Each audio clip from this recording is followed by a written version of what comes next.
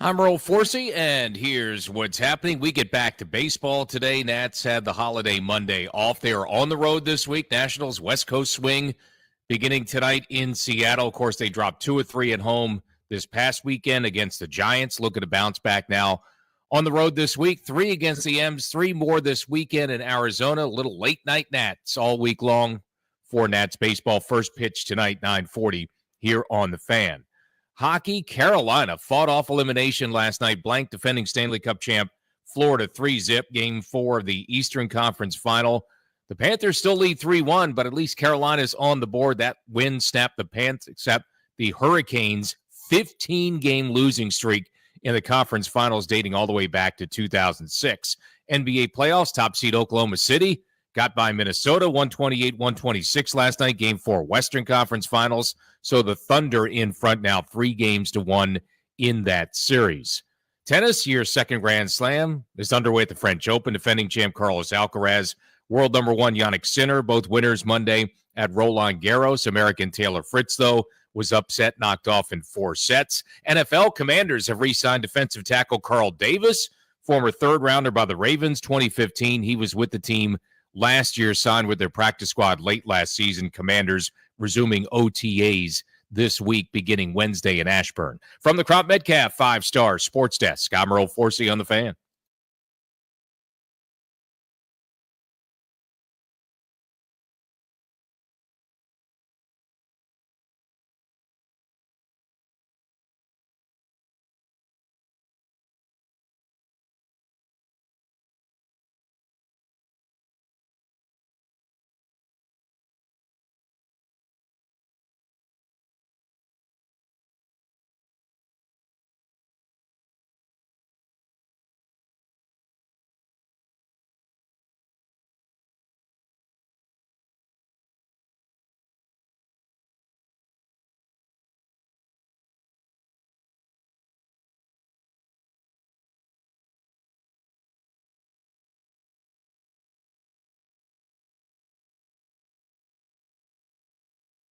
That means Obi doesn't get.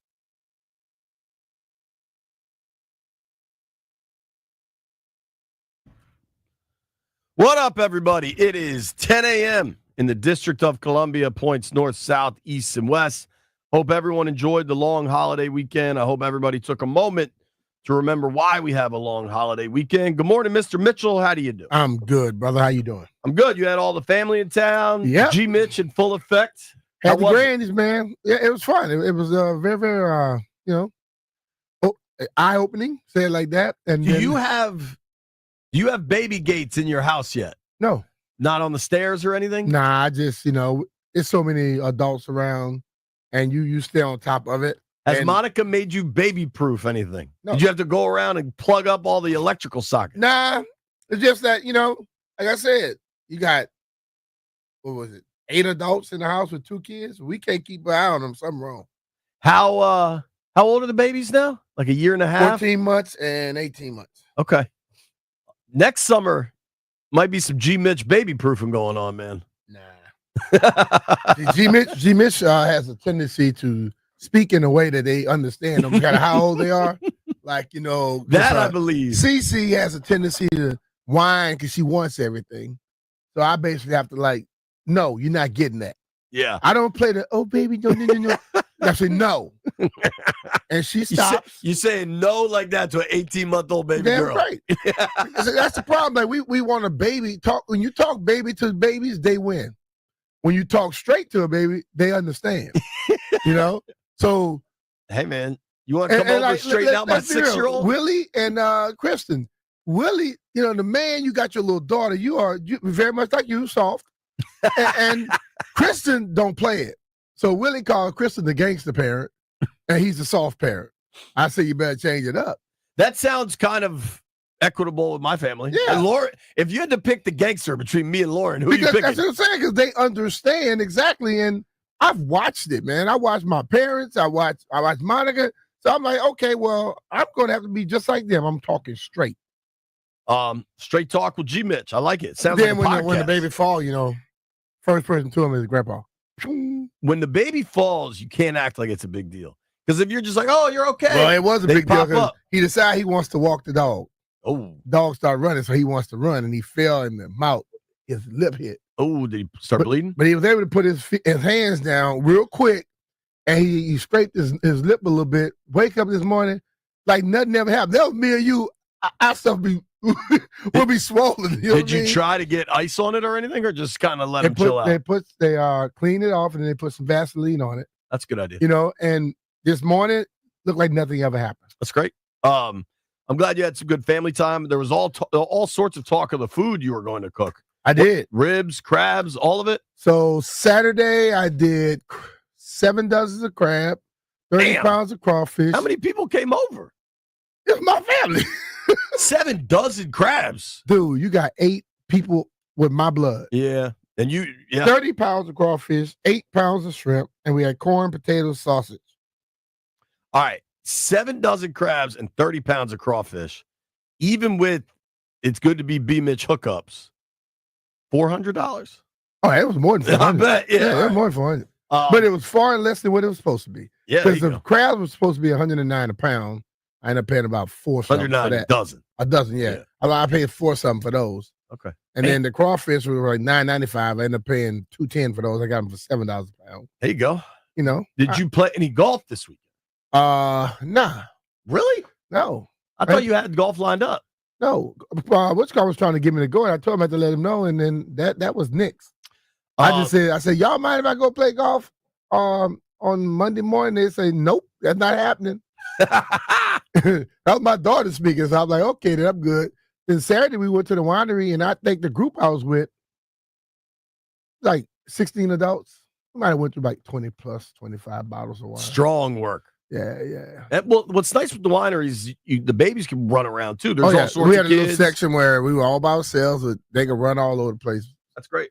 You know, it was cool. And then yesterday I barbecued a multitude of things. There you go. I barbecued a little yesterday.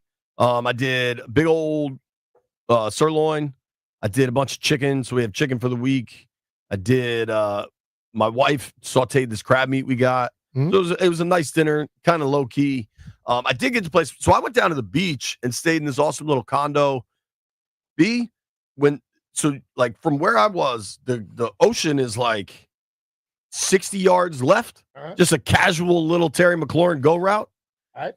And then there's a bar. It's a restaurant, but there's like a restaurant. There's a place that serves alcohol that is like in Louisiana, that could be anything. That's true, but this is Delaware. It was a Zachert stop route. Like it was so easy and close, and it had a good kids menu. Mm-hmm. So like, all right, girls, grilled cheese, chicken tenders, pasta with red sauce, espresso martini. And just to be able to walk to and from, I mean, we're literally like splitting the difference between the two. That's cool. Was pretty great. I got to play. Have you ever played the Peninsula up at the beach?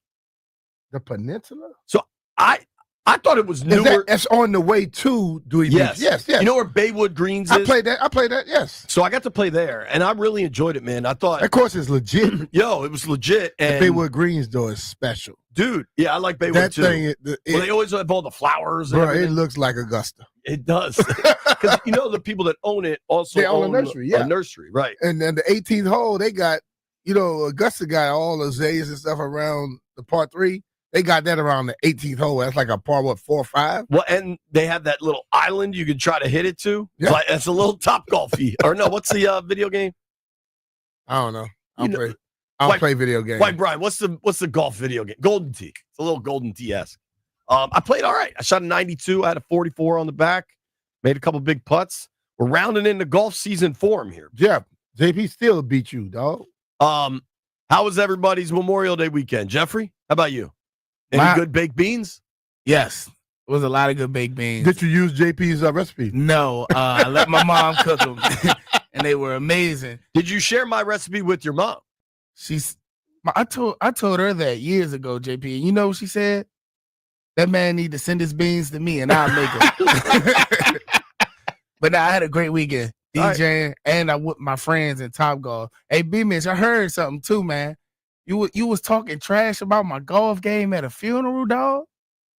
Yeah. I mean, It was a funeral, so I was your golf game in the funeral in matches. Hey, look, so, jeez. Rail was with me at Top Golf yesterday. He was like, yo, you got way better than what B described. But Top Golf, Jeff, we've I learned just this. told Ray, I said Jeff talking about playing golf, he still sucks. Top I Golf. told him that yesterday. I said, nah, bro, I still suck, bro. We do have two things we need to discuss. Quick tour around the NBA. Last night was a really good game. It was. Thunder are now up 3-1 on what just seems like that is all Thunder now. They're just like on a freight train to hold Larry O'Brien, it seems. What's the dude who used to be with the Lakers that plays with them now? White dude with a headband. Caruso? Yeah, that dude. They had a play last night, but he was on the Bulls. Was he on the Lakers? I thought he was on the Lakers at one point with LeBron them. You're right. They started going down and they all took off. That dude can run, bro. Like this dude, like you always see him like a hustle man. No. He has all the skill. He is fast as hell. Giving all the whiteys out there hope. Alex Caruso. Mm-hmm. Hell of a game last night. Hockey was not a hell of a game last night. The Hurricanes got their first win. That series is now 3-1. Seemed like Florida was like, we're just going to chill. We're going to chill and finish this at home. That was my read on the situation. Obviously, a huge game tonight, man. Indy's up 2-1. That game, I guess that would have been Sunday night, right? I watched the end of that. Yeah. And it was the first time the Pacers couldn't close out. And Brunson was quite good. Mm-hmm. And we've talked about Brunson on this program. In games 1 and 2, Brunson had the ball in his hand with a chance to tie it and couldn't get it done. Mm-hmm. Games 3, I thought Brunson really, really showed. I thought Cat was good too. I watched. I had to referee a little bit this weekend because Deshaun's a Knicks fan, Willie's a Celtics fan. So he's like, yeah, y'all gonna do just like y'all did, like we did. Y'all won one game, now y'all finna go home. they were eating each other up, man. It's funny. What do you think happens? If the Knicks get it tonight, if they get it tied up, and then they've got 2 of the last 3, then you have basically a ball game. They lose it, cancel Christmas. I think they lose and it's over. If they lose it, it's going to be the Thunder, because the Thunder winning that series. I'm just saying it right now, And like Ed, I understand you don't want to be the face, dog, but you know what? You ain't gonna be a no face if you can't close out and you're shooting 13 shots. You know what's interesting? He shot 13 shots in one game in game 1. You gotta shoot the ball, dog. What is really interesting with the Ant Edwards face of the league stuff is there's this if we're in this discussion about who should be the face of the league, what about the dude that just won MVP and his game is just so smooth? Like why can't it be SGA? To be honest, but it just doesn't seem like it will be. Because this is what society is. He is unbelievable as a player. He has no flair. Right. No, and he doesn't say anything. So that doesn't work for a person. If I want you to sell something for me and you don't talk, that's not helping me. Dude, SGA last night he's very much like Jokic. Jokic don't say a damn thing. I was gonna say like Kawhi kind of too. Kawhi's kind of weird, though. And Kawhi, weird, don't say nothing, but guess what? Kawhi was wearing New Balance or whatever it was before anybody, before it got cool. He was wearing that. So it's just ultimately, and they weren't cool for old people. Kawhi was rocking the straight backs when it wasn't cool anymore. Yeah, but that's for the record, I was wearing New Balance in middle school. So but nobody really not cares. hooping in them. At Westland Middle School I was, but not exactly in the pros. Gym class. You played for a basketball team, JP? Yeah. And you put your New Balance on? Nah, for basketball I would put on. But when I was a kid, that's what we're saying. Everybody wore high tops. Nobody wears high tops. That's what we're saying. I get it. I was just. But I just think that when you look at Ant, listen, I don't know all the little jokes and stuff about him looking like Jordan and this that he looks like Jordan, and he flies. Like Steph came in. Steph was a shooter, but Steph had flair with it. Yeah, and then he took over. Babyface Assassin took over. Shea doesn't really do anything but just break you down. Last night, he played 40 minutes. He scored 40 points. he had 10 assists and 9 boards. Yes. He's a board away from a triple-double, and all we're talking about is Ant. And I'm not saying us. I'm saying, like, the world. But see, that dude is the JP, dude. That's exactly what I'm talking about. You buy totally into social media. A lot of people do. I think social media is straight garbage. I do it just because I have to. But the people that buy into it understand it and they say it work. That's Ant. The people that don't buy into it is Shay. That's all it is. I just think in the debate about face of the league, personally, I think we're going to see a showdown of Halliburton and SGA next week. And I think they'll play, but I still think Halliburton's personality will never make him that guy. He's that guy to Jeff. He's Jeff's guy. I mean, not Halliburton. I'm talking about Shea. But even Halliburton, I don't think. Look, we still can't figure out if it's Shea or Shy. It's Shea. And yet we're debating. It's Shea. It's Shea. They've said it. I think people have said it's Shy. But I've heard the announcers say Shea, so okay. I would expect them to be doing their homework. That's their job. So, you think Pacers or Knicks? Huh? Pacers or Knicks? At this point, I'm not sure. Way to take a stand. I'm just saying, it's like I've seen teams give up 20-point leads. I've seen teams come back from 20-point leads. It's weird. That whole series is weird to me. All right. I also think we need to discuss a epidemic among our program. Landfill, White Brian, Jeff, Brian, myself. What's the epidemic? Well, last week, Mikey Samerstill very famously made some videos calling people to wish them good night. Yeah. And I cursed out 2 people on this show. weekend. Landfill and Jeff called me Mitch to wish them good night. Yeah. How'd that go, Landfill? Landfill called me at 7:30. Hey, B, and I was like, because when if Landfill called my number at 7:30, 8 o'clock, I'm like, something's wrong. Oh, he got something going. So I say, Landfill, what's up, man? What's going on? Yo, B, I was just sitting here chilling, man. And I was about to turn in. I said, Landfill, get off here with that BS. I mean, something was wrong. Nobody had called to wish you good night yet. But Jeff, with this not being very slick at all, it was a second after I hung up the phone and started ringing again to Jeff. I answered the phone. I gave it some time. I answered the phone cursing him out right off the bat. And White Brian just completely forgot to call. And we had a group chat. And then you had a side text going to harass me, Mitch? Then Brian Colbert called me. I didn't even answer his phone call. Was he part of it too, or was he might have been calling you for real work stuff? He was calling, and they did it with the command center crew. So he got Fred, he got Santana. I didn't even answer the phone. I said, you know what? I hope they don't need nothing because my friend's in trouble now. You call me late at night, your ass in trouble. I'm not answering the phone. Let me tell you about the most old man experience I had this weekend. Let's do it. Mark and B-Mitch called me at 3:15 to say good night. Mark wanted to call you at 3:15 because Mark said he was drunk and he was tired. And I was in the back street there. I was just messing up with Jeff. Like, you want to call me? I'm gonna just blow your damn phone up. We wanted a 15 bottle that they had brought to the table. Landfill, how did B-Mitch react to your good night call? Was he thrilled to talk to you? He didn't seem thrilled. I think he threatened me 3 or 4 times in the span of a 30-second call. What day was this? Friday, maybe. How had Uncle Nearest been poured yet or anything? No, I had no bourbon. Okay, all weekend. All right. Because I could imagine. I don't need Uncle Nearest to curse him out for that. Sure. But there's a certain zone where I think it'd be real funny how pissed you would get. Well, I'm just serious. Anybody out there, friends or whoever, if you're calling me late at night and you don't normally call, I am not answering the phone. So if you're in trouble, call somebody else. Call Landfill, Jeff, White Brian, JP. Don't call me. I'll give you their numbers right now. Jeff is too.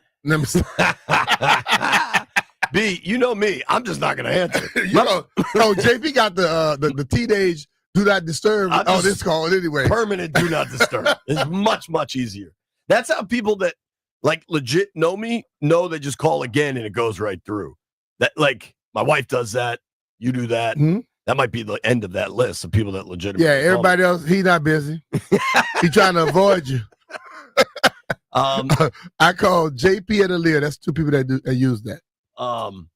Last night at the crib was cool. We had Basketball up top, hockey up top. Watch a bunch of Bravo. This Craig and Paige breakup. B, are you all right with everything? Who is Craig and Paige? They broke up. I really don't give a damn. That's just like calling me to tell me good night. I'm off of that.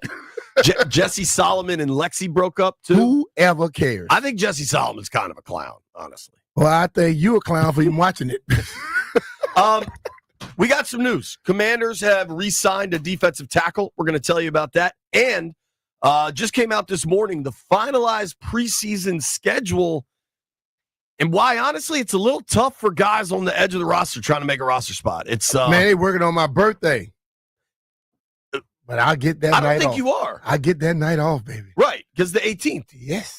But I can flow then. So the only game they had to announce was the third preseason game. Yeah. That's a tough draw. We'll explain what we mean when we return. Just getting in, it's B-Mitch and Finley. Before we go, it's B-Mitch and JP here. Oh, Lord. And if you want comfort and convenience wherever life takes you, you need to turn to Rude. Yep, with Wi-Fi compatibility, you have full control of your heating and cooling system right from your phone. Forgot to turn down the heat before vacation? Adjust it in mere seconds. Plus, you'll get alerts if something's not right. These guys are the absolute best, and they've installed systems in my house, and I felt the difference instantly. I absolutely love Rude. Dude, the systems are incredible. I mean, dealing with those guys, Jim and Jimbo and the whole crew over at Rude did a hell of a job. But once you have a Rude system at your house, one thing you notice immediately, it's quiet. It's silent. Yep. It's like whispering. There's no more noisy interruptions from your HVAC systems. It's just peace of mind.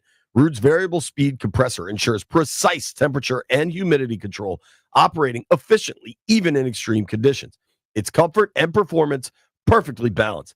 B, don't forget about the cash, baby. You can qualify for federal tax credits up to 2 Gs on heat pumps through 2032. Visit rude.com/federal incentives to learn more. You know, Jay, I took full advantage of that. I had 3 of them. That was $6,000. I could report, and guess what? It helped out tremendously. I bet, dude. Rude, Damn. R-U-U-D, the most reliable heating and air conditioning products in the DMV. And remember, if it ain't Rude, It ain't right.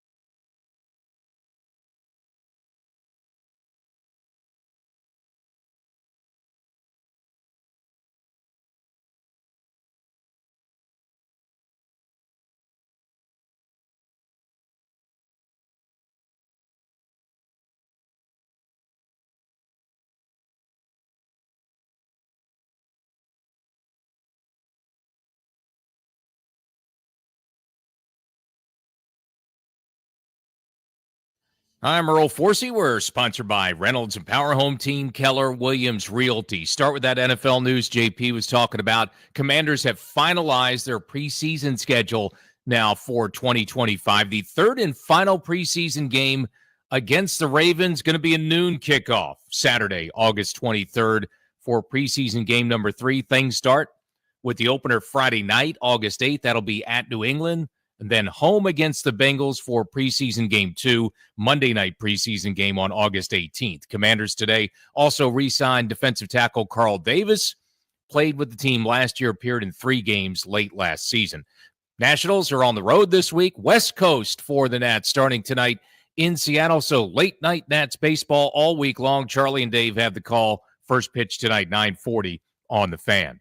Want to hear the fastest way to know what your home would sell for? Reach out to the Empower Home team. Simply text your address to 800-763-3000. No phone call. Just text your address to 800-763-3000. That's 800-763-3000. From the Crop Metcalf 5-Star Sports Desk, I'm Earl Forsey on the Fan.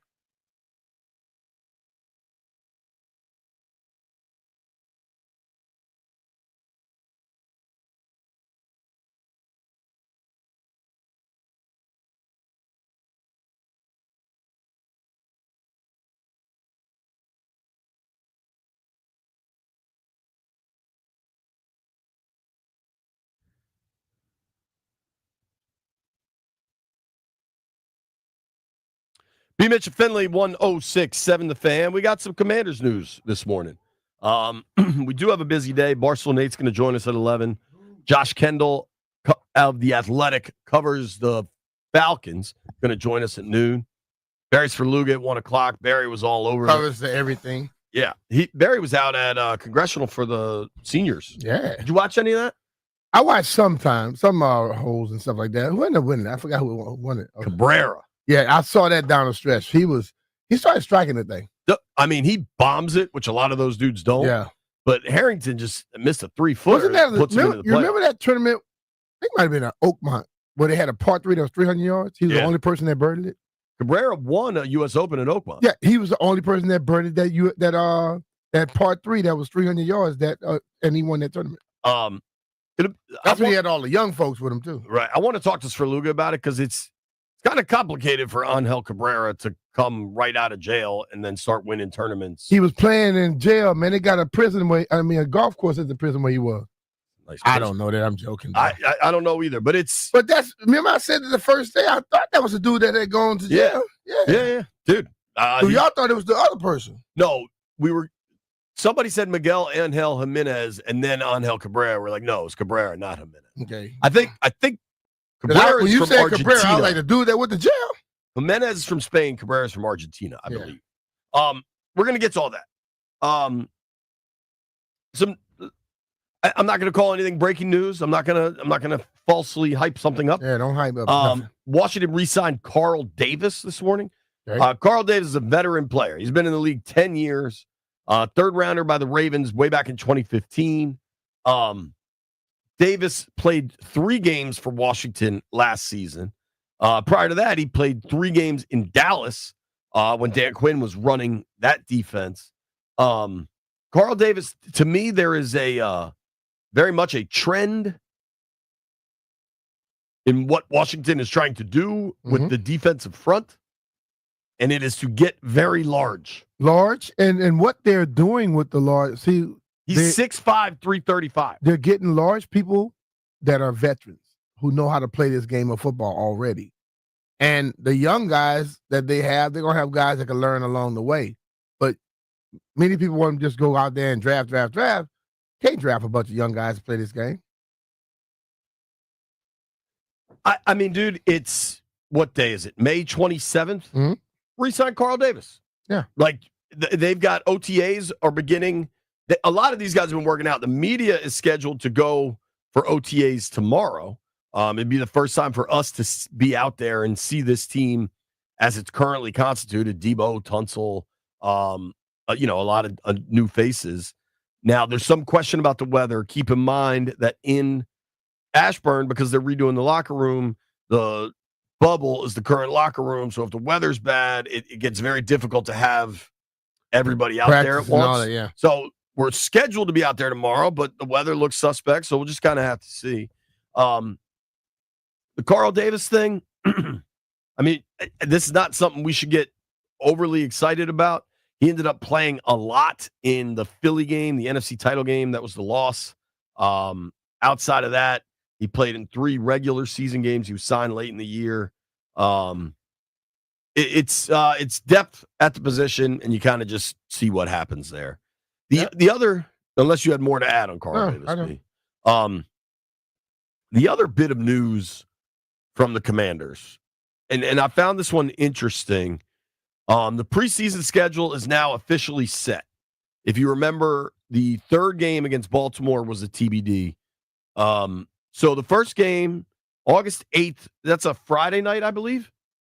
August 8th on the road in New England against the Patriots. You gotta go back up there. I know it's not your favorite place. I hate that damn place. Don't go to the same bar you went to last time. I was working.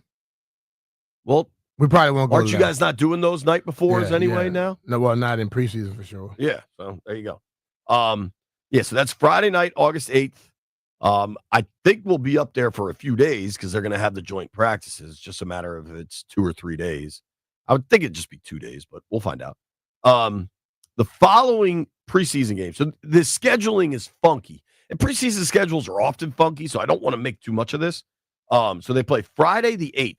They don't play again because it's Monday Night Football against the Bengals. Mm-hmm. So they play on August 18th. Yes, be Mitch Day. And that's 10 days off. Yeah. And that's ESPN, so you won't be on the call. Is that just a day off? Will you go to the game? I go to the game. Because you still have to do post-game and everything.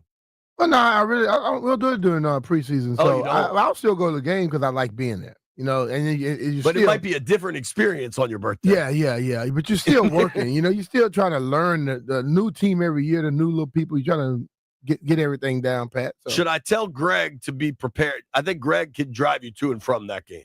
No, Greg don't want to leave that early. I'm still gonna go early. That's how I do it. All right. Yeah. All right. So I noticed this. They announced today, August 23rd is the last preseason game. Yeah. So that is Saturday. So that's a Monday night into a Saturday. Usually preseason games are at night. August 23rd is a noon kickoff. Yeah, I saw that. That's unusual. And Prime time, dog. noon is not prime time. It's prime time for everybody else. They're gonna be up because no other games start there. People gonna get up. Okay. They'll check it out. Standing tweeted this out, and I hadn't thought of it, but it kind of makes sense. The main players likely sit out for the 3rd preseason game, but a short week coming off Monday Night Football in the preseason for guys battling for roster spots is a legit woof. The bottom, the only thing I tend to agree with him that, like, if this was a regular season scheduling, imagine how much Chris Russell would scream. Like, that is a short turnaround. Don't worry, he gonna scream any day. That's a good point. That's just Chris. The only difference now with preseason and What are the days again? 18th. Then the next game is what? The 20th? Monday night into Saturday morning, basically. Okay. So Tuesday's an off day. A Sunday to Thursday game. I think the morning accelerates it a bit more, but yeah. Yeah, but I'm saying like a Sunday to Thursday, you're talking about 4 days from that point. A Monday to a Saturday, it's 5 days. So they get a little longer time than a Sunday to Thursday game. Well, the other part I was going to add with the concern or whatever you want to call it is because of the way the rosters are constituted now, like, these are way bigger rosters. Dude, I mean, the amount of cutthroatness that the NFL used to operate with on cuts and such, going from, I don't, there were 3 series of cuts, right? It went from like 90 to 70 to 60 to 53. 80 at first. We didn't have 90 people. 90 people in camp, that's new. It was like 80 back then. Well, now you've got the 53 plus the 16 plus the 1 international. Yeah. So you have 70-man rosters. Yeah. And so I yell about this every year. People love kind of getting worked up about cut day. But now that you have a 53-man roster with a 16-team practice squad, and those guys can be elevated the night before a game. Basically, 20, And you get the international, like of the 90 that are going to be there, you could probably name, like my thing with cut day was of the 90 guys, I bet I could tell you 50 of them the day training camp starts. Yeah. Now, of the 90, I could tell you 68 of them. Yeah. And so certainly there's competition there, but it's not what it once was. Yeah, it's not. It's not at all. And I think the whole thing about it is, people get worked up about the cut days, but ultimately these guys know when you're in practice, you're in training camp, you're going through preseason, and you get no reps. You're getting a little chatter along the way. You're getting some exposure. When you get any opportunity, I don't care if it's 1, 2, you better go do something with it. Because if you guys understand in practice, I'm not getting reps, I'm probably not going to be here. They know that. So, shall see. I'm just like, I don't think our default scheduling consternation, I don't think we need to apply that too heavily in the preseason. I think in that second preseason game, because it's Monday night and because it's the Bengals, and you get Jaden and Burrow, and last year that game on Monday night was kind of a coming out party for Jaden in this new version of the burgundy and gold. I think you'll see the starters there for a quarter or so, something like that. But I don't think you're going to see them week 3 regardless of when that game was scheduled. This is people don't get anymore, Jay. The OTAs and all that stuff, the mini camps and all, they have way more weight than they used to have in the past. Back in the past, training camp was a month. And prior to me, it was a month and a half for some people. 2-a-days. So, and they were 2-a-days, sometimes 3-a-days. You learn more in the offseason about players now than you do once the season starts. So I understand what Ben is putting, but I don't buy it one bit because they already bought, like you said, you can name the people right now. The 68. The coaches know even more than you and I. They probably know the 70 they want to keep unless somebody step in and kick out the last 2. You know what I mean? So when they go to training camp, they relatively know the people that they want to keep. Well, and sadly, injuries are always a factor, yeah, right? Injuries fall into it. But I don't know why people are like, oh, man, they're not going to have a chance. They had a chance. First OTA. And if any of the young guys missed any of these OTAs, then blame yourself. Don't blame nobody else. It's just exciting. Landfill sent us the tweet this morning, and I needed that. Tom Pelissero tweeted out this morning, 100 days till kickoff. Yep. We're going to start our countdown. Doug. We got to find jersey numbers of all Commanders and people from the past, Redskins. All right. And we're going to go from 99 on down now. Can I start for tomorrow then? I got one for 99. Well, we'll do it tomorrow, JP. Duh. All right. Remind me. This brain doesn't hold much. We'll let Landfill know. He'll get it, and then he'll have it written down. So you tell him in the break. We could even let callers call in with 99s. Although I got one, bang, ready to rock. Here's what we're going to do. Barstool Nate's going to join us at 11. B and I are going to run through kind of what folks should expect to see out of OTAs because the media will be out there, what we're expecting anyway. Nobody go anywhere. Hey, it's Brian Mitchell here. Baseball fans love the long ball, and FanDuel is giving you even more reasons to love home runs every Tuesday during MLB season. Because with Dinger Tuesdays, all FanDuel customers get a home run profit boost. That means when you bet on moonshots, you can take your winnings to a new height. So whether you're Big Blast or an Oppo Taco, FanDuel is your home for betting home runs. Just visit FanDuel.com/Brian and gear up to go yard all season long. That's FanDuel.com/Brian, BRIN, to claim your Dinger Tuesday profit boost. Make every moment more with FanDuel, America's #1 sportsbook, official sports betting partner of Major League Baseball. FanDuel Sportsbook is the official partner of 106.7 The Fan. You have to be 21 years old and present in Virginia.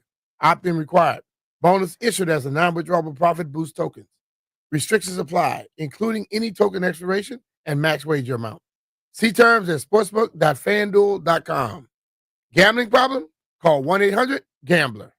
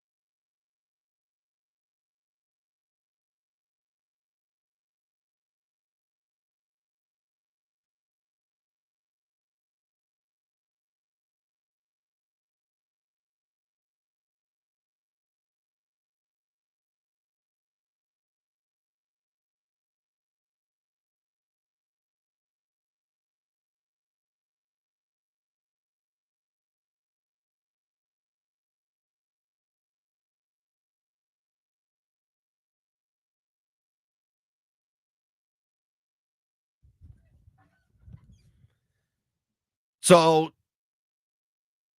pull the curtain back a little bit here. It's May 27th. It's not exactly prime time for sports. We got a little bit of hoops going, a little bit of hockey going, darts apparently. But Jeff was like, hey, why don't we talk about the Americans winning the IHF? And I said, what is that? He's like, hockey. This international competition. I was like, yeah, but I think that's like 16-year-olds. He's like, nah. Then he looked it up. Under 18. Shout out to the Americans. Jeff, how did that make your radar, bro? Bro, sometimes when I come in at night from the club, before I could You mean in the morning when you come in? You watch youth hockey? No, I gotta calm down because my nerves just be going. I get that.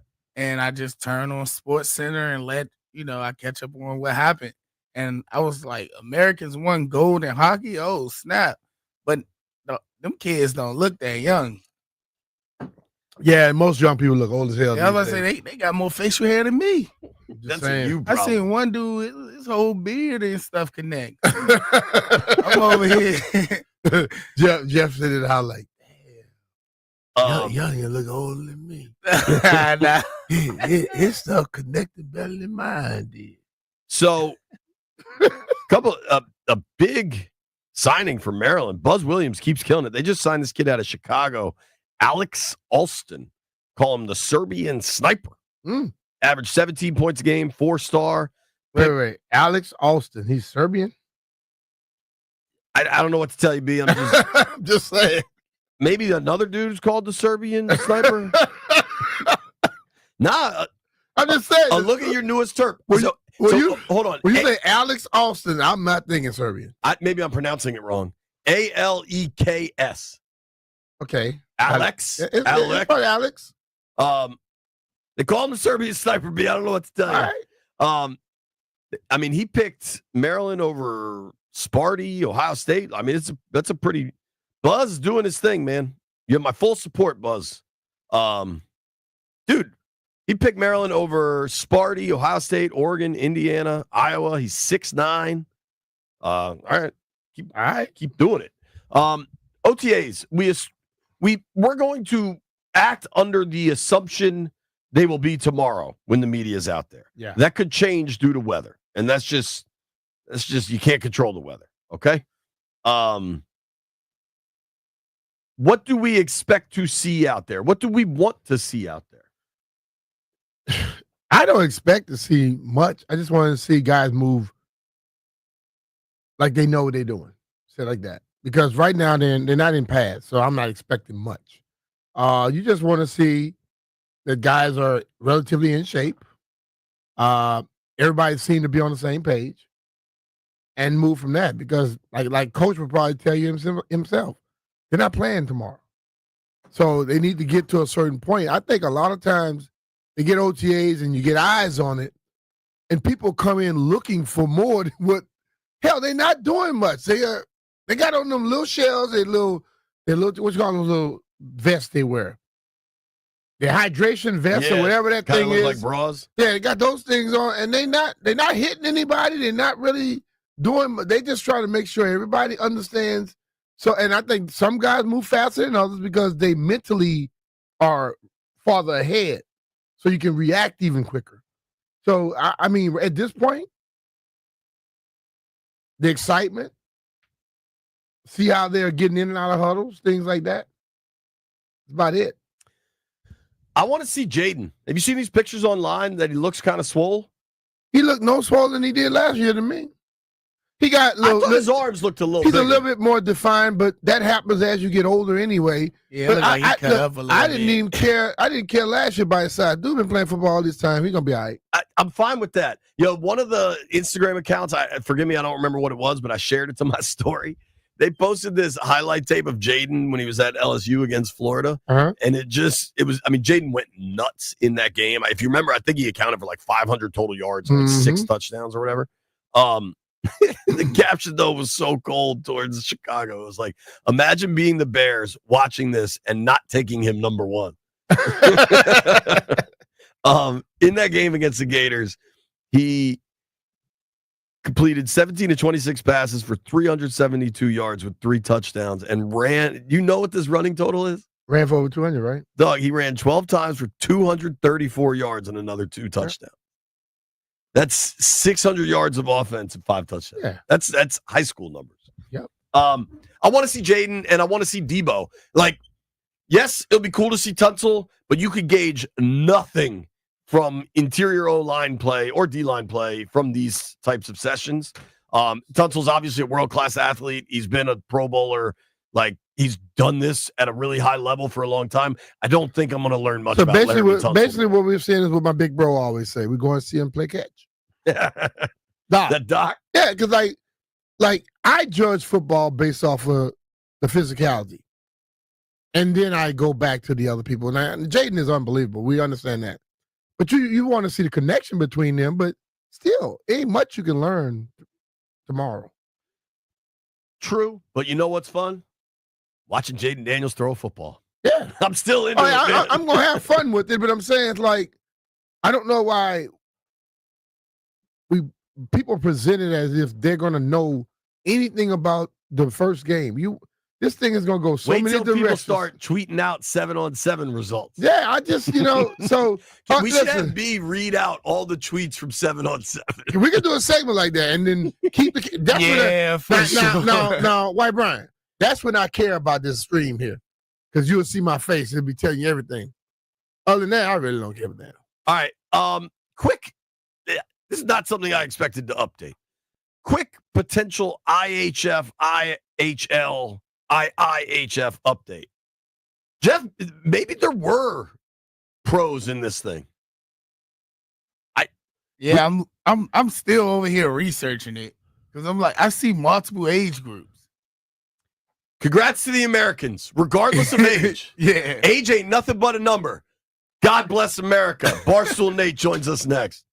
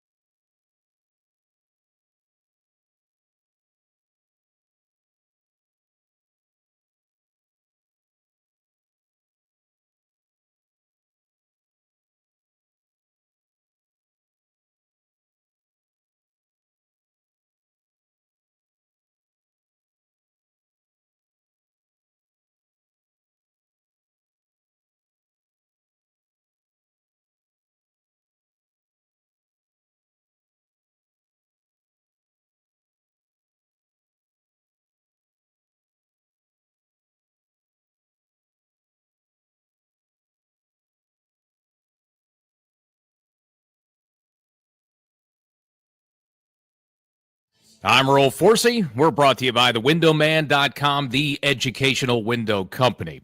How good is this? A sportscast in May, and it's mainly about the NFL. Let's start with some scheduling news for the Commanders. They have finalized their preseason slate. That came today. Third and final preseason game home against the Ravens will be a noon kickoff Saturday, August 23rd.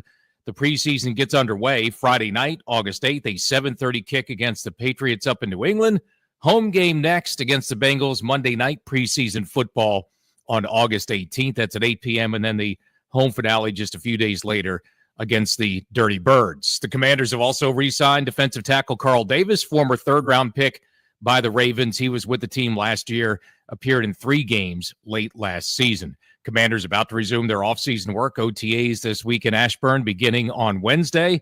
As JP mentioned, the countdown to kickoff is on, friends. We are exactly 100 days away now from the 2025 NFL season kickoff.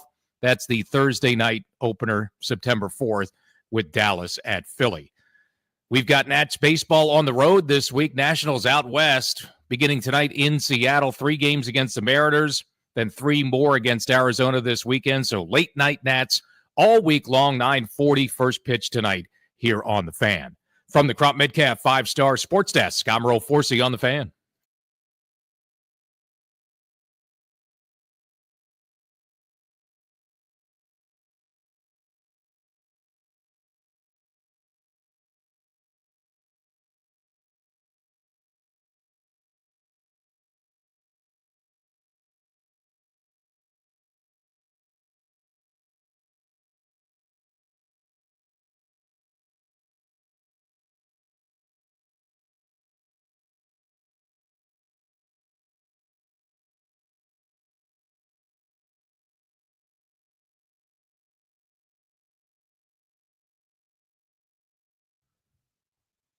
B. Mitch and Finley, 1067 The Fan. When you hear OAR on this program, it's to welcome in our friend, little Nate X, Eric Nathan, Nate Dogg, Barstool Nate, getting ready for Vegas. What up, dude? My friends, happy May 27th, the official to me first day of summer. How are you? Good, man. How you we're doing? good, dude. We're good. How'd you spend your Memorial Day? Brother, let me tell you, I barely left my apartment. I don't think I spoke to another human being for 3 days. I watched maybe 2.5 seasons of Breaking Bad and ordered a lot of food. That's perfect Memorial Day weekend. You're a real extrovert these days. When do you head to Vegas? I head to Vegas for the World Series of Poker June 13th. I'll be there for 5 days, and then I will go back for the main event on July 5th. Okay. How's your game? You feel the game pretty tight? Yeah, no, so as everybody listening, the millions and millions know, I finished 17th in last year's main event, my first ever main event cash. And I've been putting in a little bit of work. I've been doing a little bit of training, watching some videos on how to get better, and I feel pretty confident, pretty good. So hopefully good things happen. We're pulling for you, bro. Yeah, man. And what's the Thank deal? you. People can buy into your stake? I saw you tweeting about that. Yeah, so it's a very common thing in the poker world where if you want to play tournaments, but they're a little, more expensive. So World Series of Poker tournaments are a little more expensive than what I'm used to playing. Not to say the skill level is any better, but just the buy-ins are higher. Is it still 10 G's? 10 G's or more? Sorry? Is it more than 10 G's now? No. So the preliminary events, the prelims, I'm playing a $1,500, a $3,000 buy-in, and another $1,500 buy-in. Okay. So what people do is you just sell percentages of yourself to kind of bring down the average buy-in. So right now I'm selling 30% of myself. If anybody listening is interested, the link's on my Twitter. 30%, you're going to have nothing left. I'm messing with you, Nate. That was all your size joke. No, having 70% is pretty sizable for me. So I'm going to go out there. I'm going to make us all a little bit of money, and then I'm going to buy you guys some barbecue that I've owed you for 2.5 years now. Oh, okay. Do with that. The amount of jokes that are available to be made right now, I'm just going to abstain. Dude, so what is your mind like now? The Caps have been eliminated. the Wizards draft 6 overall is coming up soon. It's funny. If they had the number 1 pick or even the 2 pick, I would know exactly what the date is. But at 6, somebody's going to remind me the morning of, and I'll watch it that night. The Nats. I tried to warn you, Jay. I think the Nats lost 2 or 3 to the Giants over the weekend. And the Nats, dude, for me, if the Nats are going out west, unless they're playing well, it's tough for me to make first pitch at 10 p.m. in Seattle tonight. Well, I listen to first pitch on 106.7 The Fan when they're in Seattle, so that's the difference between you and I. But let Charlie and Dave tuck you in at night? Where my head's at is the summer stinks, dude. I'm bored already. Caps, great regular season, kind of flamed out in the playoffs. As you said, the Wizards, like, if we had the number 1 pick, we would be a basketball city overnight. Getting the 6th pick is such a dagger to the heart, where now it's, back to the rebuild, back to, winning 14 games a season for another year. So that stinks. I like the Nationals, but I'm kind of like you, is I don't pay attention to the full 162 game. I see who won in the morning, but I'm not staying up late nights to watch West Coast baseball that often. And that's kind of where we're at. It's just, I think it's time for you and I to get back in the gym and maybe find another hobby or something, because 100 days till kickoff can't come soon enough. Well, dude, we're busy in the summer. I go outdoors and play golf. You stay in your apartment and order Uber Eats. It's 100 days till football starts. Yeah, that's basically what we all have to look forward to, is Jaden just getting back out there and proving all. You know what I'm feeding off of, B. Mitch? And I know you're going to hate this. I'm feeding off the people who are saying sophomore slump. People love throwing that phrase around as if there's any reason to think that Jaden will have a sophomore slump, but people want him to fail so much that I'm just going to feed on that hate all summer. And then when he goes out and balls out again next year, I'm keeping all the receipts and I'm going to dunk on every one of them. I'm fooling you. I don't hate that. I'm kind of with you on that. We're going to tag team on that one. Oh, all right. Barstool Nate and B. Mitch. To hell with everybody that's going to say something about a slump. Although B's still waiting for his Barstool joggers. He loves those pants. Yeah, I think we're sold out. I think B. Mitch is such an influencer that everybody saw them on him. And all I need is my percentage. That I believe. Wish I got mine. So tomorrow is OTAs. Or it's the first time the media gets to be out there. The team has been out there all along. Kind of the talking points going into this thing. McLaurin contract. Brian and I spoke at length about this last week, that it is a 0 out of 10 to me.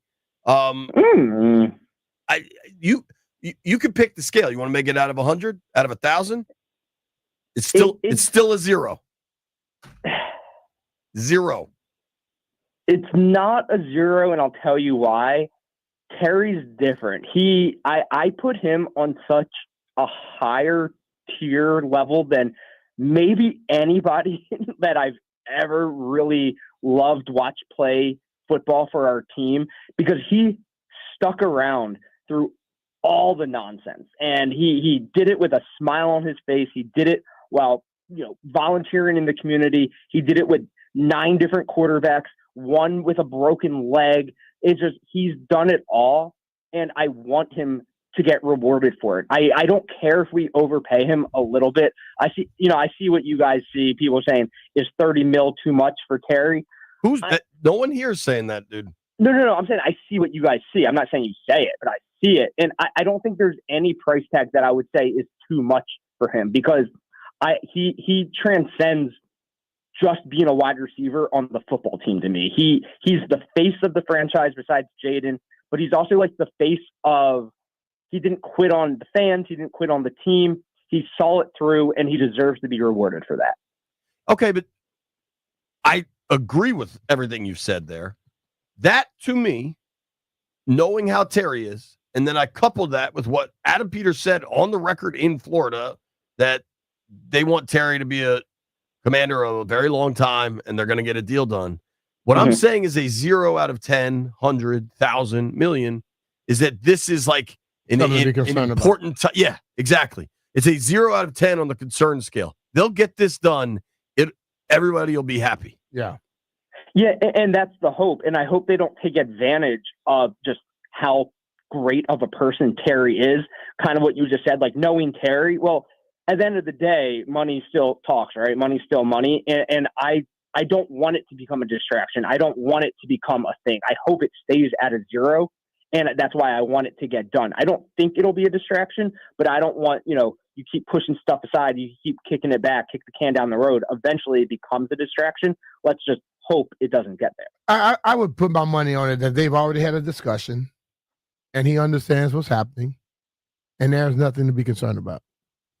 Like, it helps. Best case.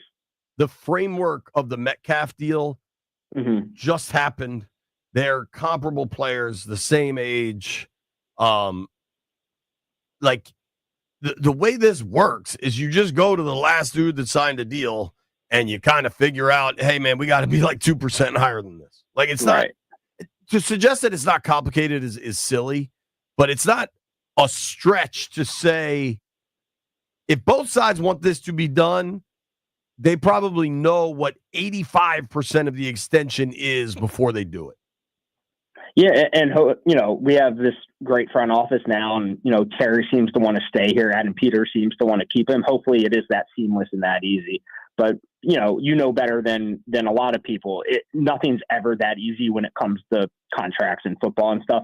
But I'm with you. I think it gets done. I hope it stays a 0 out of 10 on the distraction scale, and I hope he signs for 5 more years, 10 more years, 15 more years. I don't care how old he is playing out there. He's still my number one. Talking with our friend Barstool Nate on the Rude guest hotline. Rude makes the most reliable heating and air conditioning products in the DMV. You can give Nate a follow at Barstool Nate or check out his work from barstoolsports.com. Next on my list of things I'm excited to see, I just want to see Debo in person in a Commander's uniform. I just want to see him running around. I want to see him like catching passes on little crossers, and his game is so physical that I'm not sure tomorrow's really a good look at what he can do. But seeing Debo Samuel out on the field in Ashburn, I think is going to be pretty cool. Yeah, I'm loving the videos of him working out. And, everybody was trying to call him fat and out of shape last season.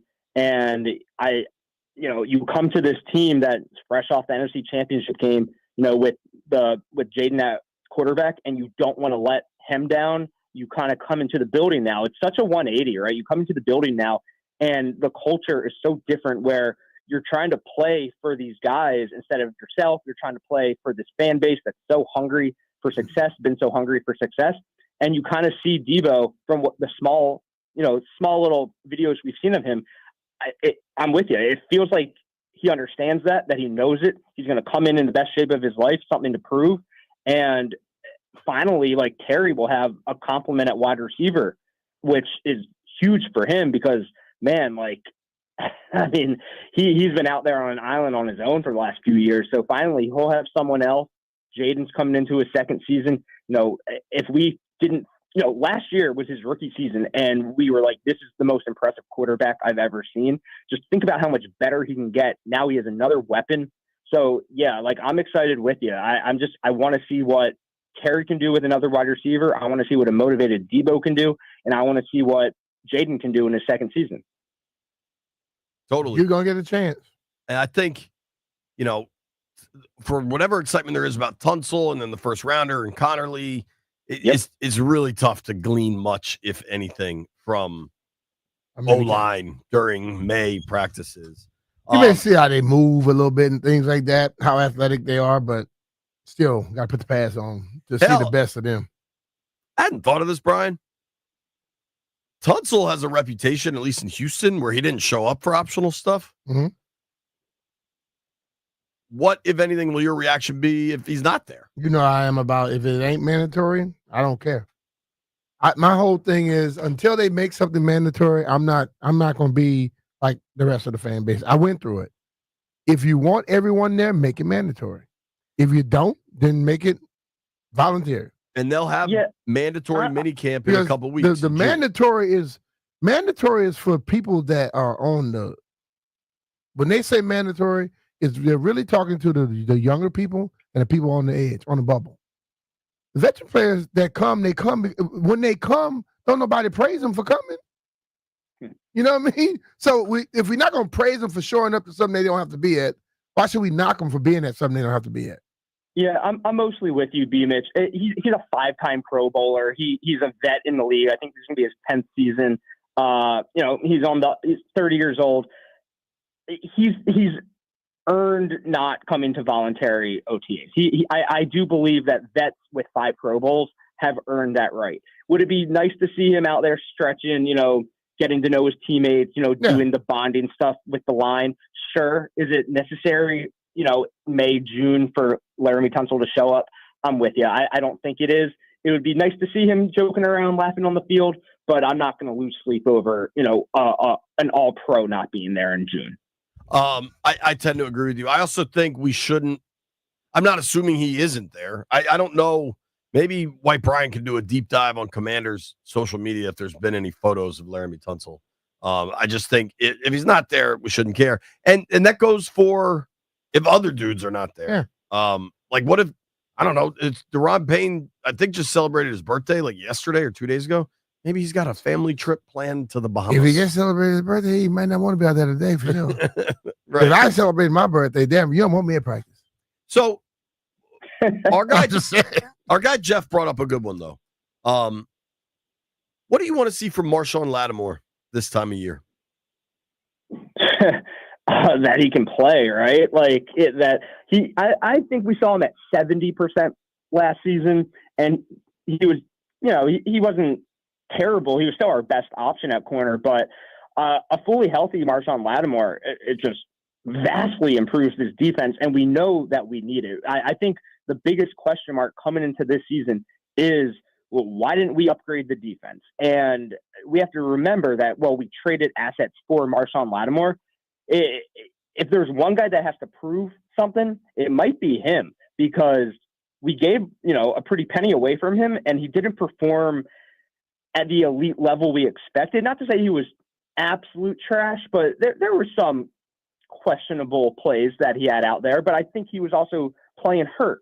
So a fully healthy Marshawn Lattimore, as our number one corner, I think it's vital to this defense, obviously, not to put too much pressure on him, but it's vital that he's good, because without him, we don't have much behind him. So, I think he has a lot of pressure, and I look forward to seeing him get back up to snuff, get back up to form, because we really, really, really need a good season out of him.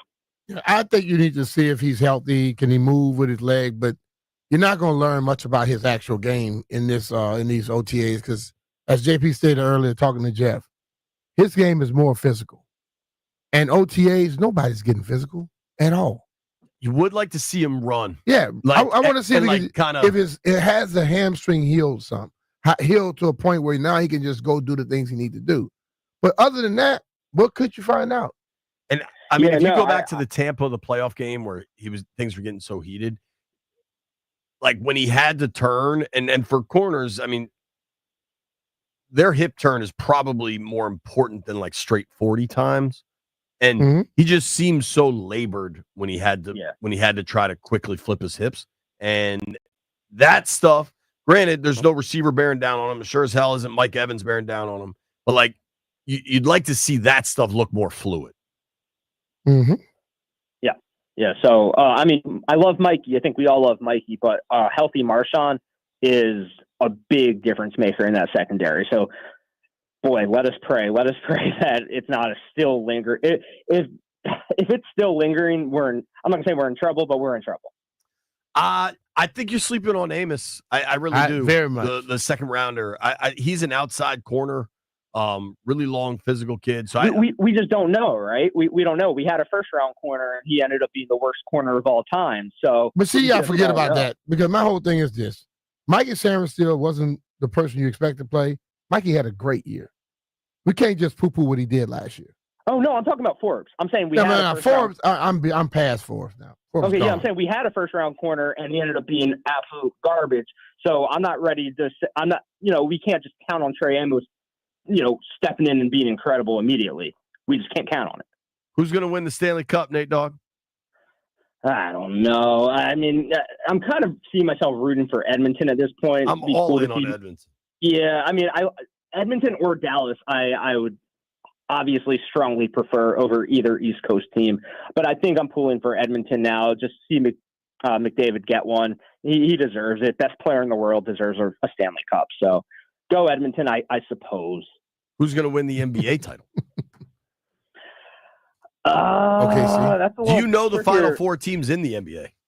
Yeah, no, I love the NBA. I'd be watching, but I'm trying to think. I mean, Oklahoma City, I think, beats the Knicks and the Pacers. I like Oklahoma City. I think they're a stacked team.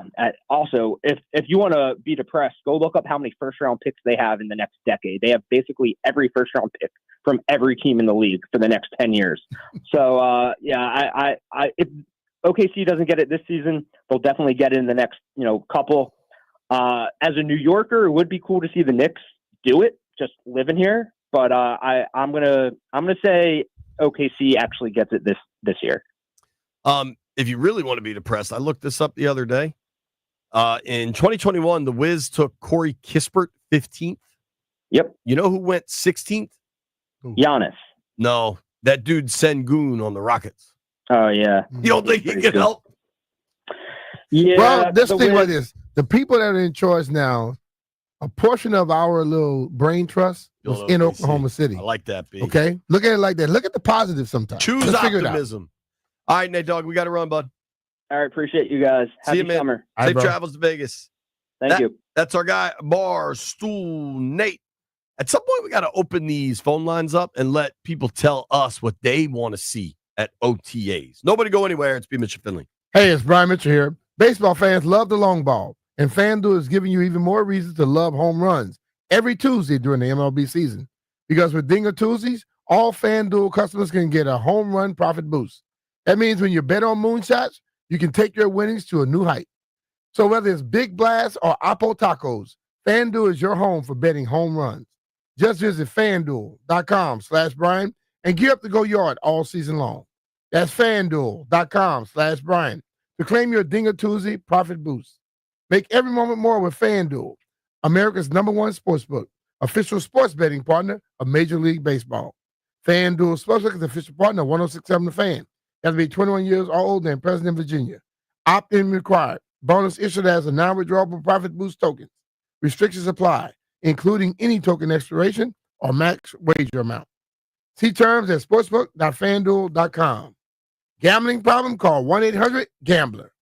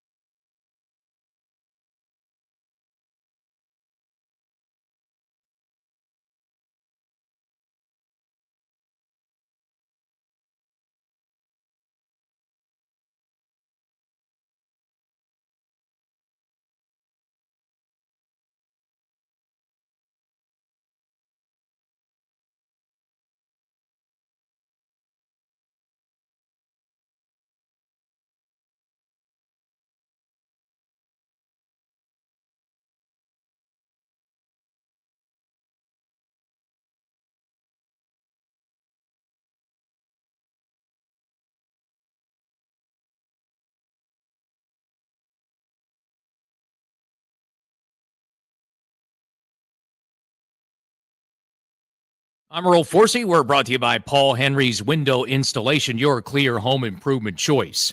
Commanders news, they'll resume off-season work. JP and B-Mitch talking about it. OTAs this week beginning Wednesday for the media to take part to look at things, how they're going in Ashburn. Commanders re-signed defensive tackle Carl Davis today. They also finalized their preseason schedule. The third and final preseason game home against the Ravens will now be a noon kickoff on Saturday, August 23rd. Also interesting, a Washington Post poll was published today. 61% of D.C. area sports fans say they are fans of the Commanders, which is up from 45% a year ago, and half now say they like or love the team name now. That is up from 34% last year. Baseball, Nationals on the road this week. West Coast Swing starts tonight in Seattle. That's baseball, 9:40 p.m.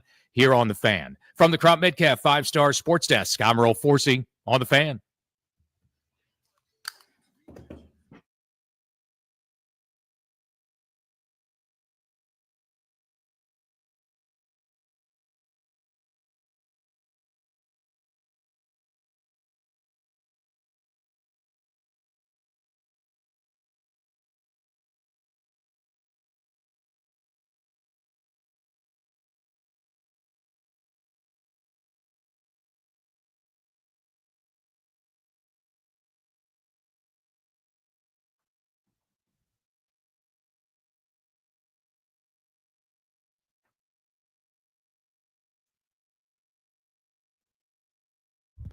B. Mitch and Finley, 1067 The Fan.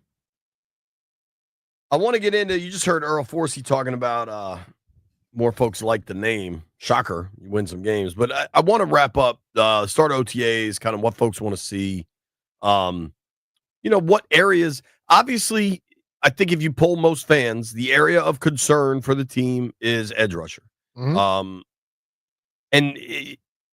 I think, honestly, barring a big development league-wide, a Hendrickson trade, another player getting released, you're not going to have a significant upgrade at the position. Like, it's just not going to happen. Yep. And as an example, when free agency was happening, there were a lot of folks that were like, man, go after Joey Bosa. That's a dude that's been really good if he can just stay healthy, right? Mm-hmm. So the Bills have very much built themselves into this like Super Bowl or bust mode. Yep. And I don't think Washington is quite there yet. They haven't been, deep in the playoffs every year for multiple years. It's happened once. But the Bills signed Joey Bosa. A lot of people wondered if Washington would or make a run at him or whatever. You know what happened? What happened? You already hurt? Joey Bosa pulled his calf muscle and will be sidelined until at least training camp. Yeah. Like, most elite players don't hit free agency. When they do, there's usually reason. Von Miller maybe still out there. Preston Smith, Zadarius Smith. Maybe they'll still add one of these guys. I wouldn't mind kicking the tires on Judon. They may.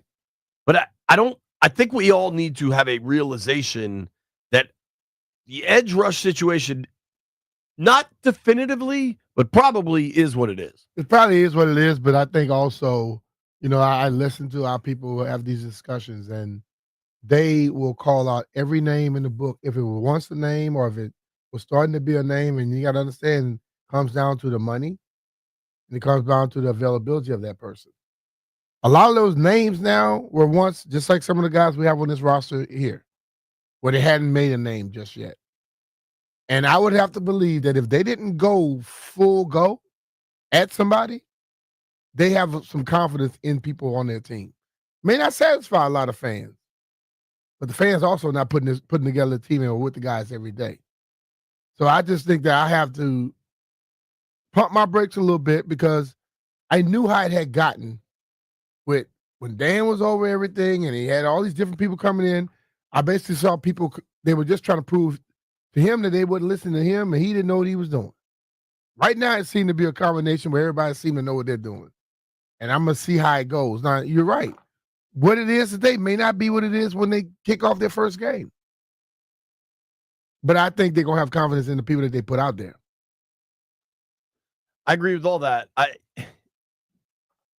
They're going to continue to work on the roster throughout. Yeah. Like it's not. It is a fluid work in progress throughout the summer. And there are possible June 1 cuts. Hell, June 1's in 4 days now. There are going to be people released that are surprises. Yep. And then in training camp, there will be releases. In right before the season, like it's going to continue to move. I mean, think about Noah Brown last year was their second receiver. They didn't sign him till like August 30th. Uh-huh. Right? Yeah, they got him late. But like for me, Jay, it's just like when you start hearing about putting together a team. I know I hear some fans say, "Oh, we don't want that guy. That guy's from this team. I don't like him." If he helps your team, he helps your team, right? No matter what he used to wear, what he's going to wear. So that's why sometimes I listen to it. I try to give an explanation. And if they take it, they take it. If they don't, they don't. But the question is going to be there all the way. Even if you get somebody, then now you want to know who's going to be the guy on the other side of it. You know what I mean? So, I agree, man. I just don't think. What did Rick Pitino famously say? Like Larry Bird's not walking through that door. I don't think Reggie White's going to show up in July. Yeah. It's generally not how it works. And a lot of people wouldn't want him. You know why? Because he played for the Eagles. We will open the phones, though, up on this OTA thing. 800-636-1067. What do you want to see at OTAs? Is your concern about edge rusher surpassing everything else? It might be. I know there are folks like that out there. Jeff, we referenced it when we had Nate on the line. What your biggest thing is Lattimore, right? Yes. I want to see how the hamstring is. Can he change direction? How fluid his movement is, And what did I tell you, Jeff? I told you that makes a lot of sense. Yeah. Yeah. And that's just because, it's a soft tissue injury. And you could move one wrong way, that thing could be done. Knock on wood. I had a knock on wood. But yeah, I want to see how Lattimore moves. Well, ideally, the time off has fixed that, right? Yes. We'll see if that proves to be the case, but it's a good one, dude. The Lattimore thing is a good one. That's a player they committed real resources to in draft picks, and he's a player that if it's right will help a ton. It even must help out the pass rush. Dude, it would help everything. So I think I don't hate that one at all, Jeff. I think that is a very real, very fair one. If you want to share with us what you want to see at OTAs, do it now. 800-636-1067. A lot of folks might be the Terry contract situation. Is he going to be there? They posted a picture with him there yesterday, so I wouldn't worry too much. Josh Kendall joins us at noon.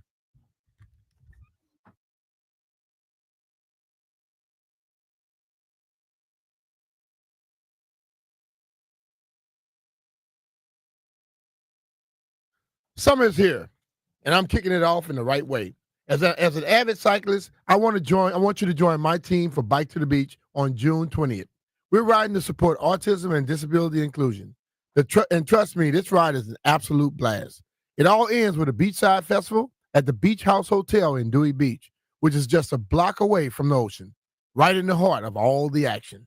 So let's ride together and make a difference and kick off the summer in style. You can join my team today, Riding 30. That's RIDIN'30 to make a difference and kick off the summer in great style. So go to biketothebeach.org. That's biketothebeach.org. Join me today.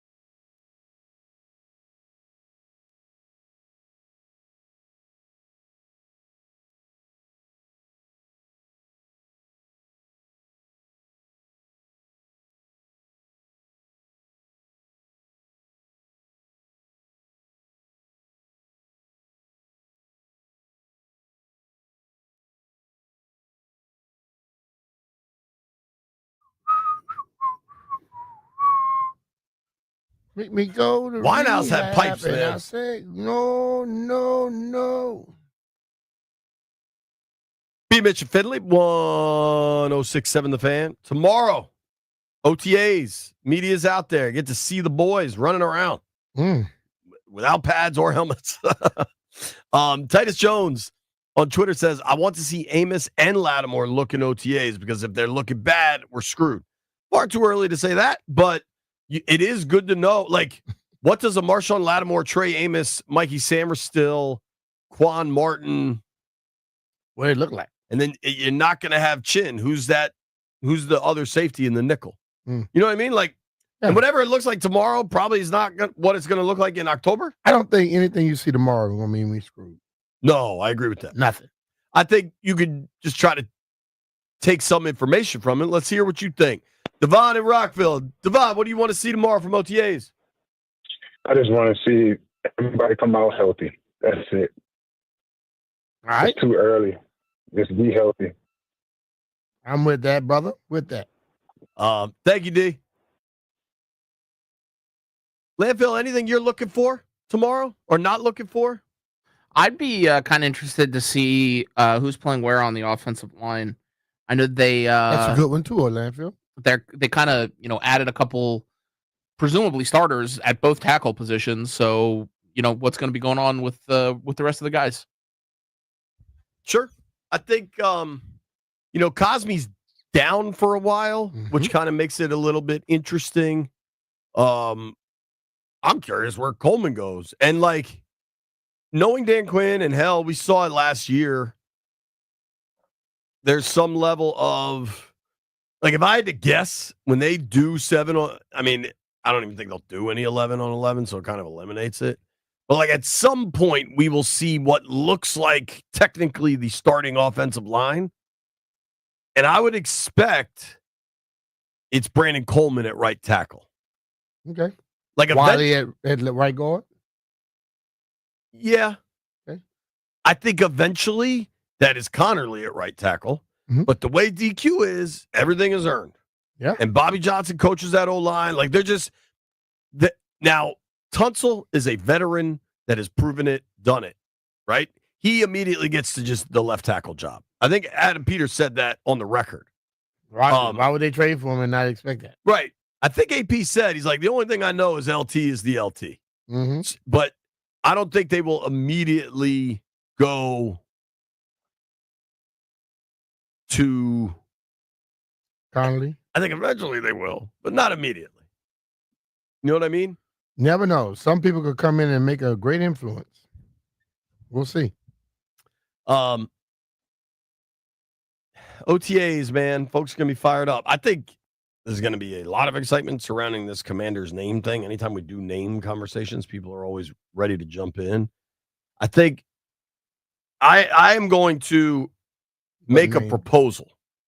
How does this work? I need someone to second it, or do I need to propose something first? I have proposed legislation, and this is directed towards Professor Landini, the chief BS officer.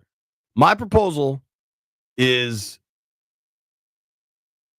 I think we're done with can they upgrade a pass rusher discussions, because they probably can't. This is probably what it is, unless there's a big move that at this point has probably been explored and not done for whatever reasons. I still wouldn't rule out a Hendrickson trade. And if other guys get released, then I think there's a different conversation. But do you second my proposal? Yeah. Do we have the votes? Left hand up. Not mine. Jeff's left hand is up. That's 3 of us. Bang. That's 4. We're done. The Landfill vote? Landfill? He votes down. We'll continue to see. Will they upgrade the pass rusher on the show sheet? It's 4-1. He lost. You did lose. That is so it's done. Parliamentarian procedure, I believe is the term. Dude, it's wild. Like, just because I follow a bunch of different NFL reporters from all over the country, just folks I've known over the years, seeing all these OTAs everywhere you look. Got the Panthers. Am I completely nuts to kind of like the Panthers to win the NFC South? Yeah. Yeah. The Bucks. It's hard to go against the Bucks. Yeah. I still think the Panthers, listen, the quarterback took some steps last year, but he doesn't have a lot around him. He doesn't have a lot around him. So I like that coach, man. All right, I'm going to try to squeeze in a couple of these OTA calls. Fabian, what do you want to see at OTAs, dude? Just the running back room. Krosky Merritt, obviously being that late round draft pick. A huge guy. I watched a couple tapes of him. Just like where you think he fits. I mean, that's adding on with B-Rob. I mean, he did struggle last year, but just the question of like, what can he add to that room? That's what I want to see. That's a good one, man. That's a good thing. That's a good one. And I think he's going to make some noise. I think that getting drafted in the 7th round with him is a misnomer. Because he had played a whole season the way he played in the East-West Shrine, he's a 3rd round pick. 2nd, 3rd round pick, I believe. 100%. Yeah. Thanks for the call, Fabian. Appreciate it, bud. Yep. Here's what we're going to do. I'm going to break on time. Surprise landfill. We're going to talk to Josh Kendall, covers the Atlanta Falcons. After that, we're going to have a conversation about the Commander's name. A whole lot more people like it. I wonder how that changed. Nobody go anywhere.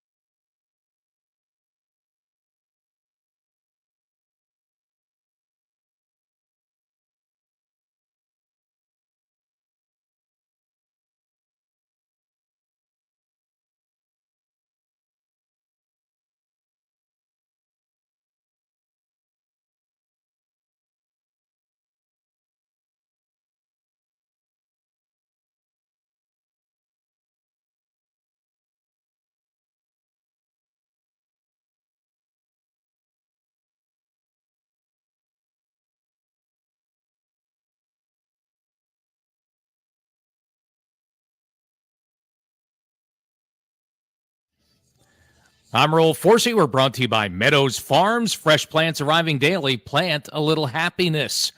Happy for NFL fans. We're getting close to the season. I know it's only May, but we are 100 days away now from the official start of the NFL season. Thursday night, of course, September 4, Dallas at Philly. 3 days after that, Dan Quinn and the Commanders. Let it rip. Yep, against the Giants. Sunday, September 7th. We got a little bit of news on their preseason schedule today. Third and final preseason game, home against the Ravens. What are they going to do? Let it rip. Yeah, why not? Against the Dirty Birds. Noon kickoff for that one, Saturday, August 23rd for the preseason finale. The opener, first game of the year, August 8th, Friday night, 7:30 p.m. at New England, home against the Bengals for Monday night preseason action, week 2 of the preseason. That's August 18th. Also, Commanders today re-signed defensive tackle Carl Davis, former third-round pick by Baltimore 2015. He was with the team late last season. Baseball, Nationals, West Coast swing on the road all week tonight in Seattle. Late night Nats, 9:40 p.m. for the first pitch here on the Fan. Celebrate spring this weekend during the Meadows Farms Nursery all plant sale. Now through May 28th, VIP save 20 to 30% on all plants. Not a VIP? Sign up for free at any one of Meadows Farms' 16 locations or at meadowsfarms.com. Hurry and plant a little happiness for less. From the Crop Metcalf 5-Star Sports Desk, I'm Roll Forsey on the Fan.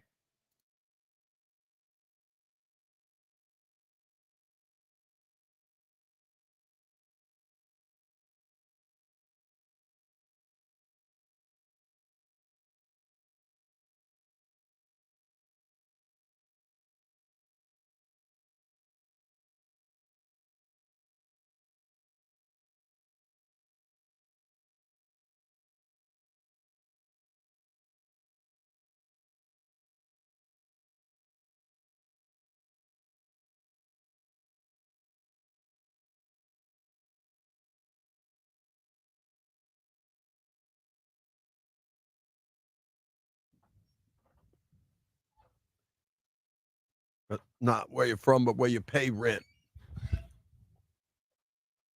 High noon in the District of Columbia. Time for us to learn. Got to learn about the Atlanta Falcons.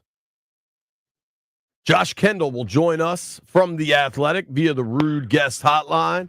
Josh, what's up, dude? Thanks for making time for us. Yeah, thanks for having me. Last year, Washington and Atlanta played really an excellent football game, came down to the wire, went to overtime, and in OT, the Skins prevailed. That clinched a playoff spot for them. We're going to see it again this year, week 4 in Atlanta. How are the Falcons looking, man? Obviously, it's a different offseason now because Penix it's his operation, right? Yeah, and I think that's the biggest question is how much progress will Penix make from the Penix that everybody saw in Washington, which was his second start, to his second full season as the starter. The Falcons have put a lot of faith in the fact that he's going to be really good. They have operated this offseason like a team that thinks it can be pretty good in 2025. And the reason it's doing that is because it's got a really strong belief in Michael Penix. The reality is, he'll be making his 4th career start in the season opener. So I still think it's very much an open question. If Penix is the guy that they think he is, Atlanta will be a really good offensive team and will be a tough out, despite the fact that they have some question marks on defense. But if he doesn't make that jump, it's a totally different story. So there's a lot on Penix's shoulders for Atlanta. Certainly. And what else? Is the word with Pitts that he's there's so many big weapons there. Drake London, Bijan, everything. Like, how does everybody feel about getting the full potential of those players? I think that they feel really good about the offense and where everybody is slotted in. I think that they are very high on Drake London. I think that they are very high on Bijan Robinson. I think both of those guys, like Penix, are still very young in their career and set to make big jumps, big strides.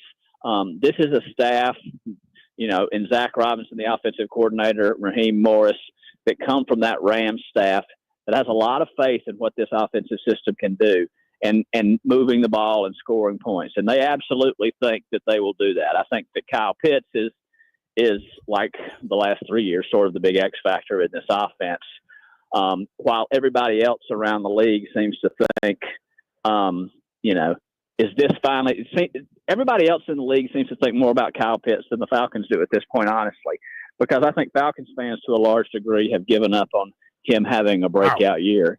If he did, that would be great for this offense. That would add another layer to this offense.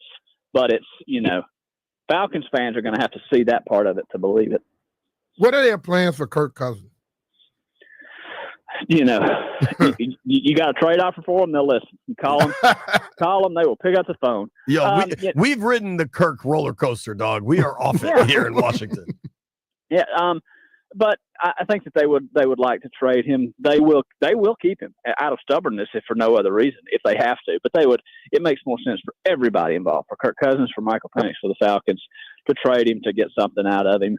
I know that we hear a lot of we hear a lot of stuff. We hear a lot of numbers about how much the Falcons will be willing to pay on his contract to make this deal happen.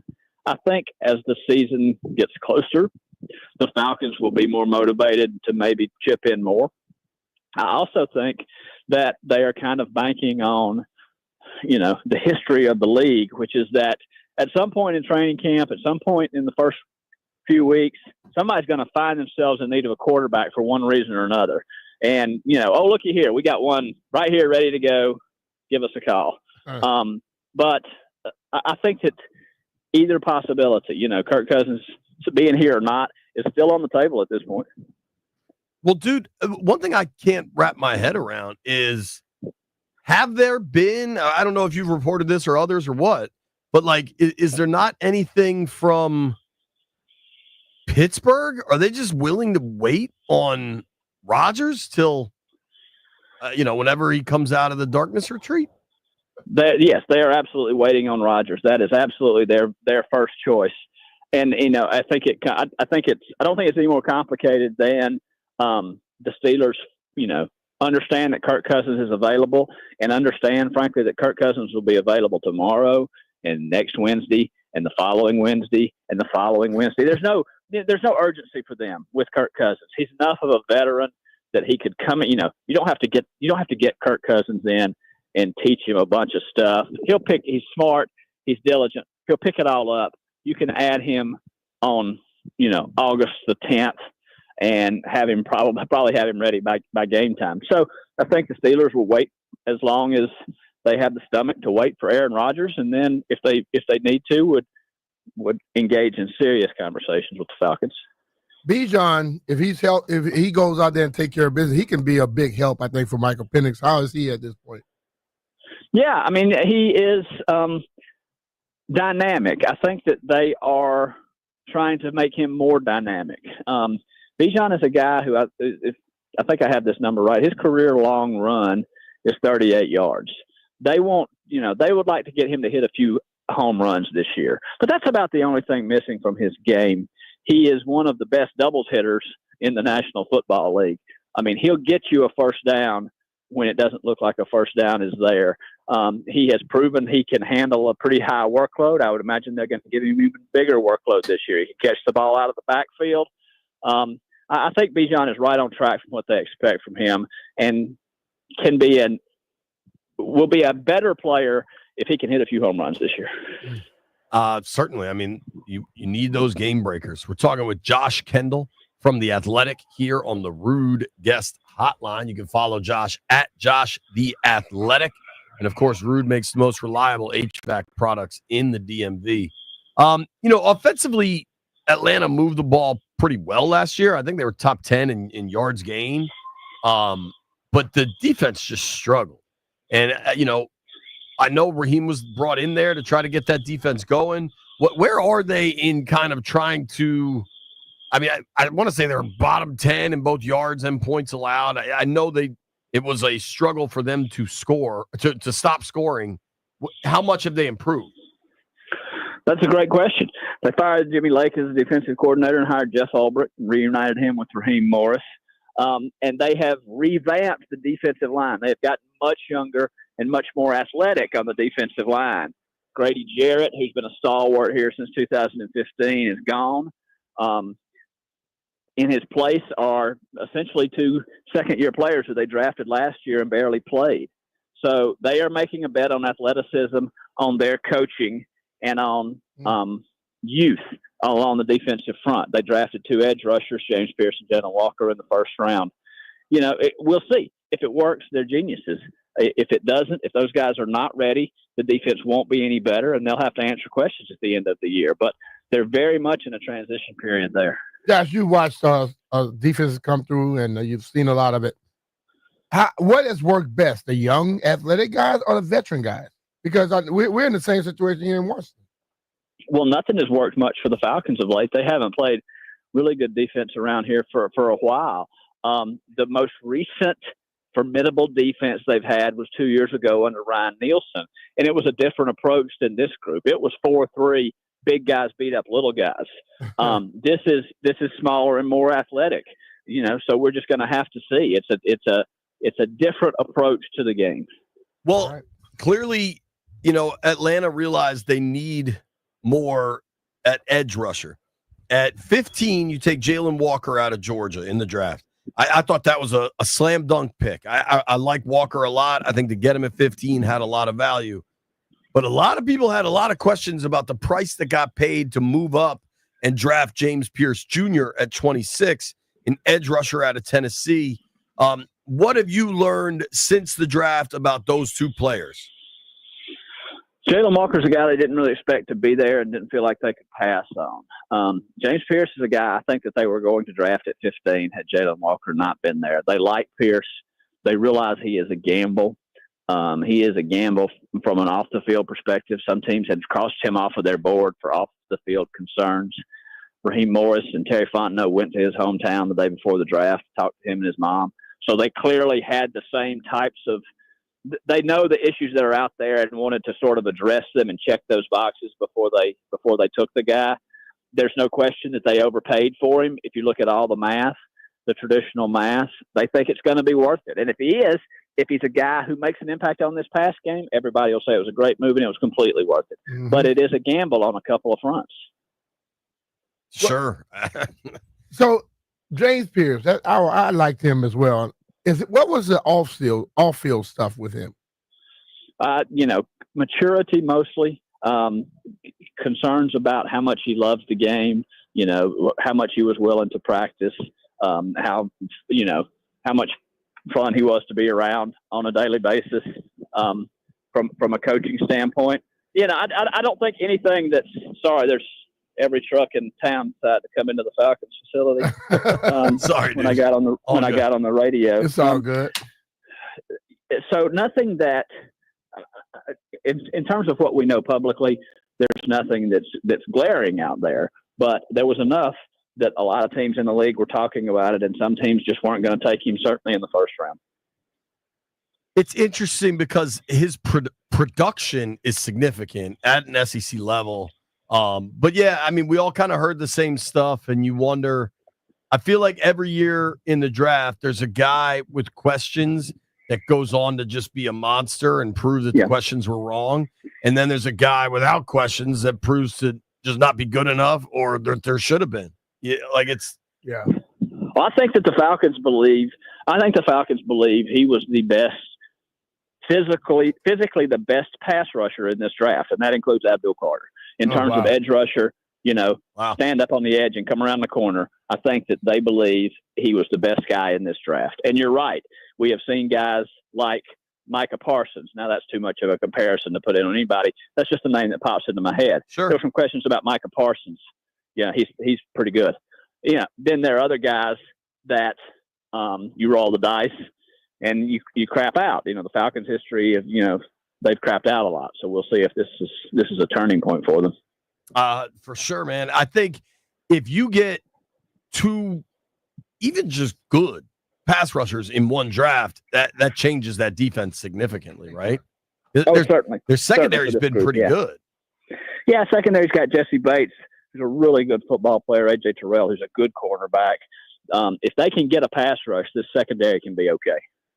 You mentioned, are you at the Falcons facility right now? Have OTA started for you guys? Yeah, the first day today.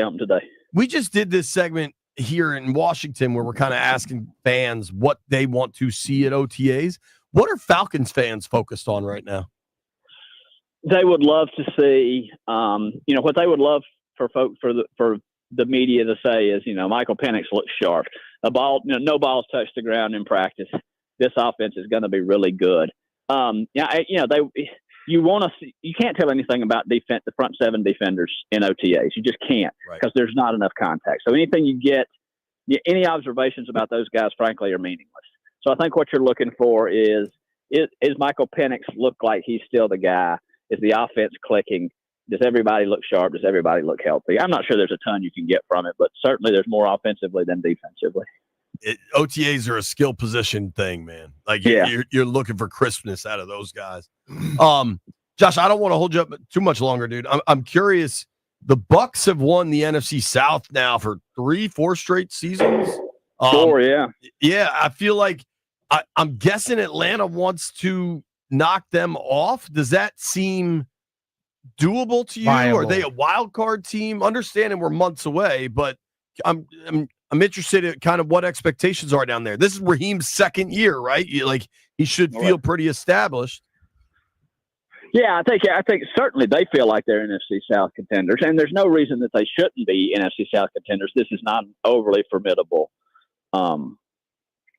division, but the Bucs have won it 4 years in a row, and I can just tell you, where I'm coming from. I'm done betting against the Bucs. The Bucs have earned the right to be considered the NFC South favorites because we keep trying to find another team, and all these other 3 teams in the division, can't get out of their own way, trip over their own feet. So until the Panthers and the Saints and the Falcons, quit stubbing their own toes, it's the Bucs division to lose.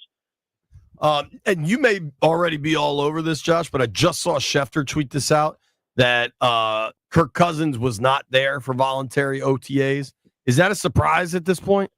No, we didn't expect him to be here, but we just asked Raheem, 10 minutes ago, 15 minutes ago, and he said he was confirmed he was not going to. What Raheem said is, I have not seen him today, which is a kind of a coy way of saying, no. He ain't coming here. I haven't seen him. If I'm yet. a coach, I really don't want him there. Right. I wouldn't expect him to be here until the first day of mandatory mini camp, which is, 3 weeks? Yeah, mid-June, right. When they can take your money, you show up.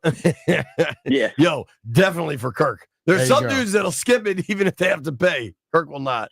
Well, look, man, I can't wait to get down to Atlanta for week 4. I love that stadium. I love that city. And these games have been pretty good between the Falcons. I mean, even like kind of during the Ron era, it seemed like the football team and the Redskins were playing the Falcons every year. I remember Heineke hitting J.D. McKissick on a bomb. Like, these have been pretty fun games between Atlanta and Washington. I hope for another one in September. Yeah, absolutely. I look forward to it. All right. Thanks very much, Hey, dude. man, thank you, Josh. Thanks, guys. All right. Josh Kendall from The Athletic. You can give him a follow at Josh The Athletic. Sharp dude. Been covering the Falcons for a long time. They got to get rid of Kirk, dude.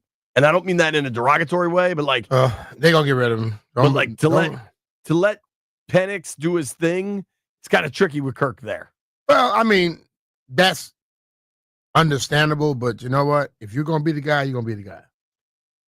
And I think Penix, the way he played, even when he got in there last year, he's a guy, may not do this a lot. Yap.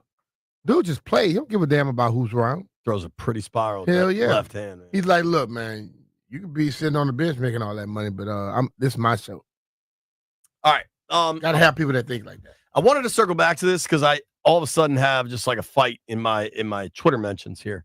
The Washington Post earlier this morning, I believe, Nikki's got a byline on this thing. Nikki Chavala, along with Emily Guskin and Scott Clement. I don't know those two. Hopefully I said those correct. In the 22 months since Josh Harris purchased the Washington Commanders, I'm just reading the first sentence of this. In the 22 months since Josh Harris purchased the Washington Commanders, the team has transformed from a stain on the NFL into one of its hottest franchises, with a Rookie of the Year quarterback, an NFC Championship game appearance, and a future entrenched in primetime. The renewed interest in the Commanders was evident last year with a spike in sponsorship deals and sellouts at every home game at their Landover Stadium. And the change in tenor around the team has already left a dramatic mark on the Washington region. According to a Washington Post Schar School poll, 61% of D.C. area sports fans are fans of the Commanders, up from 45% of area sports fans a year ago. Among all D.C. area residents, 53% say they are Commanders fans, while 45% do not root for the team. In 2023, 31% of D.C. area residents said they were Commanders fans or the Commanders were their favorite local team. I want to dive into these numbers. People now identify as Commanders fans, and in turn, there's a lot less angst about the team name. People like the Commanders name. I can't help but think about a bald Louisiana man that told me if they win, it doesn't matter what the name is, people will like it. I think a lot of people are getting exposed on I can never root for them if they're not the Redskins. We're going to open the phone lines up on this, 800-636-1067, examining the cause of the Commander's name becoming more popular. I think it's pretty simple. Nobody go anywhere. It's B. Mitch Finley. B. Mitch here. Thanks to the Law Tigers, I'm now a licensed rider. With a summer of adventure ahead, I feel great because I know the Law Tigers have my back. They're more than lawyers. They're riders and advocates for the riding community, always knowing what injured riders and their families are going through. Speaking of community, this Friday, get to Harley-Davidson of D.C. for their garage party, where the DMV riding community comes to life. The Law Tigers, the motorcycle lawyers. Visit them at lawtigers.com. Calvin Knockman, Olivia Donahue.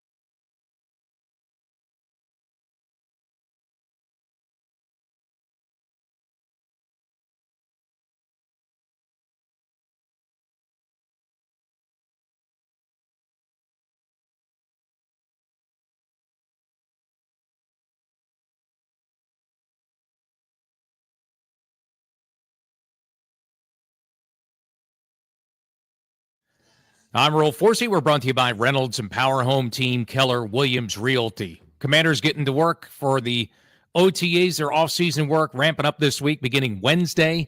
JP and B. Mitch talking about that today. Commanders re-signed defensive tackle Carl Davis, former third-rounder by the Ravens. He was with the team late last season, played a ton, 65% of the snaps in the NFC title game against Philly. Commanders also finalized the preseason schedule today. The final preseason game home against the Ravens will be a noon kickoff on Saturday, August 23rd. Late night Nats, baseball tonight. Nationals on the West Coast all week, starting tonight in Seattle. So 9:40 first pitch for Nats baseball tonight here on the Fan. Want to hear the fastest way to know what your home would sell for? Reach out to the Empower Home team. Simply text your address to 800-763-3000. No phone call, just text your address to 800-763-3000. That's 800-763-3000. From the Crop Metcalf 5-Star Sports Desk, I'm Earl Forsey on the Fan.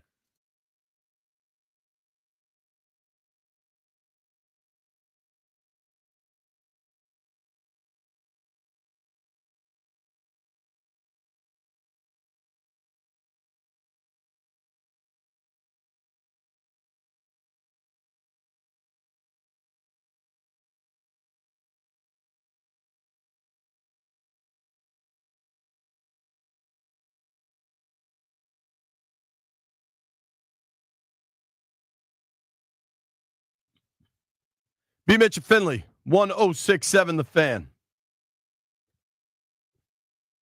The Washington Post, newspaper of record in our area, has conducted a poll.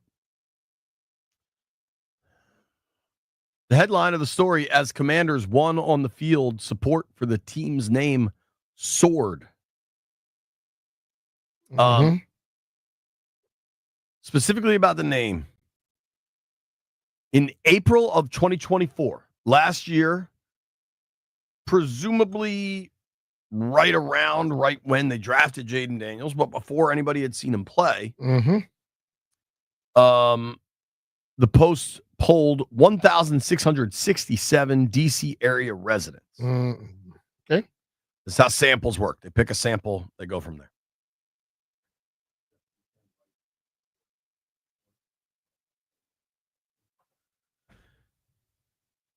In April 2024, the D.C. area overall had 34 people that would say they liked the Commander's name. 34% of people said they liked the name. Okay. 1 year later, that's up to 50%. Okay. Moving. Of Commanders fans, of people that identified as Commanders fans,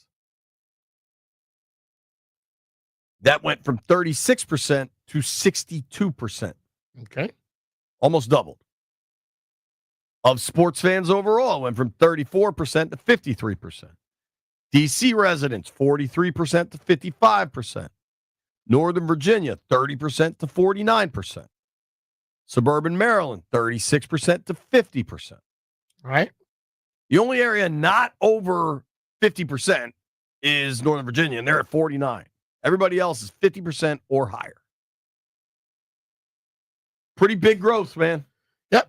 What do you attribute it to? Winning. Jaden Daniels. A newfound respect. National notoriety. People want to be a part of something good, something real, something new, winners. They don't want to be a part of BS. And let's be real, it had become that before.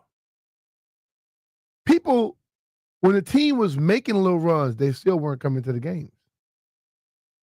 Many people didn't tell me that they were not supporting, or they were supporting the Redskins. They said they weren't supporting Dan Snyder anymore.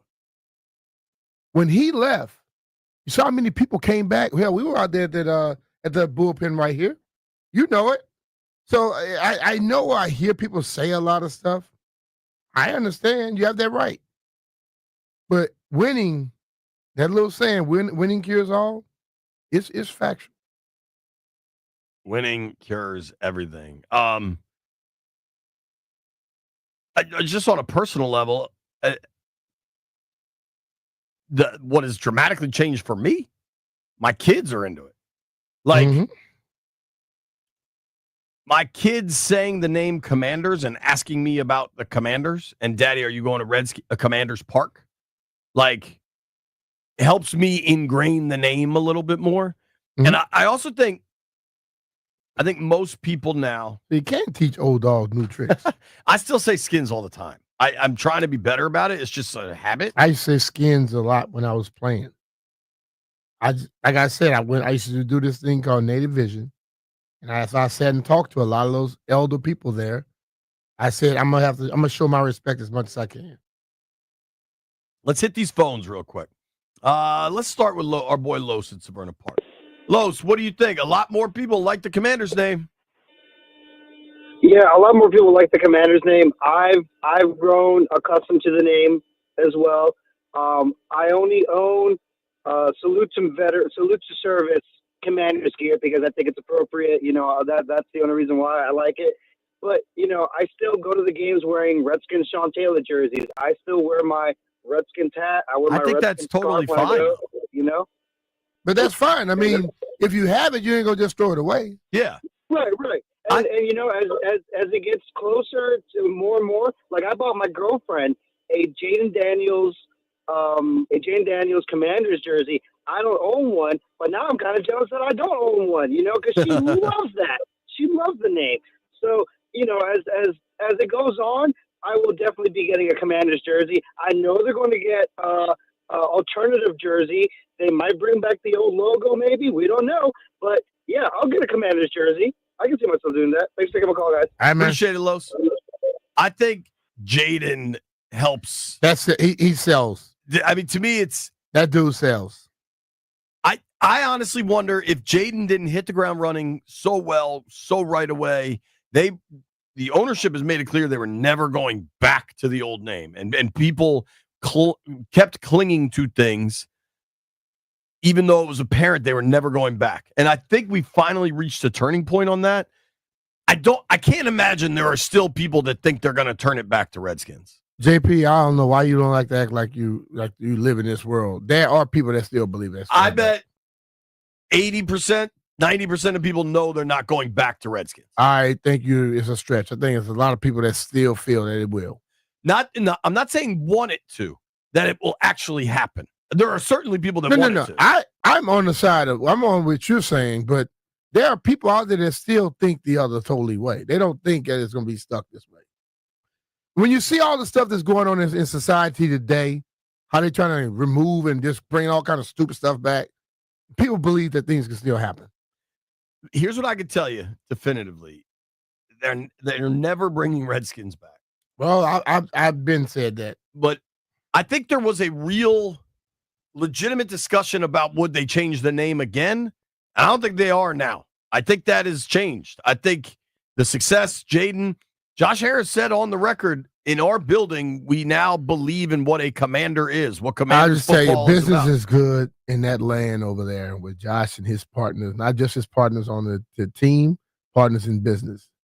I look at a lot of stuff. I know people that work in different industries and digital source or something like that. I think Josh it's kind of communication to purchase that, which owns DataBank. So they doing good business. Oh, they ain't going backwards. Why would they do something that's going to hurt them? You know what I'm saying? Right. Yeah, so. Do you like the name more after a year of winning? Jaden Daniels wearing the jerseys. Shane is in Tennessee. What's up, Shane? Hey, what's going on, fellas? How y'all doing today? We're good, man. How are you? Hey, look, here's the thing. I'm going to be honest. I hate the name, but look, as long as they win it, who cares what they can call them the Popsicle DC. I don't care. As long as they hold that trophy up, they can name it whatever they want. Winning solves everything. Look what this team has done. Look, we don't even mention the old days no more because you have one good winning season. Look what happens, and the future's bright. They got the great organization now. They got a great management, and we moved on finally from the Snyder era. We can finally say they're gone. All those players on Ron Rivera is gone, right? So a couple Don Payne and all them, but I don't see him on this team. I think they're going to actually trade him before I think he's gone, but. I don't care as long as we win. I'm with Brian. Winning, just win, baby, just win. Just win. Thank you, Shane. Appreciate the call. I mean, B, that's what you've been saying is you can call them the pink tulips. Yep. You know what I mean? And I bet you we'll sell a lot of hats. I still have thank you, Shane. My central complaint has always been I just think it's too wordy, Washington Commanders, and there's no good nickname. But like as time goes on, you just kind of deal with it. Bro, when people start, this is the thing, Jay. That's my personal feeling. I'm not saying that's your personal feeling, but what I'm saying, when you're losing, yes, it becomes a point. Right. When they start winning, you didn't have a problem saying Commanders. I figured it out. Just say it. I can make all those syllables work, man. We're gonna keep the phone lines going on this 800-636-1067.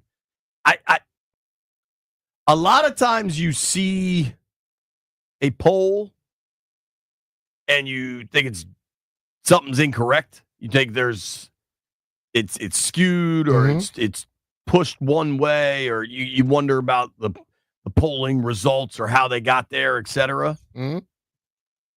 This all tracks to me. And I bet if you got younger people, I wonder if they break this down by age. It seems like it's just geographical breakdown. Some of the younger people, they never saw the Redskins win. They certainly never cared about them because they were bad. Yeah. I am curious. I think they could do a new logo, something that would be cooler than the W. I don't think they're going back to the old logo. But I think there is room. You know what all these great teams do? You know what the NBA does constantly, and like pro soccer and all these teams? Like, keep tweaking it. Introduce new stuff. Now, the NFL has restrictions in when and how often you can do that. But, like, introduce a secondary logo. If I could do it 5 times, I'm doing it 5 times. Right. Like, and I'm going to do it right when the other stuff get a little still. Bam, put out something. Right. And I think they will continue to add more and new stuff. Adam is in Reston. What's up, Adam? What's up, dudes? Thanks for having me on. Yeah, man. Thanks for calling. What do you think about the name 1 year into the Jaden Daniels era? Yeah, so I'm 41, born and raised in the DMV, and I hated the Commander's name. Up until now, I feel like the reason we hated it all was because we had no memories to go along with it. We wanted the former name because it reminded me of my dad and growing up and, being like block parties when in the 80s when, like the Dexter Manley and like the big names, like fun names, and B-Mitch was playing, all that stuff. We have memories of that. And we don't have any memories of the Commanders or any of that. So we were all like, whatever, just give me something better, Now, dude, I don't know if I've ever had a year as fun as last year. I don't want to change the name. We've started something fresh. Let's go with it. It's who we are now. That's it. There you go. Thanks, Adam. Appreciate the call, man. You bet. Thanks, guys. Going to keep these phone lines open, 800-636-1067. Whatever it is you're thinking, Commanders is the name, not going anywhere. You know what else isn't going anywhere? Paul Henry's window installation. If you're looking for any sort of work done on your house, new windows, new doors, whatever it is you want, Paul Henry's window installation can do it. They've done a tremendous job. Work all over my house. They redid all my windows, redid all my doors, built me a porch. Truly a tremendous experience working with Paul and his family. B, I know they're doing work at the house for you right now. Just good people that do great work at really, really fair costs. And I'm always blown away working with Paul Henry. The jobs get done ahead of schedule. Ahead of schedule doesn't happen all that often, man. If you call this month, it's still May, you get $125 off each window with a 5-window minimum and $600 off doors at Paul Henry's window installation. You've heard me talking for months now. Paul has done all the windows in my house. He's done all the doors. He did garage doors, and he does even more. Like right now, he's at my house. They're taking down I had a pergola up there since 1997. And now the wood started to mess up, so Paul's coming in. He's going to use the wood that's going to stay there for a lifetime. Put a new roof on top of it, and things will be great because now I don't have to worry about water dropping on me when I'm cooking, JP. So, Paul does all of it. And as JP stated, they finish the jobs early. They don't take all that time. And when they leave, it looks as good as it was before they got there. So you can call Paul right now. You get $125 off each window with a 5-window minimum and $600 off doors. Contact Paul Henry's Window Installation today and tell him B. Mitch and Finley sent you. PaulHenrysWindows.com, your clear home improvement choice.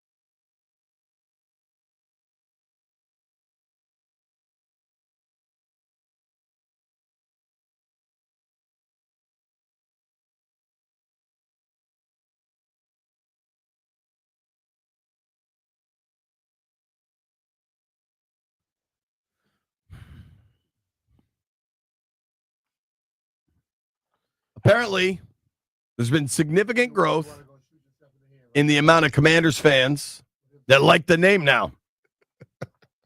It's funny what a 12-5 regular season can do. What a trip to the NFC title game can do. What an offensive rookie of the year can do.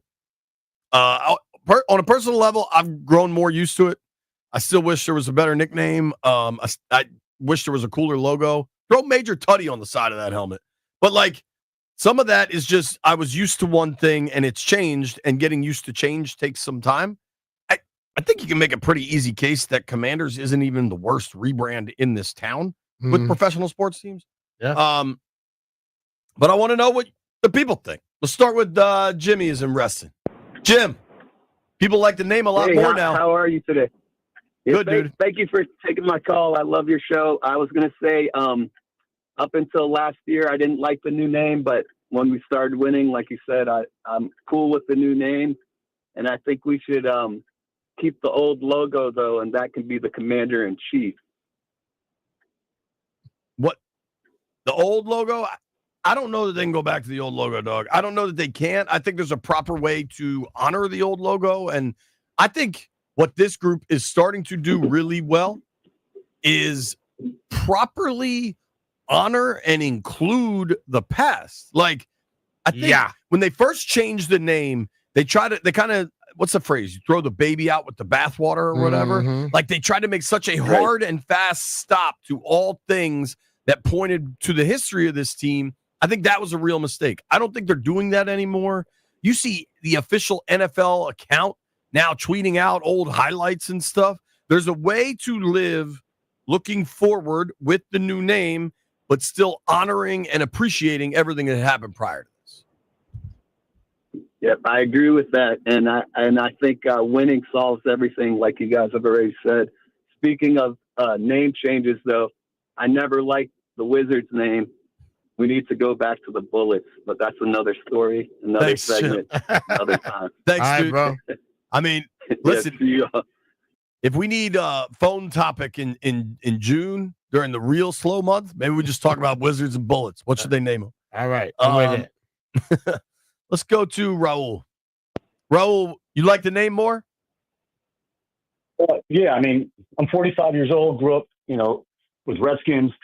I first, grew up watching B-Mitch and Gerald Riggs smash touchdowns in the end zone, but it's grown on me. And at the end of the day, I'm a fan. So what other choice I have? I'm going to support the players, which means support the team. But for the love of God, like you said earlier before the break, can we just get a decent looking logo besides the W? Because the gear, I think that's what I have the biggest problem with is the gear. It's just not there like other teams have an actual logo. And that's my 2 cents. Thanks, dude. Appreciate you. I think that stuff will continue to evolve. Honestly, I'd be stunned if maybe not this year because these people have a lot going on, but by the 2026 week 1, if they don't introduce some new color combination, some new, like the Eagles have introduced new or tweaked jerseys every time they're eligible. I want to say it's like a 6-year process or something. And it's just to keep making dope new stuff that people keep buying. But I'll be honest. And Washington's going to get into that same place. Like people say the gear. I mean, what I just heard him say is he just want another logo. Because the gear is not horrible. I think the gear is largely good. I think the W on the side of the like the W has grown on me too. Like when it's in different colors and different, it looks differently. Right. You have some dope Commanders gear. I also think sports gear in general has gotten way better. Like, honestly, a lot of it's Fanatics. There's a zillion options. You can order it all online. The helmet isn't ideal. I kind of like the black helmet with the numbers on there. I wouldn't have hated it if they stuck with the numbers. It was unique. It was something different. Commandante Tequila. Hello, sir. Is the name growing on you? The name growing on me. The name doesn't really bother me at all, to tell you the truth, because we've been winning games and up and on.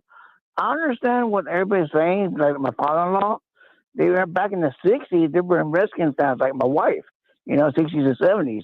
They've been Redskins fans. They hate the name. Those two hate the name as much as it is. I've been trying to buy their jerseys that they have like B-Mitch's jerseys and Captain Chaos's jerseys. They have, but they won't even give it to me because it's me. I just recently bought 2 jerseys when I liked the team, when there were Redskins and Washington and Commanders. Now we're winning. We got loyal fans. Out of 32 teams, the Commanders, Redskins, the Redskins are the most loyal team there is out here. I would read an article about that. And we're going to win no matter what it is. If they change the logo, they change the logo. I would like to see a George Washington logo on it. We were moving forward. Back in 1600s to 1500s, that'd be nice. But history is history. Thanks, buddy. Move on. Hi, brother. Thank you, Commander. All right. Try to get through a couple of these. Tyler is in Fredericksburg. Tyler, is a name growing on you? Hey, fellas. Granted, yeah, we just like you said, JP. We went to the postseason. We were 12-5. We found our longtime quarterback for foreseeable future. The name's still corny to me, man. It's still corny to me. If Josh Harris wants to keep it, I get it. It's a lot of money to change the name and to kind of change things back. But I agree with what one of the callers said. Do something with the image. Heck, take the Redskins logo and put a freaking World War II helmet on top of it. Something that still gives. Like? Can you get a Chat GPT version of that right for me? there? There are people out there just like this. Ty, listen, man. It's a huge change to something that has probably mattered to you a tremendous amount. It's going to take time to get used to it, and they're going to continue to work stuff through. But hey, I completely understand, JP, but there's a lot of us still out there, and I know I talked to Doc Walker one night, and this was kind of like the same topic of, old Skins fans and new Commanders fans got to branch together and become one. And I told Doc, I was like, look, man, that sounds nice, and at the end of the day, that's what is the big eye of the prize. But in reality, something's got to give on the other side to where it kind of makes everyone happy, even though in reality you can't make everyone happy. That's just kind of the everybody won't be happy, dog. But life changes, and if you don't like what happens, you have to buy the team and change it back yourself.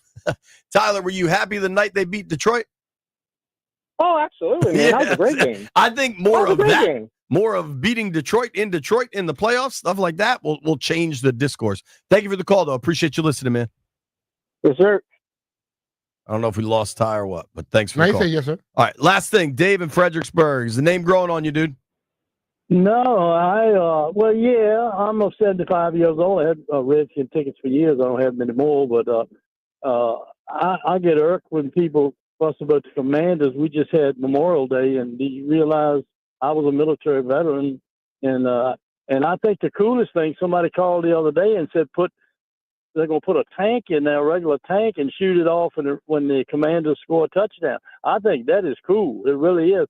But far as the Redskins, I always liked the Redskins, and wish it was stay. But I understand why they changed it. It was a slur name in my history book in the 7th grade. It's slurred. But I think that would be cool to have a tank in there. They have teams that shoot cannons and stuff, but to have a Sherman tower. I don't know if you get a Sherman, but a smaller tank, and then shoot when they score. But I have no qualm with change. If you're going to change it to like that or something rather than the Red Wolves or the Red Pigs. I mean, we don't have nothing like that in D.C.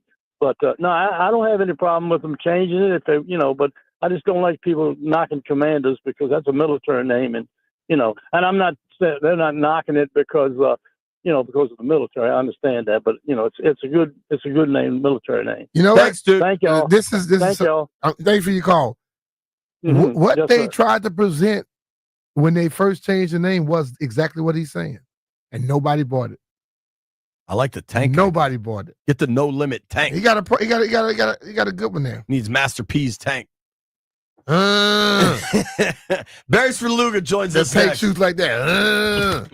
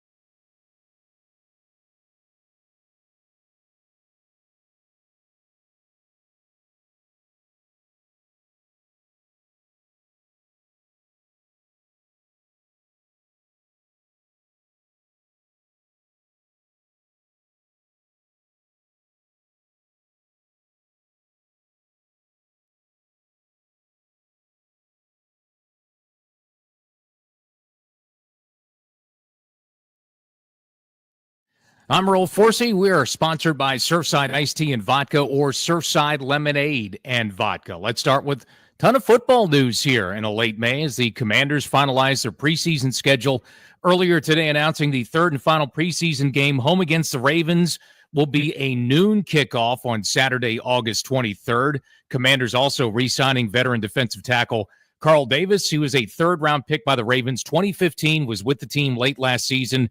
And remember, played a ton of snaps, 65% of the snaps in the NFC title game against Philly.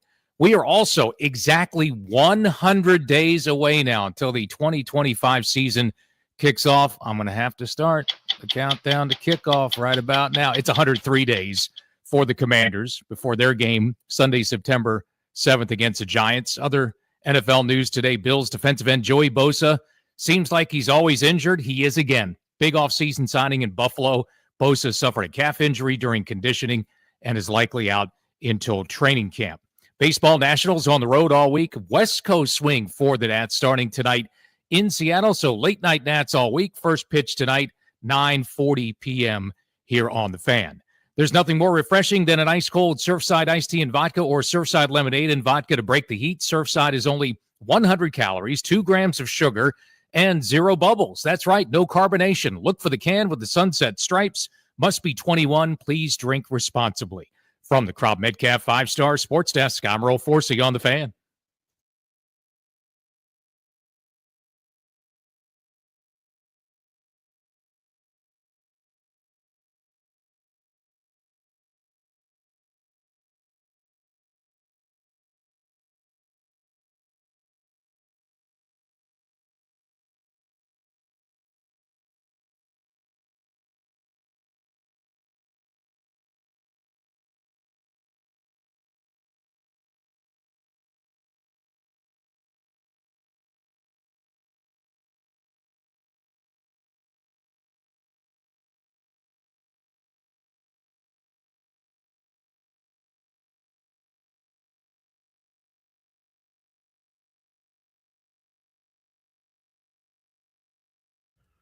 B. Mitch Finley, 1067 The Fan.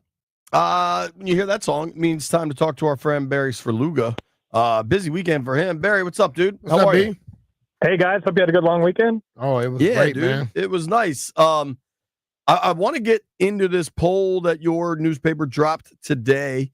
But before we do that, you were out at Congressional on Sunday. Obviously, Angel Cabrera won this thing, and he was a few months removed from a real prison stint. How difficult was that to kind of write, and did it matter more the way Patrick Harrington kind of just gave it all away? You know, I didn't really. I did not want Cabrera to win that, not because I have anything against him. It's because I didn't really want to write some sort of preachy, this guy is a woman beater and he shouldn't be out here, even though I think there's a good case for that. I mean, the guy spent 30 months in prison in Argentina. He's a multiple-time domestic abuser. He pled guilty. He has expressed contrition. But it's just odd that, I mean, I think we have to think about these things from the victim's perspective. And yeah, I'm all for second chances and all of that. But, these women, are left with the scars from that situation. So that's more than I wrote in my column about the Cabrera situation. I decided that Patrick Harrington is such, not just a character in the game of golf, but he's a great explainer of, what goes through your brain over the course of a round of golf, a hole of golf, a single golf shot. And he had a 2-shot lead on the 15th tee, and it was not a difficult tee shot. It's kind of a layup. He was hitting 5-wood, and he just had a brain lock. He got overconfident. It was something he said he's dealt with for the entirety of his golfing life. Like he pulled out a reference to a tournament he lost because of that same problem when he was 18. So I love writing about golf when it's like golf we can all relate to. And if you're a 20 handicap or a 10 or a 2 or scratch, you know how difficult it is to stand over even an easy shot in competition. And try to pull it off like you've pulled off all the ones before that. I thought it was a fun way to get into what decided the tournament. What did they say about the course? Early on it started up. You had guys after, I think, round 1 or 2, they were -5 and things of that nature. Then all of a sudden the course started to show a little teeth. Yeah, and Brian, they can kind of dial it however they want. I mean, that place is big and brawny enough that if they want to put a little length on it, they can do that. I mean, JP knows, of course, and the rough gets up. I mean, the winning score was 8 under, so that's not it's not 19, 20 under that you would get if you were shooting 467s. It was challenging. It is challenging.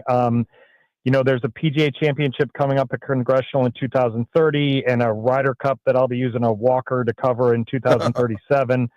So they picked it because they can make it. It can fit the game for the 15 over set, but they can put some real teeth into it. And I think they want to, after what Rory did to it in 2011. Obviously, that was the U.S. Open run by the USGA, and this will be the PGA of America running both the PGA Championship and the Ryder Cup. But they're not going to make it. They're not going to dumb it down. It'll be tough for those tests. Man, watching the old dudes, and not many of them hit it far, but Cabrera does. There's a couple of them that do. I almost wonder if they've got the length available for when the men come. Like that 2030 or 2029 PGA Championship, I mean, they're going to have to put the tee for 9 in the middle of the 5th fairway. Like, it's going to be crazy what they're going to have to do. And you could dial up the rough and all those other things. I just saw, but it was Bryson hit a shot 410 yards. That shouldn't be happening. Right. A par 4 and the ball roll up on the green. Here you are putting. Well, I mean, JP's right that, I mean, they can dial up the rough. They can make the greens fast. I mean, as long as it's not like a month of rain like we've had, and then pin positions are another tool that they have. I mean, it's not all about length. And you're right, JP. There are a couple. I mean, I was impressed with a couple of the drives that Harrington hit. I mean, he hit one way down on 9, way down the hill into that valley, and nearly reached the green in 2 there, which not a lot of these guys were doing. So it was fun stuff. It's not like, definitely not a vibe of like a men's or women's major for the, in the prime of your career set. But you get on the back 9 on Sunday and you're sweating a little bit because something's at stake. Right. It was fun to watch. I thought it looked really good on TV. The fact that Harrington and Cabrera had like that same shot down the hill on 18 and Cabrera was able to convert and Patty couldn't, it kind of tells the story. I want to get to this Commanders thing with you, but before I do, you had a column, I think last week, forgive me if my timeline's screwed up, about James Wood, about you are in and of baseball, like conversations surrounding baseball on a deep level, and it seems like people are starting to talk about James Wood in a new light around the league. Yeah, I mean, part of it's because he's hit 13 bombs, and that's a number that will jump out at you before the end of May for sure. But I also think, and I kind of wrote about 2 things in this column, and one is that his default method is left center and left field as a left-handed hitter. So he kind of defaults to driving the ball the opposite way. And when you get guys like that, and Bryce Harper and Juan Soto fell into that category too, as young left-handed hitters who could drive the ball out the opposite way, it kind of makes everything possible. You can learn to turn on an inside pitch and pull it, and Wood's 13th homer on Sunday against the Giants, he did pull it to right. It's a lot harder to come up as a pull hitter and then learn how to allow the ball to travel and drive it the opposite way. So it just seemed to me as I dug into some numbers, and there's nothing in baseball that's not quantifiable. I mean, he has the 4th highest slugging percentage the opposite way of anybody in baseball. And it just seems to me that in the year he's going to turn 23, that it kind of highlights the potential that's there, because he's doing it now at a high level, and I don't think he's unlocked his full potential. So The Nats are kind of middling. They got on a good run, then they lost 2 out of 3 to the Giants. It'll be interesting to see how things go in Seattle and Arizona. But I still think that James Woods at bats are kind of appointment TV, and that's not just this summer. That's a lot of summers to come. He's been excellent to watch. He's been, oh, bro. I tell you what, he's been good, man. To look up James Woods' stats, I went to Pro Baseball Reference and I started just looking at league leaders. Good God, the start Aaron Judge is off to. I mean, he's leading almost every possible category. Shohei has one more. He wasn't hitting the torpedo bat. Dude, how quick did that go down? What is Judge doing up there, Barry? No, it's crazy. And I will say the other part of the Wood column was I got down this rabbit hole, and I do this with baseball all the time, but this is a little bit of a different one. Like, there were some awesome calls by the opposing TV teams of some of Wood's hits. There's one of the Marlins. He took a 3-0 pitch that was down and in and drove it out to the left of center field. It was like, what is going on? And these guys who don't see him every night, looking at his stature and how he can drive the ball the opposite way. And I bring this up not to get away from Judge, but to embrace the Judge idea, because one of the Marlins announcers was like, I mean, he's a left-handed Aaron Judge. And the frame is the obvious reason to say that, because there aren't a lot of 6'6", 6'7" guys that are great offensive players that really kind of have short swings. But I mean, I mentioned that Wood is 4th in the majors in slugging percentage the opposite way. First on that list is Aaron Judge, and he's like 200 points ahead of Wood. He's slugging like 1150 the opposite way, which is just like, that's not a number that you slug in any direction. He's a freak right now. I was not totally into that contract when he signed it, because he came up. The thing people forget about Aaron Judge is he's not Harper or Soto up in the majors at 19. He didn't get to the majors until he was 24, 25. So that puts you at free agency a lot later. But man, he is just an absolute animal at this point. Non-Ohtani division, he's clearly the best hitter out there. He's definitely that. I like it. All right, let's finish, if we can, with a poll this morning from the Washington Post. I don't know if you have seen this, but I think it's gaining some real traction that fans today, compared to last year, like the Commander's name a lot more than they did. I don't think that should be particularly surprising, but I'm curious kind of your reaction to the story. Well, I'm sure you guys have talked about it through this lens. It's like, did they like it a lot more? Would they have liked it a lot more if they had gone 5-12 and they didn't have a quarterback in place and they were wondering about the owner? I don't think they would. I think now they have accomplished some stuff under that name. Jaden Daniels has only been a Washington Commander.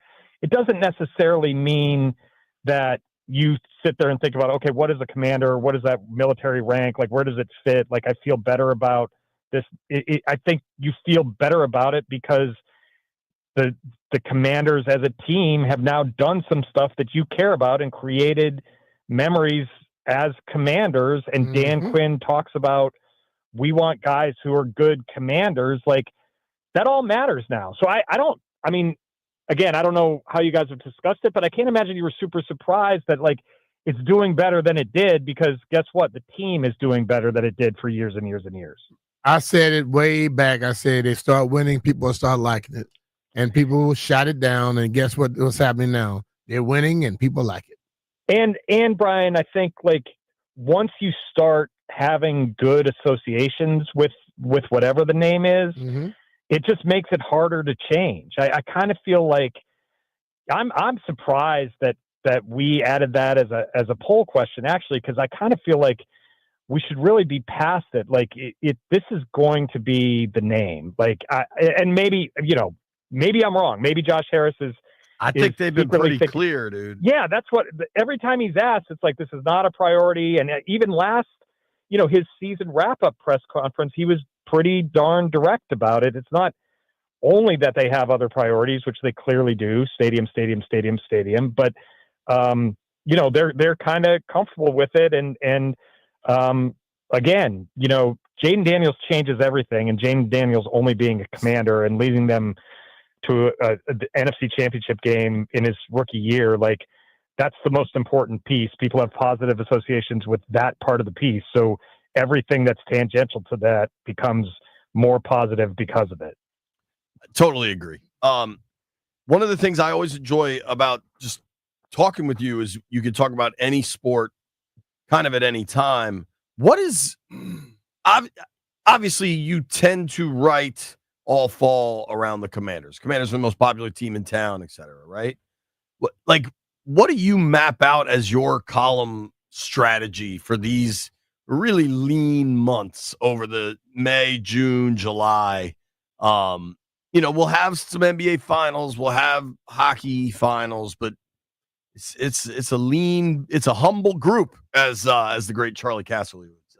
It's I'm in the desert a little bit right now, and that's, imagine hosting 4 hours of radio every day. No, I know, yeah, exactly. And I mean, I love that the Caps were relevant and we're in at least 2 rounds of the playoffs for the hockey fan base, but also because it gave me 4 weeks or a month of layup columns that were relevant around here. It's hard. It's a reason to go to Congressional on a Sunday of Memorial Day weekend because that checks the box and provides a fun column, at least for me. Let me ask you this. When is Live? A week or two? Live is next week. So will you go to Live and write a column? Will my car find its way to RTJ in the middle of next week? It will. I also will. I mean, there's a reason to schedule vacation in June because it's pre-training camp. And now, I mean, JP, I didn't prioritize getting to Commanders or Washington football team or Redskins training camp in this job for years. I mean, I'd go down there. You love driving out to Ashburn, Barry. Love it. Yeah. But now it's no. Could I go out there a couple times a week? I could go out there a couple times a week like that. It's just different and relevant in a way that it wasn't. So that makes, going away in August different now that it was, even 3 years ago. But you're right, man. Just in talking to the great Dan Steinberg, my editor, I was going to probably go to Baltimore to see Caitlin Clark against the Mystics on Wednesday night. Well, she's hurt and that's out. There's no Indiana Fever Mystics column unless Caitlin Clark is playing. So, you're going to see your boy get a little creative in the next couple of weeks, or else I'm going to be out of work. I got one for you. Me and Jeff about to go play golf. I'm going to use a putter and a lob wedge and beat his ass. Yeah, I believe you will. And the only interesting column there, Brian, is if you actually lost. So keep me up to date on that situation. Okay. Barry, thank you for the time, dude. I really want to read the Barry's for Luca Goes to Live column. I've done one version of it, and I'll pull out another of it. I'll come hang out with next you. Week. Do you? All right, sounds good. If you go out, come hang out with you. Does media parking get to be on site? Because if that's the case, we need to send in for some credentials. I can tell you. I mean, the last thing I covered out there was the Solheim Cup, and there was a shuttle from some parking lot that was not at RTJ. I'll tell you that much. It was probably at the Stonewall Pavilion, Nissan Pavilion. Probably. We need what do you call it? And then Nissan Pavilion. What's the Jiffy Lube? Jiffy Lube. We need better parking than that. Come on, B. Hey man, Judge Austin, you listen? Call us. We need some parking, Judge. All right, Barry. We'll see what we can do with the parking. Appreciate it, guys. Be cool, brother. Barry Svrluga, Washington Post. Give him a follow at Barry Svrluga, SVRLUGA. Barry, of course, joining us via the Rude Guest Hotline. Let's take a tour through the most underrated players in the NFL and see if any Commanders fellas land on that list. Nobody go anywhere. It's B. Mitch and Finley. Before I let you go, though, got to tell you about the good folks over at Crop Metcalf. That is right. It's getting hot. It might not be hot today. It might rain, but the heat is coming. This is DC, and this is the summer. Be sure that your air conditioning system can keep up. Now's the perfect time to schedule a $99 cooling and heating check with the 5-star experts at Crop Metcalf. For just $99, a Crop Metcalf 5-star tech will check both your home's cooling and heating system for one low price. There's a ton of benefits. You can increase the efficiency of your system, which will lower your energy bills. You know that Pepco bill is going through the roof in July and August. Do everything you can to keep it low. Don't wait. Call today and get peace of mind no matter what the unpredictable DC weather is tomorrow. Do what I do. Call 1-800-GO-CROP or visit cropmetcalf.com. Crop Metcalf is the home of the 5-star technician.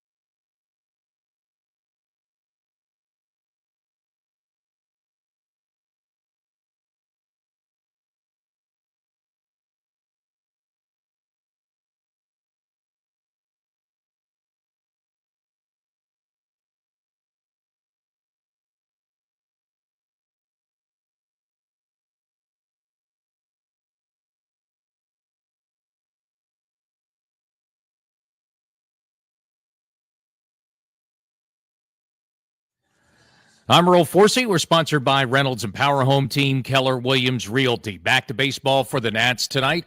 They're on the road all week out west. It starts tonight in Seattle, 9:40 first pitch for Nats baseball here on the Fan.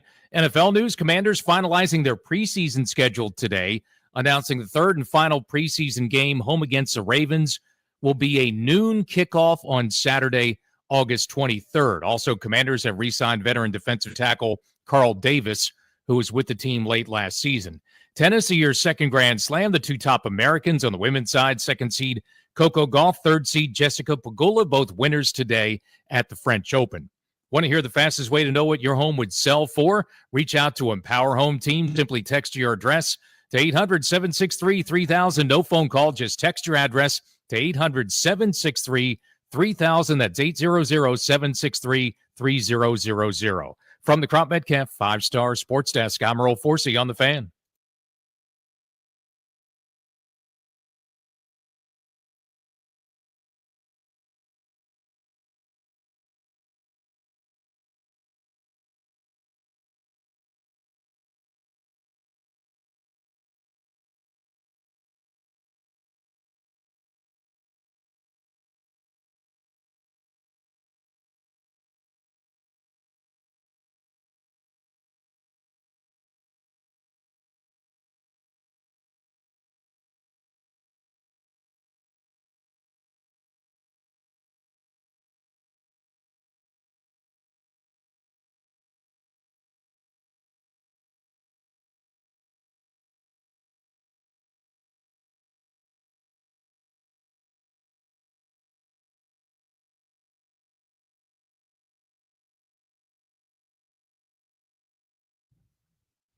I'm going to take you home with me.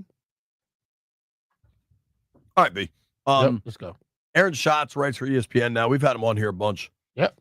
The what he calls out the godfather of DVOA. Okay. Most people don't know what that means, but I do.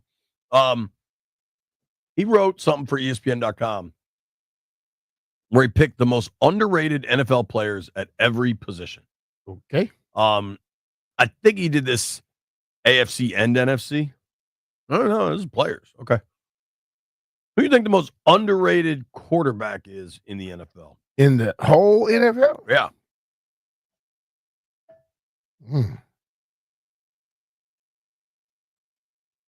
Herbert? You think Herbert? I'm just saying Herbert. Because I'm thinking based on how Aaron Schatz would think. He did not say Herbert. Okay, who did he say? Look at you showing my guy Justin Herbert some love. Not Jeff's really. second favorite quarterback. I just try to think like you all would think. This isn't me, dog. Well, you think like Aaron, so I'm thinking No, like I you all don't. think. He said Brock Purdy. I can see that. Brock Purdy has played far beyond a 7th round, last pick of the draft person. But nobody wants to ever give him credit. They want to always talk about what he wasn't instead of saying what he is. He's better than damn near half of the first round picks that are playing as starters right now.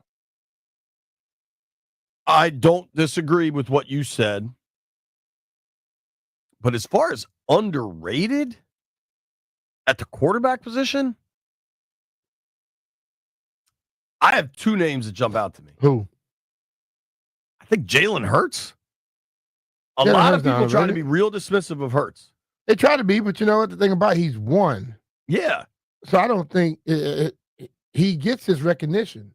So if you're getting recognition, you won a Super Bowl, can't be underrated. I think Baker Mayfield is underrated.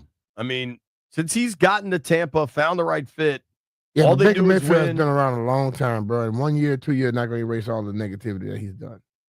Dude, he was hurt. He wasn't hurt the whole career. He's been there. Baker was a nut at first. He was young and stupid and had to learn. And then he learned and he started to play better. Yeah. I mean, he's been in Tampa for 2 seasons. They are 11 games over 500, I think, in that stretch. Maybe that's not right. Like 5 games over 500. I don't know. I think Baker's been pretty good. I wouldn't think Purdy, but ESPN says Brock Purdy is the most underrated quarterback in the NFL. I can't even imagine how to rank this because there's just so many. I think Brock Purdy name pops up because you got to, like I always tell people, if I give you a Ferrari, I give you a Volkswagen Beetle, and a Beetle beats the Ferrari every damn time. Don't keep telling me how pretty your Ferrari is. Your Ferrari is garbage because this Beetle keeps beating it. Brock Purdy has been that damn Volkswagen Beetle, and he's beaten a lot of Ferraris. People still judge him as if he's the Ferrari and the Ferrari was the Beetle. You know what I'm saying? Yeah. So he doesn't get credit for being a 7th round last pick of the draft quarterback. They judge him like, well, he ain't a first rounder. Well, the first rounder's not doing what he's doing. Purdy's good. I think now that he just got paid, now we're gonna see. There will be no more questions about it. Now you can judge him how you want to judge him because where he got drafted goes now. Right. They gave you the cheddar, dog. I wouldn't even know who to guess at this because this is such a wide net. Who would you say is the most underrated running back in the NFL? I think this is really hard. I don't know. Because they don't give any of them credit. So I think all of them, to be honest with you, 32 starters are all underrated because the league think you can do something without them. That seems a little personal for you. It is personal. It's a lot of personal things with me. I get it. Hold on. Let's just try to look at rushing stats. Obviously, last year you would think Saquon, Derrick Henry, right? I mean, here's a pretty easy one. They're not underrated. No, like those two stand out to you immediately as like two best runners in football. Yes. I think you got to get down this list a little bit, but Kyron Williams from the Rams went for 1,300 yards, 14 touchdowns. Oh, yeah, he is. Because, like, I watched, he wasn't a highly drafted guy either. And I watched this thing one day. They were talking about, they were trying to find out every way why to say he's not good instead of just shutting up and get a dude credit. That dude cooks people. Like, so the top 6 rushers, and I'm just looking at total yards on the season. Saquon, Derrick Henry, Bijan, Jonathan Taylor, Jahmyr Gibbs, Josh Jacobs. All of those guys, in my opinion, get proper notoriety and fame. Yeah. Then Kyron Williams is 7. Chuba Hubbard is 8. He had almost 1,200 yards, 10 touchdowns on a really bad team. I think that those two guys, bang, would be your underrated. Aaron Jones was good for the Vikings. He obviously had some big seasons with the Packers. Then Bucky Irving, the rookie, who really came on strong late. They said he's underrated. They give him so much damn hype. No. I went through the top 10. Oh. The ESPN list said Chuba Hubbard was the most underrated running back. They wrote, let's be honest, the public tends to think about running backs based on their fantasy football value. Hubbard was never one of the top 20 fantasy backs in the first 3 NFL seasons.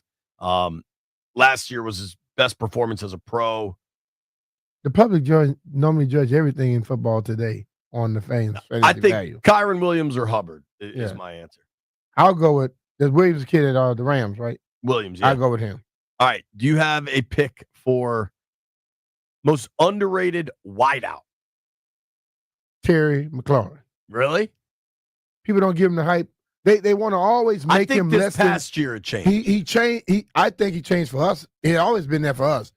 But the nation don't want to give him credit for being a top 10 guy when he's definitely a top 10 guy. Undoubtedly. Yeah. You know, I saw something yesterday on Instagram. He led the NFL in yards per catch run. What route would you think Terry led the NFL in on yards per catch on that route last year? Slant. I would have thought something like that where it's his physicality. 9s. 9 route. Go. I think a lot of that's a testament to Jaden throwing it up and Terry's tracking abilities. Man. Honestly, I think if you want to say Terry's the most underrated wide receiver, you can make a real argument for it. What I'm saying is people they don't like to give credit to him. I do think last year it started to change because playing with a good quarterback. Yeah. I think, Doug. But that's why I think he should automatically get the credit because he was playing with trash. Well, he's about to get another contract, which will help. His yardage finished I think he had the 15th most receiving yards last year.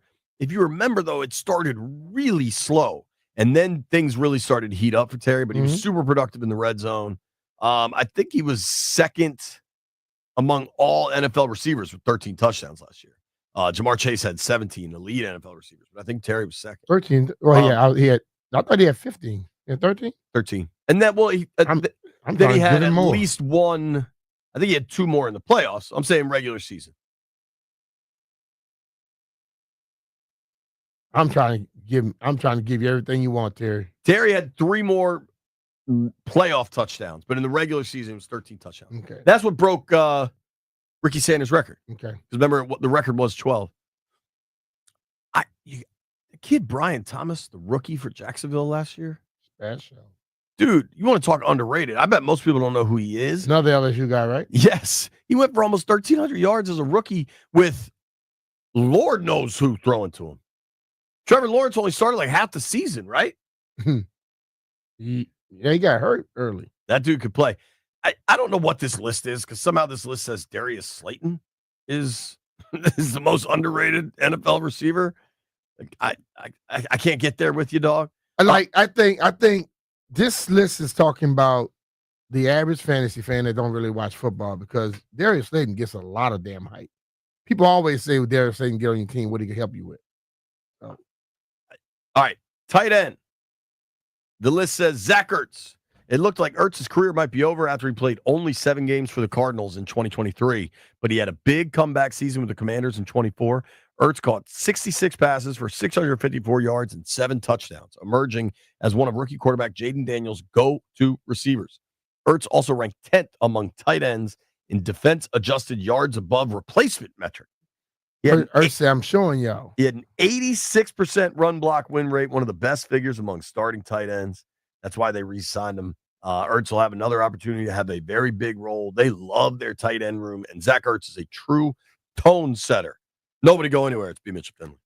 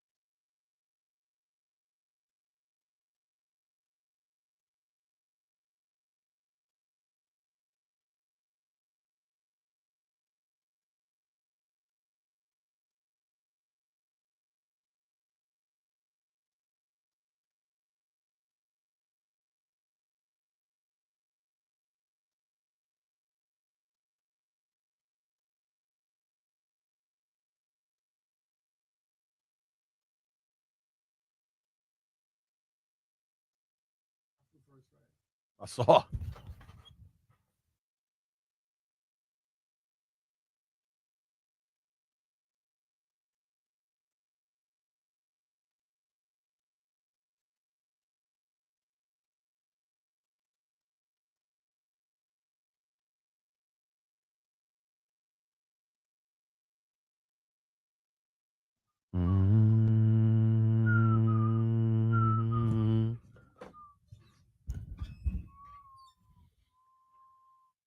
Landy, I'd like to get somebody to talk a little college football with us at some point because it seems like maybe White Brian can give me the very quick version. What are the ACC and the Big 12 mad about right now? That the SEC and the Big 10 are dominating? Like they've been doing that. Nah, but they like put out a memo. There's been a memo released. Somebody's mad about something. They dominated in what? What, Brian? It's the revenue sharing, and they're not getting enough money. They don't generate enough money, Why would they right? get what they're not generating? During basketball season, the rest of the people could complain about them. Yeah, they're just mad to be mad. So who are they complaining to? I hope they're not complaining to the SEC and the Big Ten. They're not going to say, oh, we'll send y'all a little something. I think that's exactly what they're doing. And I think they're worried. They don't care. I think the biggest concern now is the ACC's terrified about losing Florida State and Clemson. And maybe it's more than that. I don't even know, dude. It's impossible to keep up with. Hey, as I said earlier, things change in life. You got to learn how to adjust. If you don't, you lose out. It is very, very hard to keep track of what the hell's going on, is what I would say. I think Clemson and Florida State are desperate to get out. I don't think they're quite desperate enough to join the Big 12. So in other words, what they're doing is complaining to their competition as if their competition going to feel sorry for them. That's where we're at. I think the ACC has made so many mistakes. Adding Stanford and Cal that don't really spend on a level of athletics that will make them competitive. Dude, Stanford hired Frank Reich as a one-year placeholder coach. Who the hell's committing to that? Hmm. You know what I mean? Yeah. I don't know. Here's what I do know. I like to gamble. Let's make some bets, Landfill.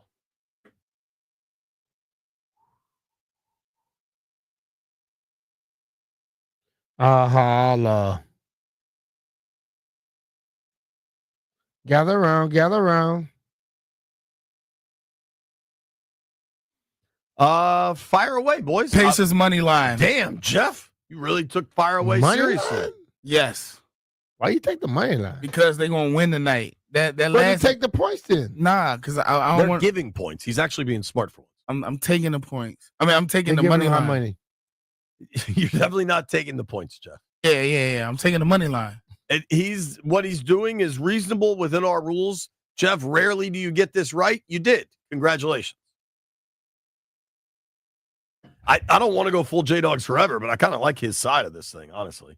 Yep. The only reason why the Knicks came back because when Neesmith went out with his ankle, it was just a momentum thing.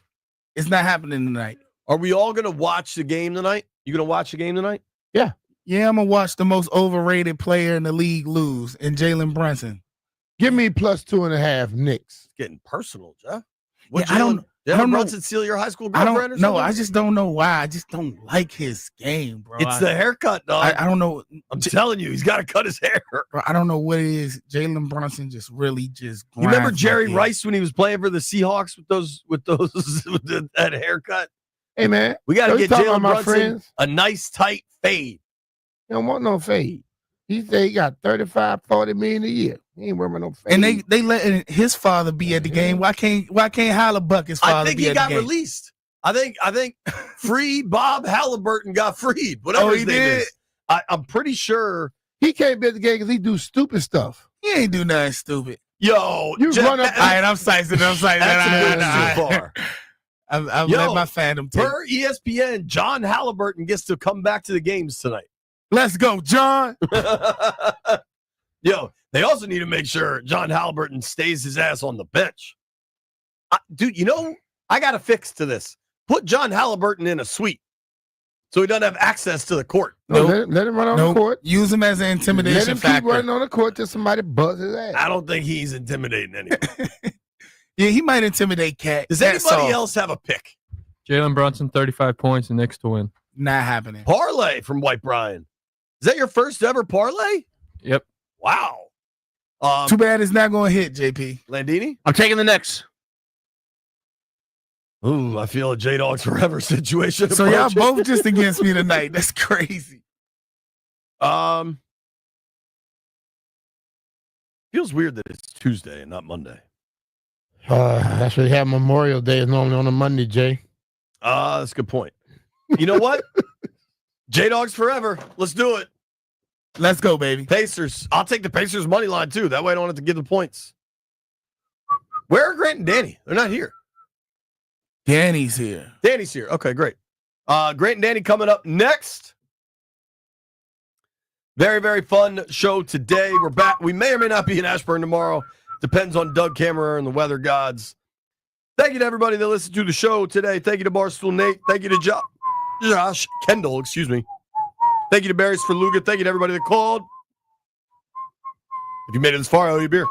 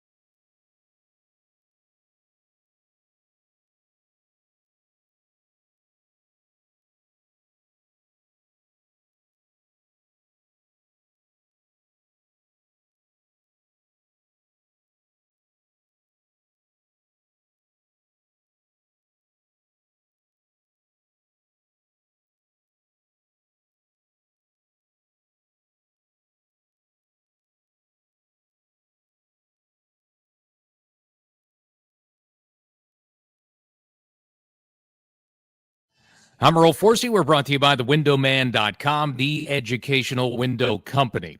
Do you realize today we are exactly 100 days away from football until the 25 season kicks off? Thursday night opener, September 4th, Dallas at Philadelphia. We did get some info on the Commanders' preseason schedule today. They finalized their last preseason game. Third and final preseason game will be home against the Ravens. It's going to be a noon kickoff Saturday, August 23rd for that one. Commanders have also re-signed veteran defensive tackle Carl Davis.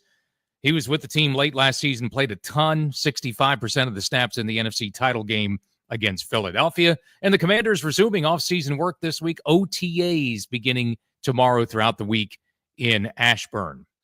Tennis, the year's second Grand Slam event in Paris. Top two Americans.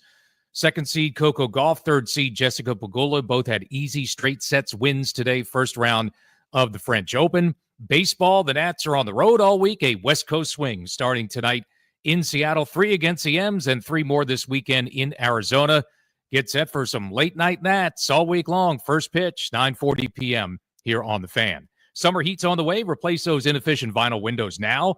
The windowman.com's fiberglass windows offer maximum comfort and are now $200 off every window. Visit thewindowman.com for your free consultation. $200 savings per Infinity replacement window only. Minimums and installation apply. From the Crop Metcalf 5-star sports desk, I'm Earl Forsey on The Fan.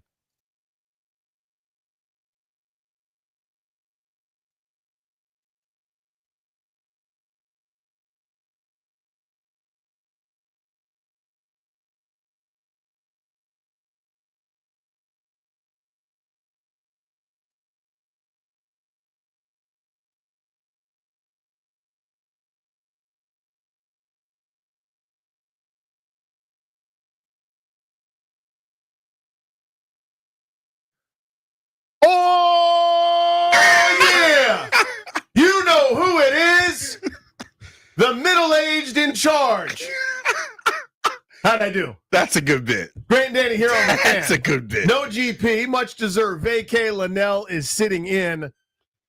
I'm 45, dude. I'm not the ist of anything. Yes. I'm the most tired, maybe, or the sorest, but the junkies get up earlier than me. That was just a dude. I was not expecting that. I try to keep people on their toes. Hello, Danny. How are you, my buddy? How Memorial Day weekend? How was it? It was good, except for Metal Chris all weekend kept reminding me not to tell people it was Veterans Day weekend. Chris, I am aware. But he put that evil in your head, and then you kept saying it. He did. Before we get into the show, I actually wanted to mention that. Yeah.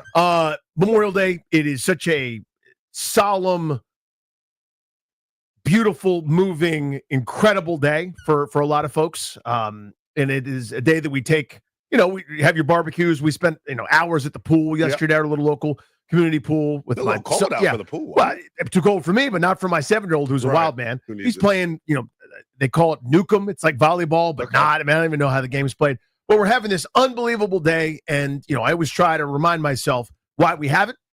So a simple thank you doesn't even begin to cover the sacrifice that so many have laid down, so we can enjoy days like yesterday and the most wonderful, freest society that anyone's ever invented. So, thank you to families, to service members, and to those who have paid the ultimate sacrifice. We honor you. So, again, that's trivial and trite, my little effort to try to do so, but it's obviously bigger than us. So, we got a good radio show planned for you guys today. We'll get into the Nationals. And Ken Rosenthal, there might be blood on that pen. He wrote a scathing review of your Nats. We'll go through it a little bit.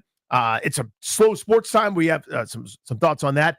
Washington Post, our friend Nikki Javala and company, wrote an article about the massive spike in popularity. Anecdotally, you can feel it, but they've got some numbers to that. We will get to that. Random sports thing that you get into. Every year, I find myself falling in love with a sport event that most of the time I wouldn't be able to pay attention to or name anyone in, but I fall in love with it every year. We'll talk about that. And, a couple different angles on that Post article that we've got for you. So we'll start with the weekend that was. Yeah. Conference finals updates here. Big one for OKC last night to take a major step forward. It never felt like Minnesota was out of it. Right. But it always felt like Oklahoma City had that counterpunch. Whenever that run happened, it was an SGA tough bucket or Jalen Williams. And by the way, that dude probably has a tough time walking around with those huevos. I was about to say. Every big shot that you could muster. that OKC team, even though they're young, it feels like it's their time. Yeah, ever since you mentioned Jalen Williams, I want to talk about him a little bit. Ever since Game 6 versus Denver, where he was terrible, Game 7 he was awesome and helped them advance. He's been lights out to start this series. But I was telling you before the show, there's one thing that stood out about last night to me. And you're older than I am, obviously, as you let the people know at the top of the show. I'm almost 2X you, buddy. You know what I'm saying? Yeah. My shirt size was once 2X. I'm dropping weight, Danny. Good for you. Anthony Edwards. Stars in the NBA, I feel like, especially in the postseason, this is the time for you to either have your legacy be written in a positive way or in a negative way if you do not show up. And I think if you were to ask the common fan heading into this series, well, who's the better player? I'm talking about like a basketball casual. Sure. Who's the better player between Anthony Edwards and Shai Gilgeous-Alexander, despite SGA being the MVP? Because most people don't know that, because most people don't know who he is. Mm-hmm. They go, oh, Anthony Edwards, the guy that everybody talks about. And last night, he had an opportunity to push this series and keep them relevant, and he wilted. In a situation where you lost by 2, Danny, Anthony Edwards had 13 shot attempts last night. I feel like he was trying to be somebody he's not. I've had a battle with him throughout these playoffs. He's had these moments where someone's gotten in his ear, some veteran, and said, Ant, you got to get your teammates involved first. You got to pass the ball. He's now overpassing, over-dribbling. He played bad last night. If you're just a box score watcher, you'll see 5 turnovers, 6 assists. That'll make you vomit. But if you watch, like, for them to lose by 2 in Nickeil Alexander-Walker's getting more shot attempts than you off the bench, Jaden McDaniels getting more shots than you in the starting lineup, like, you're the alpha. You're the guy. This is your time to go be that guy, and you weren't. He was extremely passive, and it's the reason why they lost by 2. So this is an interesting dichotomy. So there's a lot. I think I agree with a lot of what you said. Yeah. SGA had 30 shot attempts. Some of those probably weren't great shots. Right. But the point is, if we're going down, the MVP's got the basketball in his hands, right? Exactly. Things are going to happen. So I think some of this, it's people always want to say it's one or the other. Yeah. That's what the shouty shows have given us. So Stephen A. Smith at every opportunity last night during halftime or otherwise, this is disgraceful. This is absurd. This is that. At no time is there any deference paid. Now, again, you're right. He needs to do more. Talking about Edwards. Yes. There's no deference paid, though, to Oklahoma City's brilliant defensive execution. Very true. You've got 4 wild animals that smell blood in the water, D'ing him up, shifting everything towards him, multiple layers for him to go through, basically saying, not you. Yeah. Now, this used to drive me crazy when in this town we would talk about people go, well, Chase Young, he's being double teamed. They're trying to stop him. You know, they don't do that for Myles Garrett. No. Or TJ Watt. Or the guys that produce at any point in time. That's not to have Chase Young catch trapped. It's the point I'm making. I understand the defense is looking at you. They've been looking at LeBron too at various points. For years, yeah. They probably noticed Luka or back in my day, MJ or Larry Bird or anybody else. Defenses, they're stymied and hampered by the rules that are there to encourage offense. All right. So when everybody's 30 feet from the basket, good luck trying to check people. So they're, and you're going to play certain kind of zones, things like that. He needed to do more. Yeah. The bigger point is he's got to evolve as a player. Point blank. So there's also the element of, it's not like they couldn't score last night.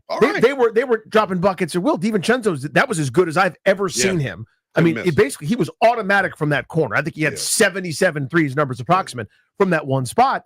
And you're getting easy buckets for McDaniels. You're getting easy buckets for Gobert because tough to rotate. The point, Oklahoma City's point was, we don't care how many times we get jabbed in the nose. Yeah. We are not going to let the Anthony Edwards haymaker take us out. Yeah. And there still has to be a point of, I'm taking you out. Yeah. I'm the alpha. And it's disappointing because, like, think about last year when everyone kind of championed him like the next great thing. Michael Jordan comparisons were coming out, Danny, because of like he's boisterous, he's got flamboyance, it's all of that. But last night, and in this series in particular, like, he's been thoroughly outplayed by the guy who we should be calling the best player in the world, and that is Shai Gilgeous-Alexander. And every time we have these best player in the world conversations, because it feels like it shifts every year, there's a part of me that like does woke basketball radio here and goes, well, does the NBA like that Shai Gilgeous-Alexander and Giannis and Nikola Jokic, like, those are your MVP finalists. They're all international guys. They're begging for an American star to come to the forefront and be the man. Like, everyone thinks Jason Tatum can't do it because, like, there's this like stigma around, him and being soft and he's not doesn't have the fancy shoe deals, he doesn't have the commercials. It just feels like to me Anthony Edwards dropped the ball last night. That was a big opportunity for him to show the world again, like, hey. I agree with that. It's not over, though. And that's kind of my point. The story here isn't written, but that was a chapter. Yes. I think. It was an ugly chapter. And OKC, again, I think they're the best team in the league. Yeah. That's my wild sports take today. Yeah. I hope everyone's okay. That was a little inflammatory. No, I think they're on the way to the finals. Minnesota deserves a lot of credit for getting here. They were kind of an afterthought a couple straight years. That's a big deal. What's next for them? I think that's tough to say. The other series, this is a fascinating one. And again, we'll talk about the Nats here in a moment. This is fascinating to me, where we're acting like the Knicks had to make these like massive adjustments and like these huge changes. They had huge leads in I think in game one. I think they had the better run of play for most of it in game two even. And these are close, nail-biting games, and we're acting like we've got to panic and change everything. Despite all that, they went on the road to potentially extend that series. This is going deep. I think it's a nice old-fashioned Greco-Roman wrestling match. It feels like it. What stood out the most from what was it, Sunday night when they battled? They all run together. Sunday, I think. The last game that the Knicks won, Karl Anthony Towns went bonkers in the fourth, and then like when you think about all of the discourse online surrounding him, I think when Cat was in the floor for games 1 and 2, they were outscored by 29 points. So like he has not been effective at all. And that's with him scoring great in game one. Exactly. Right? He played well. His mentality shifted in the fourth quarter. And I think that was, you mentioned this thing's going to go deep. I don't even think it's just specific to this series. It feels like there's been blowout, close game, blowout, close game, blowout, close game. We're going that way with this series as well. I say all that to say, like, the Pacers were putting belt to ass of New York the other night. And it was Karl Anthony Towns in the fourth quarter. It was a couple of ex-Wizards, Danny, Landry Shamet and DeLone Wright, giving them key minutes in the third. My big takeaway, too, is Tom Thibodeau, who I've been super critical of. He deserves a lot of credit for, like, in-game adjustments that he had the other night. But to your point, it does feel like a series is going to go long. I just feel like when it comes to the Knicks, they shouldn't be here. If you were to, when the Knicks made the trade for Karl Anthony Towns before the start of training camp, if I would have told you that their path to the finals was going to be beating up on a young upstart Pistons team, then getting a half-man Celtics team, and then getting the Pacers in the conference finals, you would have said, sign me up for it. And it doesn't feel like, I say all that to say, it feels like they should have some massive advantage in this series, and it feels like they're kind of having an uphill climb, it feels like, to get out of this. I think Carlisle's getting more of what he wants than Thibodeau. He's a better coach. Well, I think that's true. Yeah. But even beyond that, it always feels like it's always hard to quantify. If you're not a huge basketball fan, this may not make sense to you. Yeah. I'll try to put it in football terms. Years ago, there was a little anecdote, a little story that when Kyle Shanahan was in charge of the offense here, they figured out a rule for the Patriots, right? Okay. And I'm blanking on the name. I think it was Vince Wilfork. Vince Wilfork comes off the field against certain formations. Yeah. So they alternated. They would do a sub package. So sub package number 1, he's on the field. Right. And then they would switch. They do the other sub package that he comes off the field. So he's just doing wind sprints between every play. Getting gassed. Yeah. He's dictating. Yeah. So Kyle Shanahan dictates the matchup that he wants. He's getting what he wants. He forces you to act a certain way. Now, it feels like when you're watching a basketball game, it feels like somehow Carlisle's got, okay, so when they switch, they do this. I know they're going to do that. It gives me Pascal Siakam in the post against a smaller player. Yeah. Or I'll get, Halliburton switched on to, I don't know, Cat or somebody. Yeah, right. And it feels like they're getting what they want way more often than the Knicks are. And for the Knicks, it's Thibodeau sitting there with an angry look on his face going, Jalen. Yeah. 1-on-5. Yeah. And let's see what happens. I'm telling you, they treat him like 0-1 Allen Iverson. It's the craziest thing. Because you have Karl Anthony Towns. It's not like you don't have another guy that can go get buckets. It's frustrating to watch. That's why to say that I don't respect them would be like kind of like hyperbolic, but like I don't get how they've got here to this point. I don't feel like they're necessarily deserving of it. They had things break their way. And I think every champion in every sport can say that at some point during your run, things had to break your way, but I don't know. Nats real quick, lost 2 out of 3 this weekend. Good games to a really good Giants team. Got outscored by 2 runs. But that's what happens, right? Yeah. When you come in second. So 3 tight ball games. Jake Irvin was sensational on Saturday. I believe it was 8 shutout in that one. I thought Soroka threw the ball pretty well. yesterday, but you run into a good Giants club playing good baseball. That's how they're winning right now. Talking about the Giants, that's a good experience for the Nats. Still, overall, pretty pleased with what is it now? Is it 7 out of 10 that they've won? Playing well. So the reason I bring that up, that in general, they're playing better baseball than they were at the start. If you look at that 1-6 start where they were getting smashed by everybody, they're basically 500 since then. And the backdrop, and we'll talk about this later as we go, Ken Rosenthal wrote a scathing piece about kind of the state of the union here of this Nationals organization. And the typical responses would ensue when he tweets out the article. People that don't read the article go, they're hard. I think I'll read the headline of it. Nationals remain among NBA, I'm sure. They're one of the worst teams in the NBA. Nationals remain among MLB's bottom feeders despite lengthy rebuild. So people see the title and they go, they're a game and a half back of the Braves. They're not bottom feeders.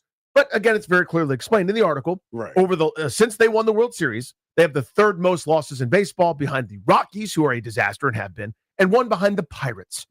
The Pittsburgh Pirates. Yeah, that team. Who are known for being the thing that the Nationals and our fans are terrified that they're going to become, which is the never spending. We're going to spend one to make $1.50, and that's it. Period. End of story.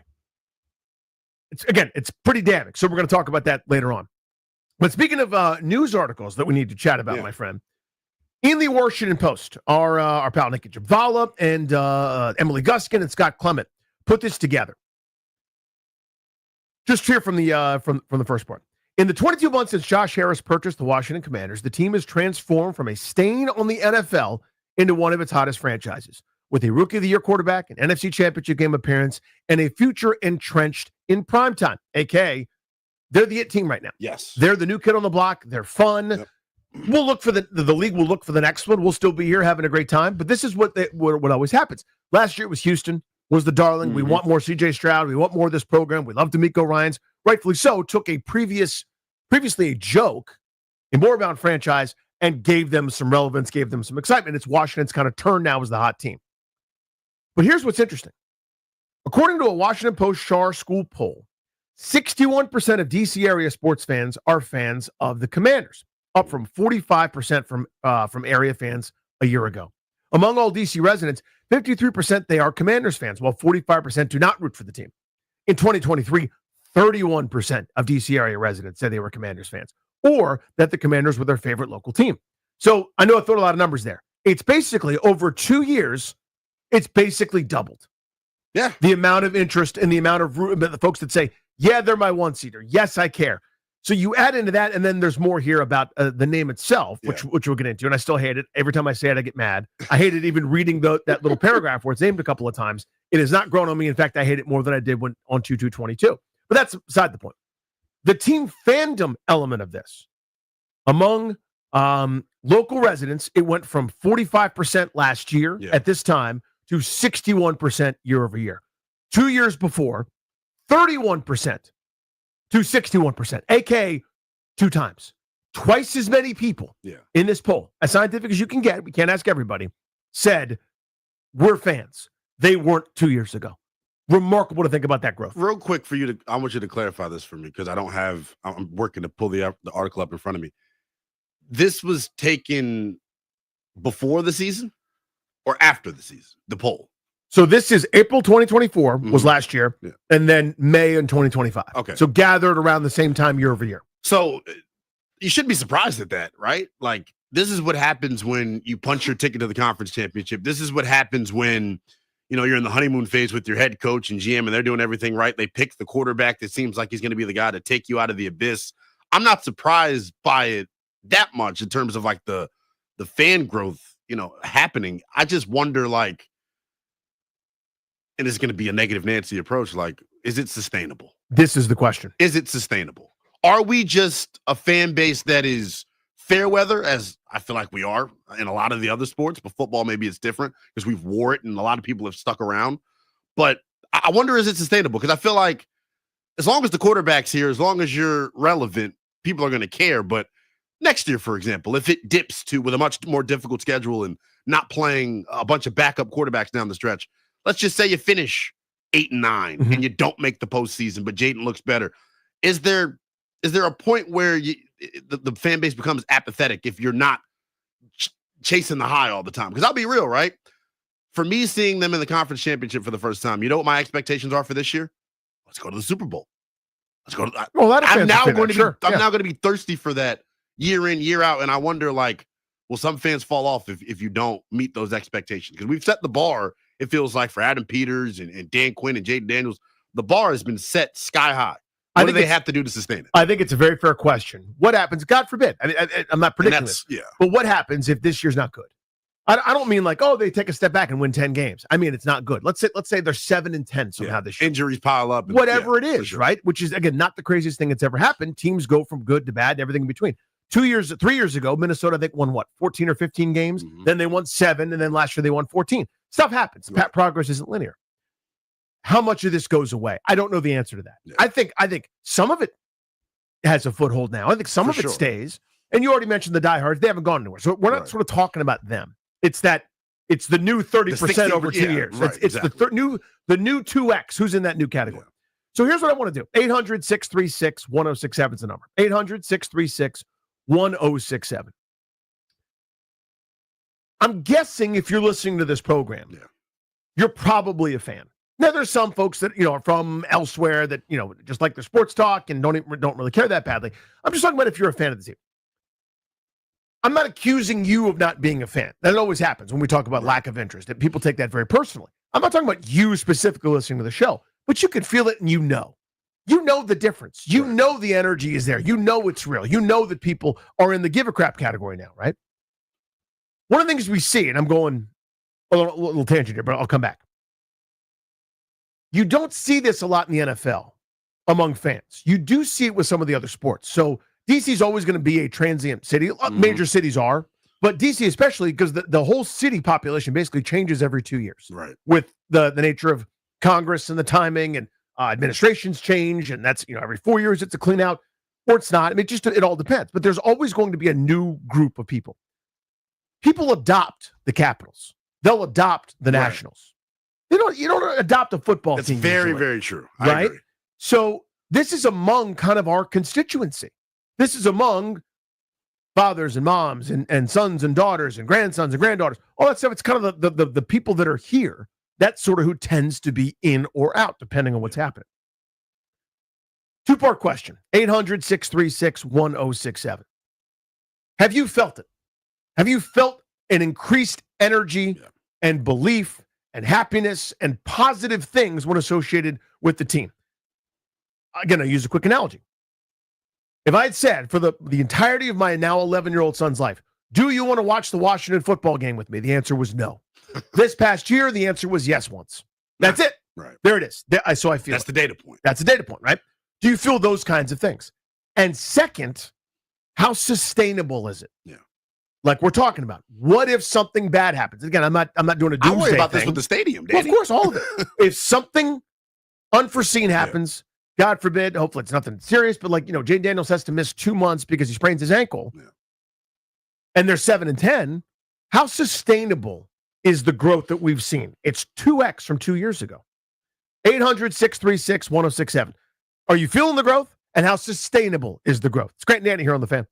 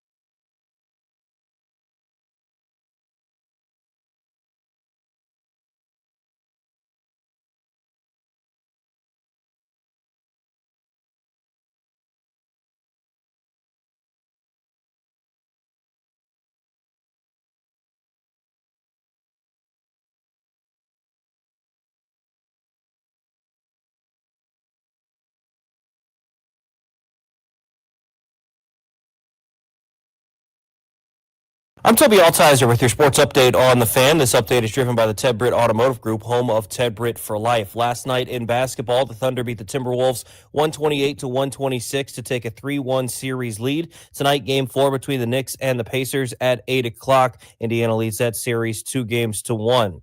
On the ice, the Carolina Hurricanes stayed alive, winning 3-0 over the Panthers last night.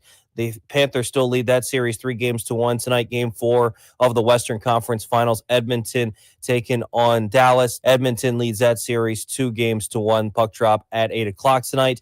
And the Nationals begin a 6-game West Coast road trip, taking on the Mariners tonight.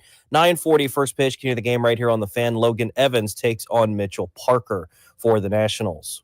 For over 65 years, Ted Britt has set the bar for the best car buying experience in the D.C. area, hands down. Ted Britt Ford Fairfax, Ted Britt Ford Lincoln Chantilly, and Ted Britt Chevrolet Sterling, all home of Ted Britt for life, lifetime vehicle coverage, and all just a click away at tedbritt.com. From the Crop Metcalf 5-Star Sports Desk, I'm Toby Altizer on The Fan.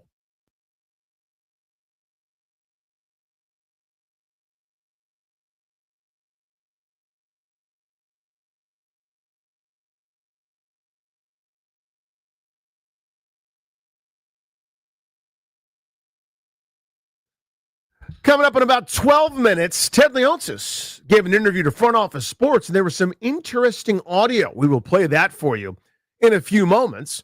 And at 3, every year I find myself really getting into something that's a bit off the beaten path, and I get excited about it. I get to kind of go all in, and I'm wondering, what's that random sport or that random thing that you wouldn't expect that you get excited about each and every year? Welcome back to the program. It's Grant and Danny here on The Fan. No GP, but yes, Linnell is with us.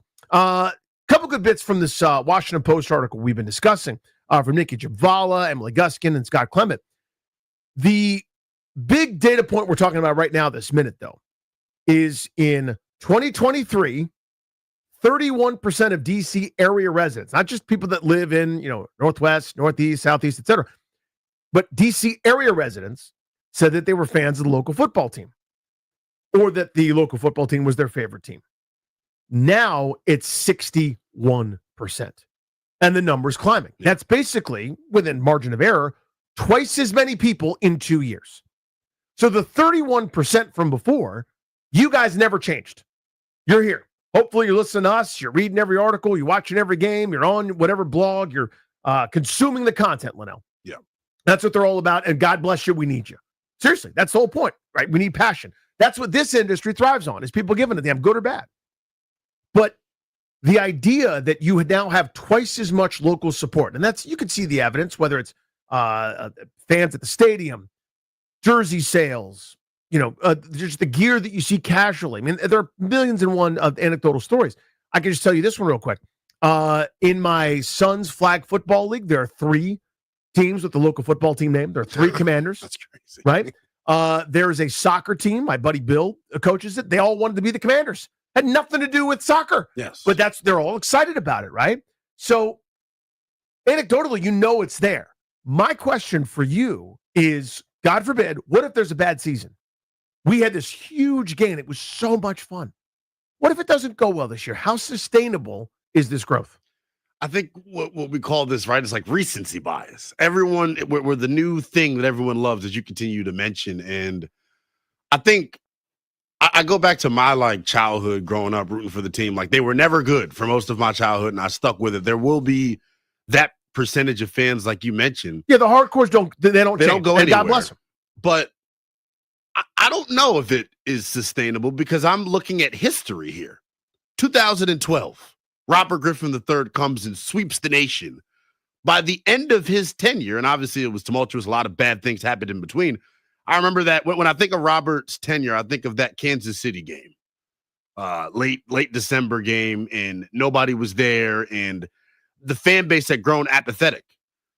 I think to act like you're above that as a brand would be malpractice to me. I think it goes deeper than football, though, Danny. Like, there are certain teams where maybe they're not good, or maybe they're not in the NFC Championship every year, but they market really well. I think the name ties back into this as well. Like, if your brand is good, I think people will care. But around here, like I said in the opening segment, we are a fair weather homer fan base. It's about wins and losses. If you're not winning, we don't really care about you. I cracked into the business while Ron Rivera was in-house here, and there were moments doing overtime late at night toward the end of the season where no one cares because they're bad. I think if you're bad, again, people are going to not care. I don't think that the team is above that, is how I would put it. I think they got to keep winning to stay relevant. That's the phrase. Yeah. I don't think they're above that yet. Yeah, they're not. And that's because no one's done anything wrong. This is not an indictment of this current ownership or Adam Peters or Dan Quinn or anybody. I don't think they're above a slump yet. Yeah. Whereas my childhood, because again, I'm much older than you, they were allowed to have a bad season. In fact, they had a bad decade. The 90s sucked. 91 was one of the best teams I've ever seen. Yeah. At worst, third. Yeah. Right? Whether you put them in with one of those great 49ers teams, one of those great Cowboys teams, which again is sickening to say, but they were amazing. But we kind of were they'll be back. Yeah. And 92 was okay. Then 93 was worse. And so was 94, 95, they were all bad years. But it was still everybody cared. Right. You're still going 80-some, 90-some, 100,000 people going to that stupid stadium. Because this is what we do. We right? built this. Yeah. Like we're all in. You know what I mean? And over those years, the erosion happened so much and so badly, and enough indignities were suffered, enough embarrassment, enough things that finally drove enough folks away. I think the name change had a million things to do with it. Yeah. We know the whys, but they haven't earned back the indefinite loyalty. But you don't get that after 1 year. Of that next, I don't know what else to call it, but that middle 30% that we're talking about. Yes. Because it went from 31 to 61, that middle 30, or that new 30, whatever. Yeah. I don't know if they're bad for a couple of seasons, if it'll happen. All I know is that you can control what you can control. You do the absolute best you possibly can. Right. You continue the outreach. You continue not to be involved in scandal. You make good, sound football decisions. You market well. You do the best you possibly can. And sometimes the results don't follow on the field. Danny, you know what's driven me up a wall, though, about the people that go, well, I'm not rooting for the team because of the owner. I always call poppycock on that. I always have. There are so many bad, evil owners out there throughout professional sports. They win, though. If your team wins, you're going to care. If you're a fan out there saying that you weren't watching because of Dan Snyder, like you're lying. You weren't watching because they weren't winning. Josh Harris seems like a stand-up, great individual. If they start losing, people are going to become apathetic. That's just the way it worked in this town, from my experience. So I think in general what you're saying is probably true. I do think there are enough people, though, who are like, I just can't do it with that guy. I can't give him – I mean, I couldn't give him money. That was part of my thing. I was like, I'm not going to the game. I'm not buying gear. I stopped the thing that I loved because it benefited him. Some people don't care. Grant's amazing at separating the owner. Seriously, owner from the team. The church and state. Yeah, he can do that. I am not that way. I am a like. Again, I'm watching every game, so I'm a hypocrite. But I'm participating in talking about them. But I'm also not on a crusade to like fix something or change something. Right.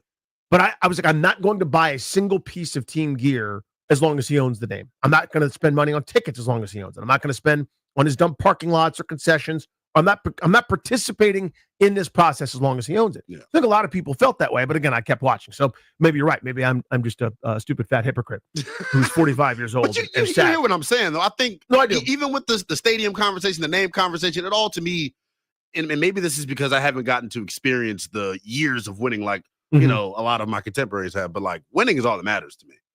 I remember I was quoted saying when they were about to change the name, they could be the Washington Daniel Snyders. I'd still support it if they won. So I don't know. The winning has always been the most important thing. We go to line one, Michael in DC. How sustainable is this growth in the fan base, Michael?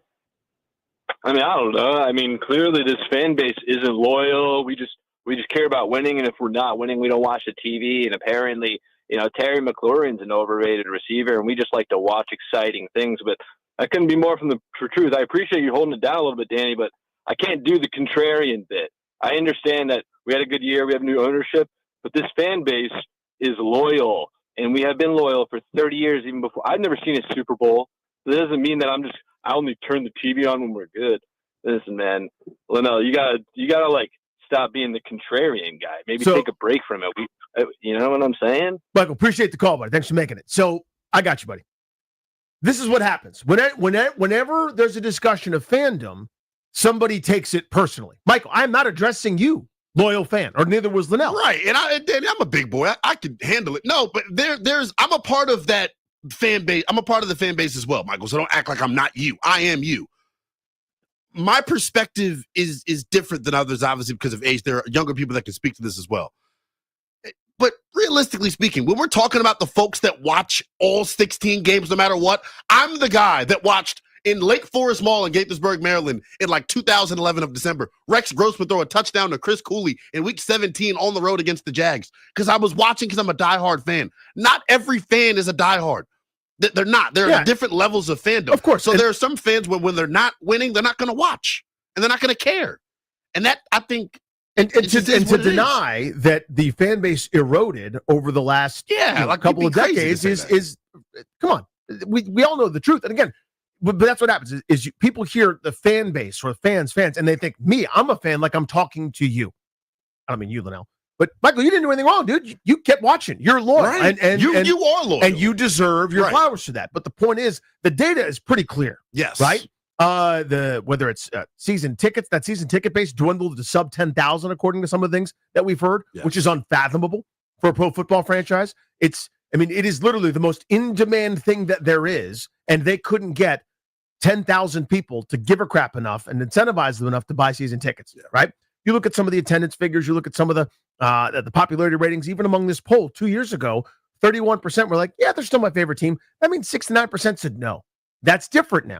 Right? There's been growth. And it's not to insult an individual person or their fandom. I don't do the you know what measuring about fandom. It's yours. Do what you want, man. Like them, don't like them, I don't care. The point is, though, this growth has happened. And I think you can build on that. You have another great season. God willing, that'd be awesome. That would be really fun. You build a generation, which is what happened to me as a kid in the 80s. The years they didn't win it, they lost to the team that did.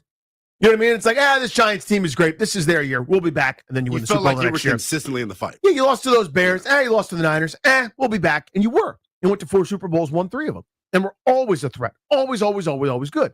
You do a decade like that, you get the people that were at the time, my dad's age. Then you get the kids. And then you bought me or earned me for the next, however, the rest of my life. They were so awesome. And it was so joyous that I can't quit them. I rationally and realistically would have quit this team 50 times over if I could have. But I'd be faking it. I'd be pretending just because it was in my blood. So, again, no one's insulting your fandom. And you know what I mean? Like you in general out there. No one's insulting your fandom. The data points are pretty obvious and pretty clear. So that's what we're wondering is how sustainable is that? Good conversation about that. Speaking of conversations, Ted Leonsis had one with Front Office Sports. A couple little nuggets in there that I thought were interesting. We could dip in barbecue sauce. I don't know if you're a honey mustard guy. My kids like honey on the chicken a little bit. I think that's for small children, but I've seen it done, especially if you got a little spice with it. Now the honey cuts that. So maybe it's a hot honey. I don't know your life, but just don't do ketchup with your chicken nuggets. We are dipping nuggets in sauce when we come back. Nuggets, sauce when we return.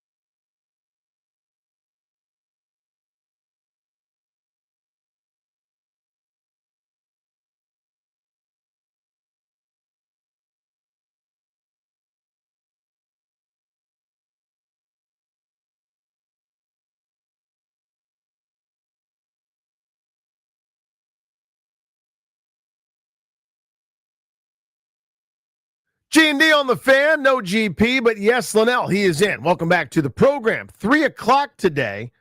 I get into something every year. I can't give you a great explanation as to why I like it so much, but I do. I become like mildly obsessed. I get a rooting interest. I decide like which team I'm backing. I will tell you what that is at 3 o'clock. But right now, one of the passes on. This happened, I think, last week at some point, Linnell, maybe a couple weeks ago. Ted Leonsis, when he speaks, it's always, it's important to pay attention, whether it's good, bad. There's usually some news in there. But I thought this was really worth discussing. So it's a little bit of a longer clip. It's about 45 seconds, a few different delicious nuggets in there. Wanted to go through that. We'll pause it kind of as we go and react, Chris. But at your leisure, sir, go ahead and fire that bad boy. Well, the Orioles I was interested in too, and they were bought by a friend, David Rubenstein. He's got great backers, but that's a small market. Who knows what happens in 5 years, 10 years? Maybe that becomes a part of us. It was very in to go to Europe and look at soccer. So pause right there. So what he's talking about is, he's always been an advocate, as you know, of like the super city, of where like DC, Richmond, and Virginia, and Baltimore, it's all like kind of one metropolitan market. It's not yet, but in his mind, maybe it could be, whether it's with some sort of rapid fancy pants transit or something where we could all sort of be part of the same little information superhighway. He's talking about maybe being on Monumental Sports, maybe having them under that umbrella. Is that something that we're interested in? Yeah, sure. I don't. Why'd your voice get up so high? Because it's like I know there's a group of people out there that feel like it would be the worst thing ever for everything to be under one umbrella.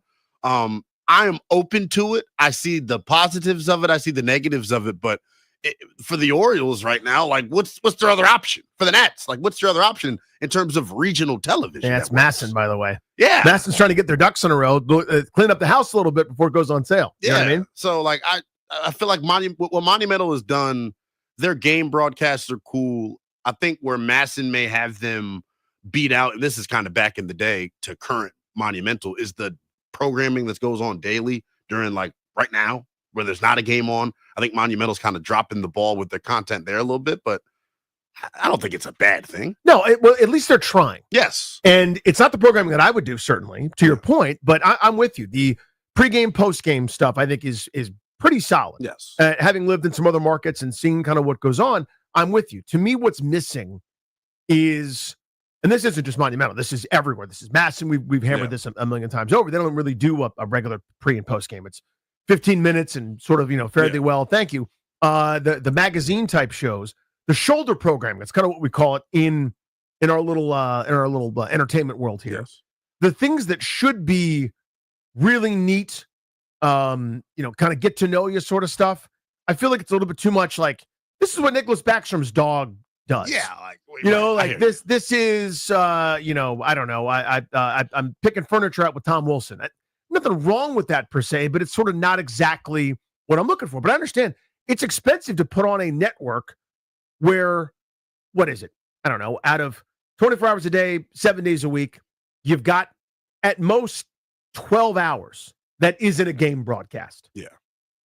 That's expensive to be able to put nothing but original content on. So at least they're trying. So the other thing that I feel like people have gripes with when it comes to like local regional coverage is it's biased. A lot of people feel like, and I know a lot of people were critical of, during this year when the Wizards were tanking and last year when they've been tanking, like, the commentary and Chris Miller and Drew Gooden do a tremendous job, but it sometimes felt like, it was homerish. And I think as a sports fan, and I can only speak for me, Michael, I don't want to speak for all of us fans once again, but I feel like for me, like I want that unbiased, give it to me raw commentary. I don't need you to try and sugarcoat why, and I'm using Bub as an example just because Bub's a great guy. I don't need you to try to sugarcoat to me why Bub is shooting 22% from the three-point line in the month of December.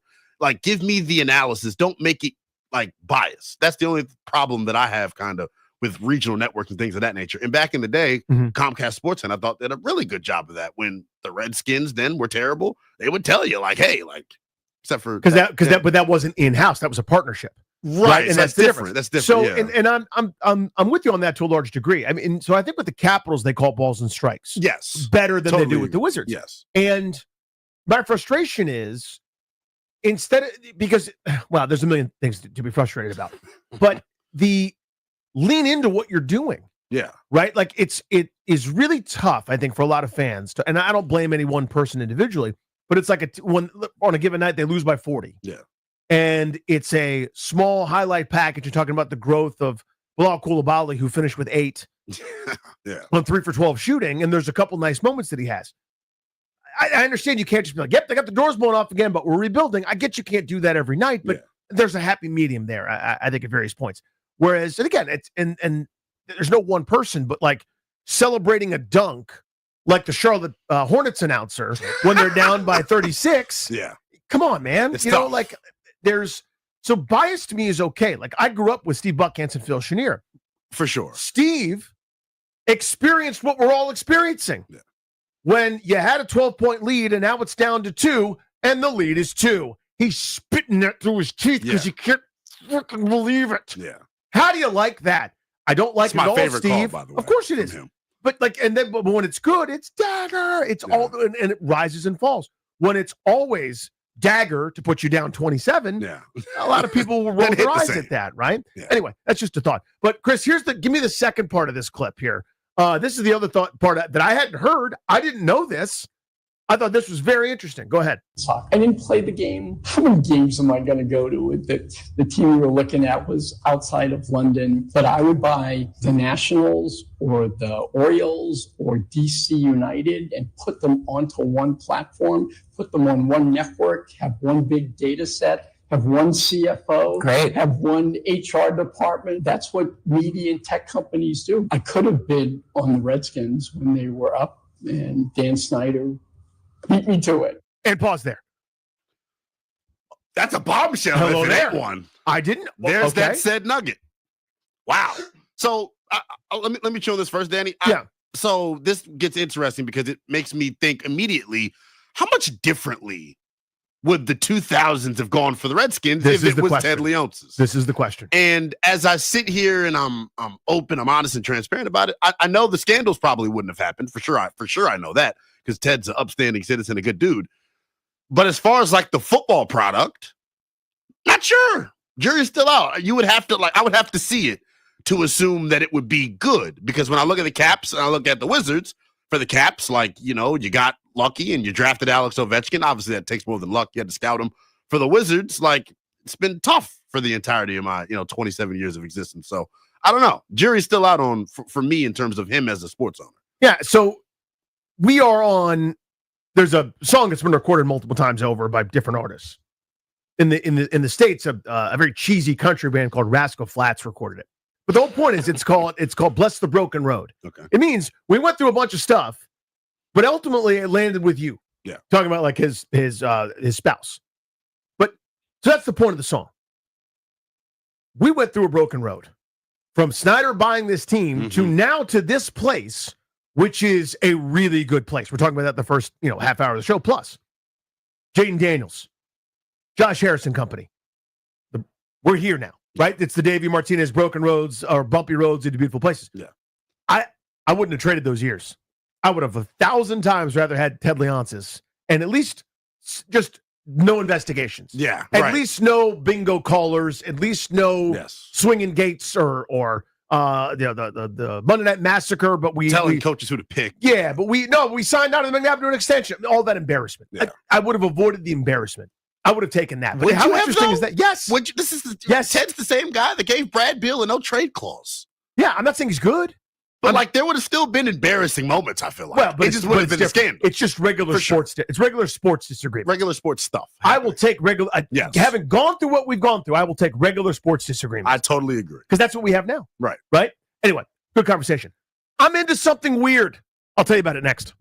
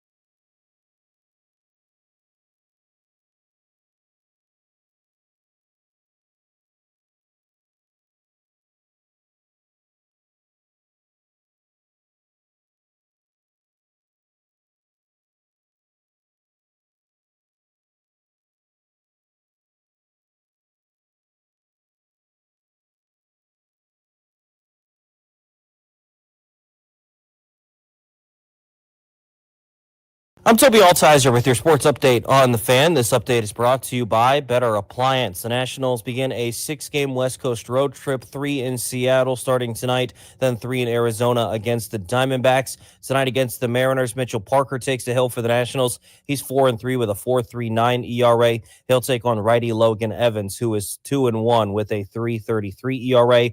9:40 first pitch, Nats and Mariners right here on the Fan. In hockey last night, the Hurricanes staved off elimination for at least one more game as they won Game 4 last night, 3-0. The Panthers still lead that series 3-1. Game 5 will be on Wednesday. Tonight, Stars and Oilers at 8 o'clock. Edmonton leads that series 2-1. In the NBA last night, the Timberwolves had a chance to even the series, but weren't able to as the Thunder won 128-126. The Thunder now have a 3-1 series lead in the Western Conference Finals. Tonight, Eastern Conference Finals, Game 4. Knicks and Pacers tip off at 8 o'clock. Indiana leads that series 2-1. Appliances on the fritz or need a handyman to fix the odds and ends in your home? Contact Better Appliance for all your appliance and handyman needs. Serving Maryland and D.C., family owned and operated, betterappliance.com. That's BETTAR appliance.com. From the Crop Metcalf 5-Star Sports Desk, I'm Toby Altizer with your sports update on the Fan.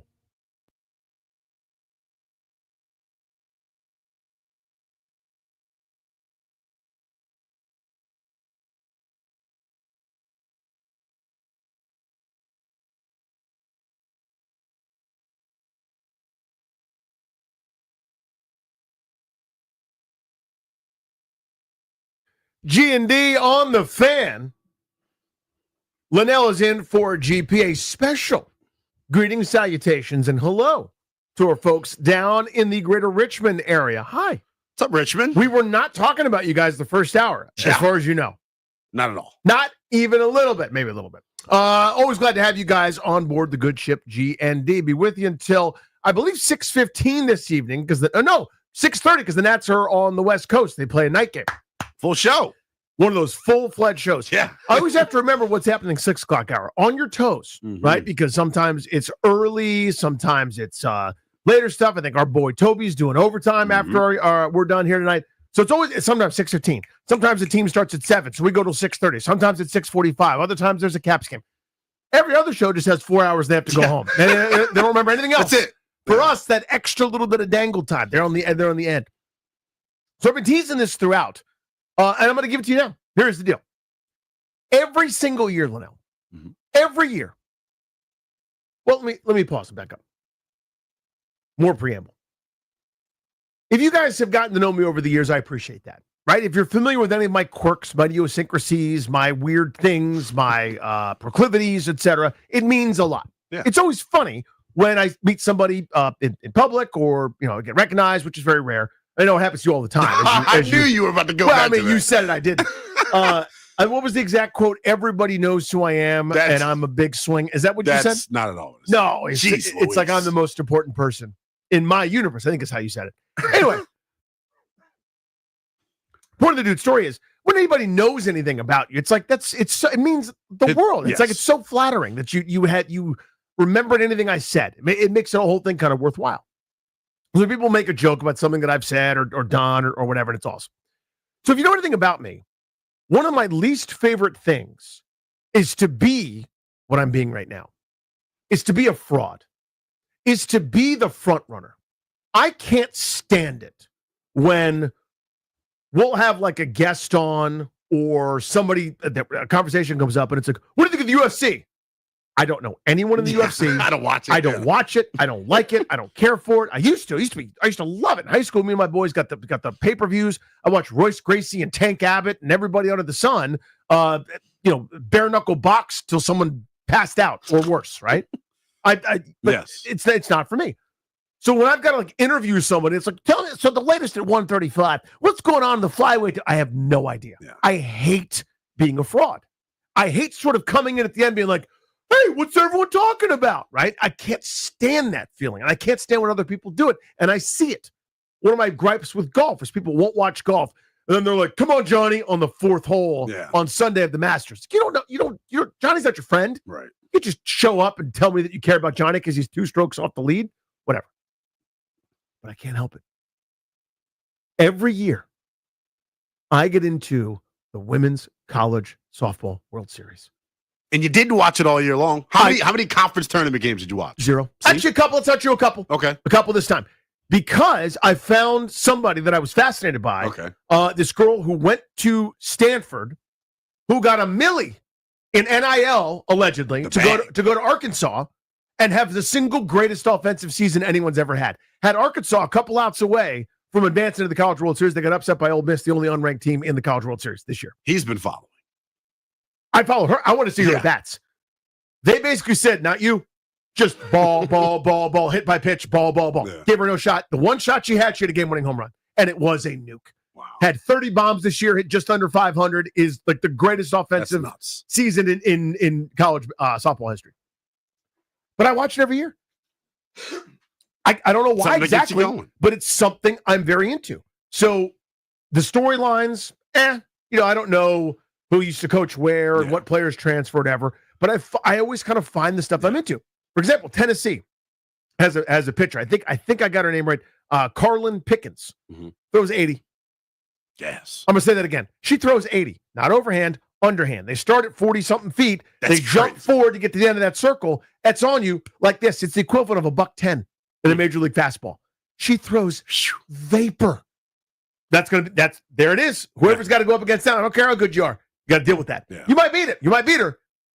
That's going to be hard. That's 80 miles an hour. Yes, and her stuff is filthy. So I end up watching, I end up getting into it. I'm always by myself doing this tourist thing, but I really, really like it. And I can't explain why. For you to compare to tourism is interesting. I'm like this with movies. And I think I've been very honest with you. You ask me questions all the time. Leno, have you seen it? What do I know? The answer is no. I always say no. Yeah.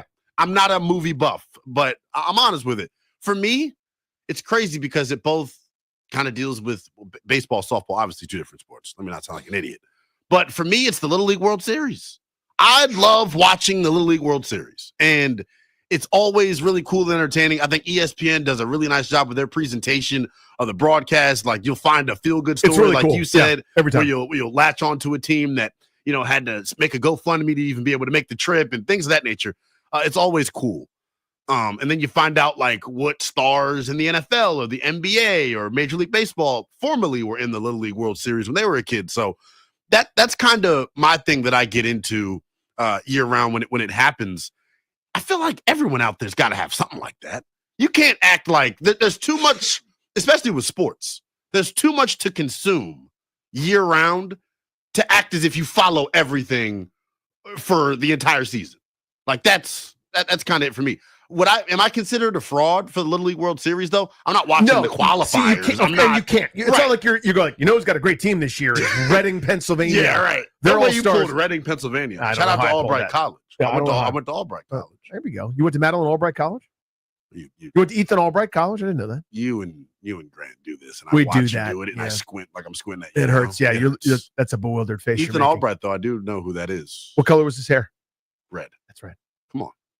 So Oklahoma in the Women's College Softball World Series has, I remember it's a bunch in a row, 4 straight natties. Jeez. Pretty amazing, right? And I think they've won 6 of the last 9 of them. There's one canceled due to the old COVIDs.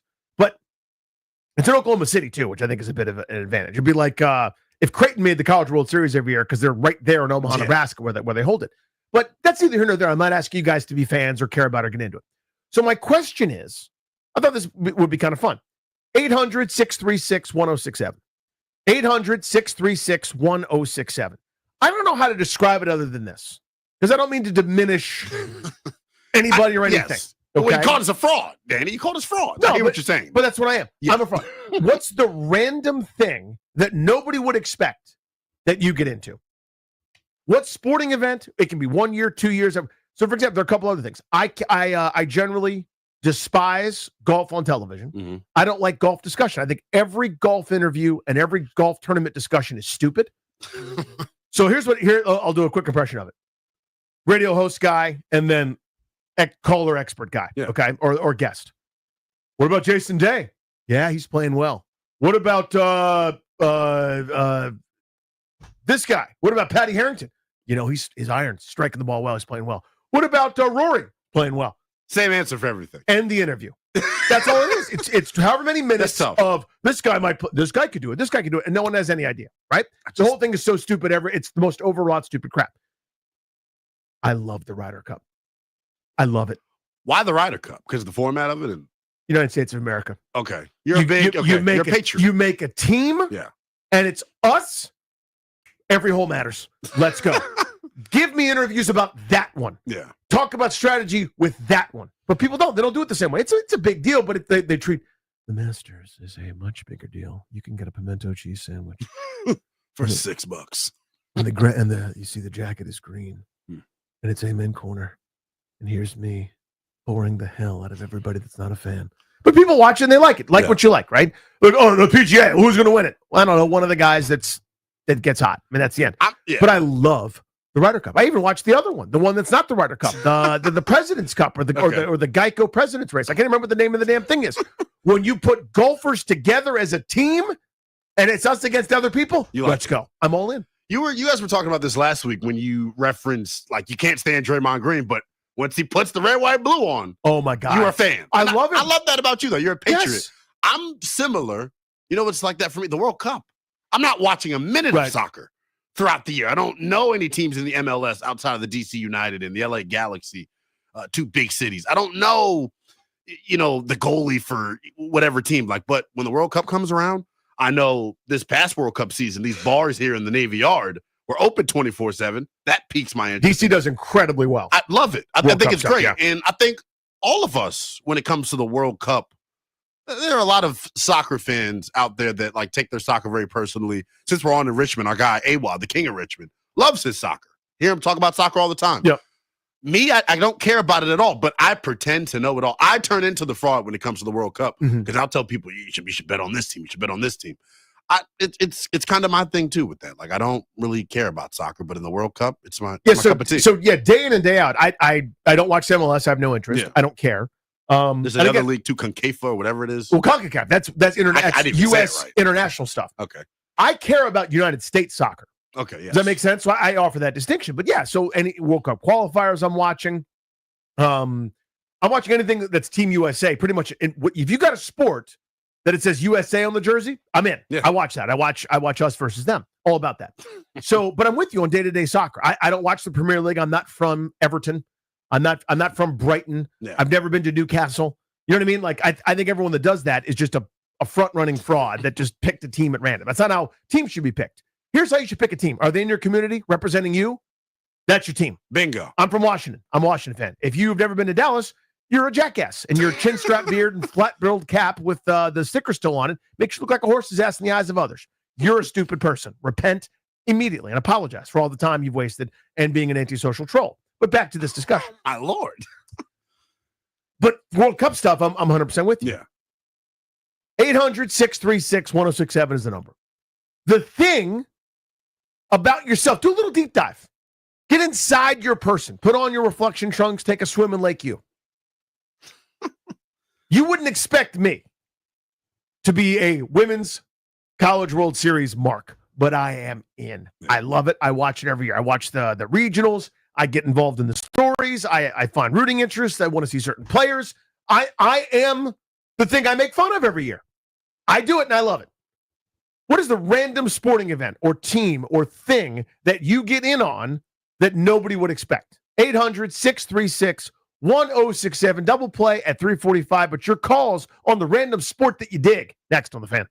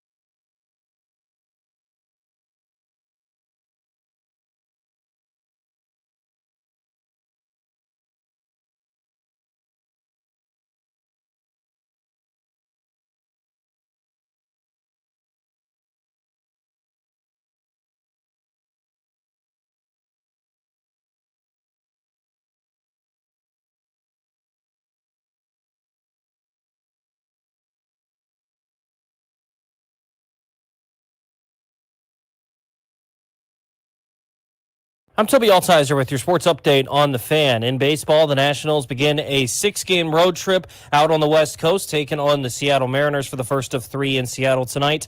9:40 first pitch. You can hear the game right here on the Fan. Mitchell Parker takes the hill for the Nationals. The lefty is 4-3 with a 4.39 ERA on the season. Logan Evans takes the hill for the Mariners. He's 2-1 with a 3.33 ERA. In hockey tonight, Western Conference Finals Game 4, Oilers and Stars, 8 p.m. puck drop for that one. The Oilers lead that series 2-1. And in the NBA, Eastern Conference Finals Game 4 between the Pacers and the Knicks tonight at 8 o'clock. The Pacers lead the series 2-1. From the Crop Metcalf 5-Star Sports Desk, I'm Toby Altizer with your sports update on the Fan.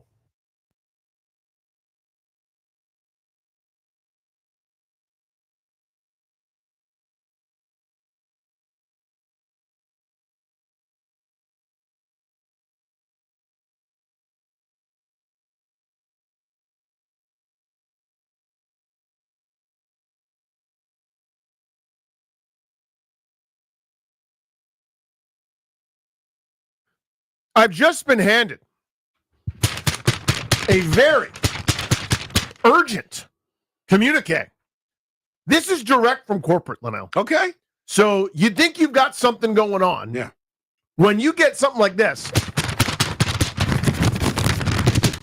from corporate, yeah, you stop what you're doing. Because there's a very, very important thing that corporate wants out there. It's Grant Daniel, the Fan. Linnell's in for GP. Okay. Keep the main thing the main thing. This is it. I didn't know this before. I know it now. Here is the deal. I'm going to grab the paper again. Okay. I love that we have the stream now. I'm just saying this is the stream's gonna see real quick then. Okay, I won't. Stream's gonna see what? They're not gonna see anything. What are they gonna see? You could call me a snitch if you wanted to. They're seeing this? They're seeing that. This stream, you see this? Mm-hmm. Ryan handed me this. If corporate Ryan Clary, he left his chair. Yeah. He doesn't do that. Come on. When the show is on and Ryan leaves his chair, walks around, comes into our studio and hands you something, that's what you're doing. That's what you do. That's what having a corporate friend. The mean way is to say corporate spy. But when you have this corporate representative standing in, looking over your shoulder, you do what he says. Here's what he told me. At 5 o'clock today, we're going to be giving away Post Malone tickets. He is with Jelly Roll. It's the Big Ass Stadium Tour, Monday, June 2nd, Northwest Stadium. We're giving those away at 5, not now. At 5 p.m. I didn't know that. I know it now because Ryan handed me, let me just grab it again. Yeah. Real quick. He handed me this. So now you know, 5 o'clock, that's Post Malone tickets. That's a good giveaway. That's a good giveaway. It is. I love me some That's Post a good Malone. giveaway. 800-636-1067. The preface here is every year I get into the Women's College World Series. I love it. I'm not a regular women's softball watcher over the course of the regular season, but when it gets to conference tournament times, I start to smell it a little bit. Yeah. It's sort of, Major League Baseball season is entering kind of the dog days. I got NBA playoffs. I got, hockey as long as the Capitals are playing. Then the instant they're eliminated, hockey season is over at that point for me. I don't care about the Galf. I think that's dumb. But for whatever reason, I hear that little siren call. I want to see all the spin stuff that these girls are putting on as they're jumping at you, throwing 90 from 6 feet away. I like the nukes. I like the run and slap. I like all of it. I'm in on women's college softball. And my question at 800-636-1067, what's the random sporting event, the unexpected thing, knowing yourself and your proclivities, that you find yourself getting into every year? Can I ask you? Yes, you can. The broadcast who normally is televising this? ESPN. Yeah. Do they? Because I actually got to call some Howard women's softball over the past couple of months. Oh, did you really? I didn't know that. Could do some play-by-play for that. And the one thing that it was my first time doing softball that I loved and I thought was so cool is the chants in the dugout. And like the girls are girling and they're doing whatever pop song is hot at the time. Is that happening in the College World Series or no? Yeah. So this is ESPN giving you the you can hear enough of it. Man. Yeah. So they're not like, what are you guys saying? Are you doing some Bruno Mars? Like they're not there, but you can hear it's loud enough for the telecast that you can hear it. The chanting is not old Fannie Mouyer's favorite. Oh, really? Yeah, Okay. that's not what I like. Now, I like that there's enthusiasm. I'm excited you're excited. That's Yeah. good. I think we could support our team without chanting. You know what I mean? I think we could cheer for an individual person. Is that just a softball thing, or is it Yes. a baseball thing too? Yeah, you will not see a. Well, I don't say you won't. See Some base. I feel like it's a travel league baseball team thing because I remember. You, I mean, as kids, your like, for example, my 7-year-old has a game tonight. Mm-hmm. When you're trying to tell them, hey, support your teammates when it's their turn, right? You might see like, here we go, Connor, here we go. Yeah. That's so they're learning. Right. So you might hear that. That's different than like, so we are a team, and this team is going to hit the ball. That's a no for me. That's hard funny. pass. That's a Jay Schrader screen right there. That's before your time. That reference. He had no touch on the football. Well, no. 800-636-1067. Give me the random sport, random event, whatever that you're into that you wouldn't think. Let's go to Todd in Florida. Todd, what's up, man? What's up, Todd? Hey, what's going on? No, it's Captain Todd. Captain Todd. Oh, okay. Do you guys have a history? Is that why he said that? He's an overtime warrior. Overtime warrior, that's right. I am the middle-aged in charge fan on the weekends and overtime. There we go. Danny, my girlfriend and I just got back from a weekend of super regionals in Tallahassee, Florida, my friends. Stop it. We are big-time softball fans. Big time. We go to the regionals, we go to the ACC championship, we go to the super regionals. We're talking about going to the World Series next year. We watch it on TV. Do you have a dog in the fire, or you just go? Yeah. So we lived in Tallahassee for 6 years. She has 2 degrees from Florida State. Oh, there you go. Seminole fans. Okay. And my childhood swim coach, his niece was a starting second baseman on Florida State for 5 years from Bethesda. So we're big fans there. So we go to the games, we watch them, we have our get-ups, and I love the chants. I know No Fun Radio doesn't really love the chants. It's not for me, Todd. I love the chants. I smell what you're cooking. If you're in, you're in. Appreciate you as always, Todd. Thanks, dude. So Florida State has gone to the Natty title game a couple of times. They got eliminated. They were hosting the Tallahassee Regional, got themselves upset. I forget who got them, but somebody got them. I think maybe they won that, and Texas Tech won in the Super Regional. It's neither here nor there, but they're always really, really good. I love that one. Give me Jeff in Annapolis, please. Random sporting event you get into. What's up, Jeff? Hey, good afternoon, guys. Hey, buddy. Hey, I got one for you. Horse racing, but not just the Kentucky Derby, Preakness, and the Belmont Stakes. That's it. And I know nothing about horse racing, but I find myself every year, we got to watch the Kentucky Derby. I don't know any horses. I don't know the jockeys, but it's just fun. Okay. So I appreciate you, Jeff. Grant and I got in a huge argument about that one because that to me is the ultimate tourist fraud front runner sport. 100%. It's for rich people, right? What? It's for rich people. What is? The horse racing. Well, owning a horse, I think like yeah. the Preakness and all that. Like I see all the pictures on social media. They like treat it like the Met Gala. Like people want to put their like best dumb stuff outfits, on. whatever. Yeah. Yeah. I mean, I can't stand the whole thing. And it's like what I hate the most is it's like 28 hours before the race, and it's like, all right, can do in the fourth race. His mother was good in the mud. Like, oh my God. How do you provide analysis to this I sport? hate all of it. I can't stand the talk around. You were kind of annoyed by the golf analysis. A horse racing analysis actually gets me a little bit as well. You mean the animal? How's the animal going to behave? Yeah, you were bringing up the mother, like talking about genes and things of that nature. I like horse racing names. That's really cool.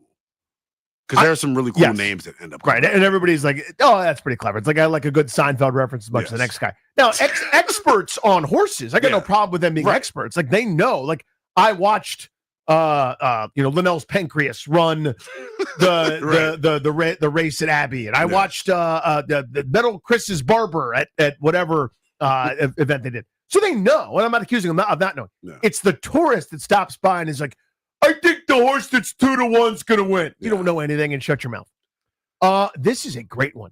Shane in Tennessee. Shane, what do you got? Random sporting event. What's up, Shane?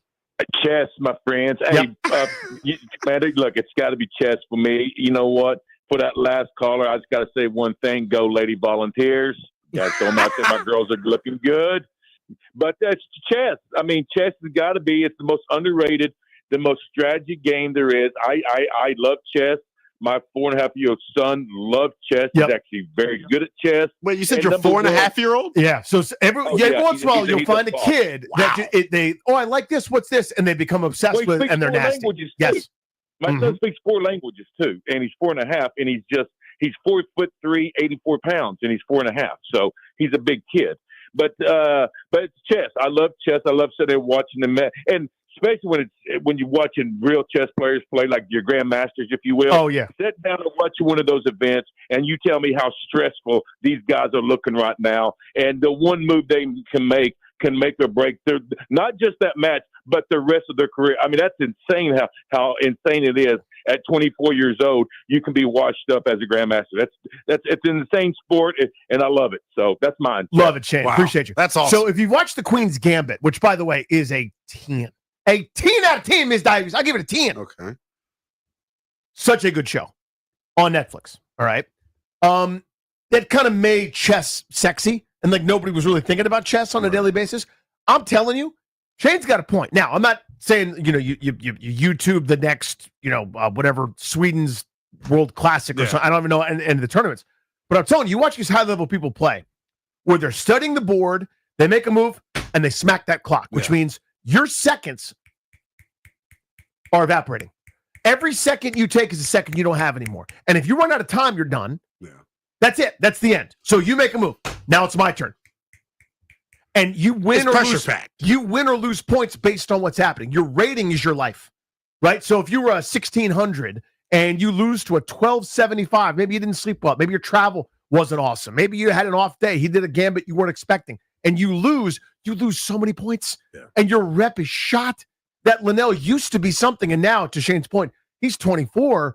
I don't know if he's ever coming back. Like, it's a different world, dude. Again, I'm not sitting there telling you. I'm like, I hear it. I'm like rook to queen's third. I wonder if other people feel how I do. The way that I consume chess is in like random cutaways in movies. Mm-hmm. Like that's the only chess I'll get. Right, is that. But that's interesting. I learned pretty early. So I went to a school with a whole bunch of smart kids. I wasn't that good at chess, and they were. I learned that. So I was like, maybe I'll choose a different game. Yeah. I'll see if I can hit this baseball coming my way. Steven in Tacoma Park. Random sporting event you get into. What's up, Steve? Commander Danny, what it is. Hey, Body. Every 4 years, I am all in on Olympic figure skating, whether it's men or women. It doesn't matter. Yeah. You hear the backstories. They're either 14 and on their first Olympic big stage and have been preparing for this at 8, or they're 26 and they've lived the dream until this. Doesn't matter if they're men or women. You hear the backstories, and then you see them go out on the ice and they do these amazing things that we have no idea how they can even do these things. But we look at it and we're like, oh, that's so easy. How come they couldn't hit that? And we have no idea how much time, preparation, and discipline it takes to do those things. And every 4 years, and you have such that small window to be able to compete on the highest level. Yeah, it's a 2-minute routine for 4 years. Yep, and that's all you get. Steven, that's a great one, by the way. So I can't do it because I can't do sports that are judged. Those drive me crazy. But to his point, the skill involved is undeniable. It's ridiculous. So like I can imagine Steven hanging out, with his wife on the couch, and he's like, "Here comes the triple sow cow. It's one of her elements. Nailed it. She got it. She did it. Like he'll know. Like he knows it. Yeah, he's like, dude, so she's got a Lutz here. It's tricky because she has to skate backwards first. Or these are one of the required elements. That world is unbelievable. No, it is. They're freakazoid athletes, and I think the Olympics as a whole has a bunch of different sports like that where you just tune in. Metal Chris put me onto it this past summer. Breakdancing. Every time I see him, I have to bring it up because it's crazy to me. Breakdancing is gonna be a thing sooner rather than later. Not the Dolphins either. I call the Dolphins breakdancers because they're a soft football team. This is probably my favorite thing that you do is you go everyone. I'm like right there with you. Breakdancing, that's pretty cool. Here's this big haymaker that I have a nickname for a group of people or a person or something, and I'm just not ready for. It's that I thought I had defended all the different punches, and I was ready to counter. Then I get you. And I looked away, and it's tiger uppercut right to the chin. I was not ready. We could explore that, but we're doing a different topic. But that's interesting. You see what I'm saying? Like the Dolphins are breakdancers. Nate in DC, random sport you like? What's up, Nate? Danny Lunel, what up, fellas? Hi, Body. Bro. Oh, right. Yeah, basically, I'm telling my age on this one, but one that I started secretly getting into is darts. It's weird because it's like it's so I didn't even know it was a sport like 2-3 years ago, and like they had this little announcer. They always try to use a British guy or something. People like 100, 180, and all of that. Like it's weird, but it's interesting to watch. So yeah, that's a sneaky one. I've caught and appreciate you. I never know when it's on, but I'll somehow like the algorithm will give me a couple highlights here and there where just these guys are going nuts. You know what? Actually where I saw it, there are these two Australian dudes. Okay. I think they're shepmates. I think it's what they're called. They're twin brothers. They look exactly the same, and they do lip syncing to various sports announcer calls from around the world. Okay. And so their reactions, kind of the way they do it, are hysterical. And so they'll have a side by side of them and then the live actual event or whatever it is. And so they're doing it. Some of them are Australian rules football. Whether it was an Indian cricket match, which is one of the funniest things I've ever seen. I love watching that too. But funny.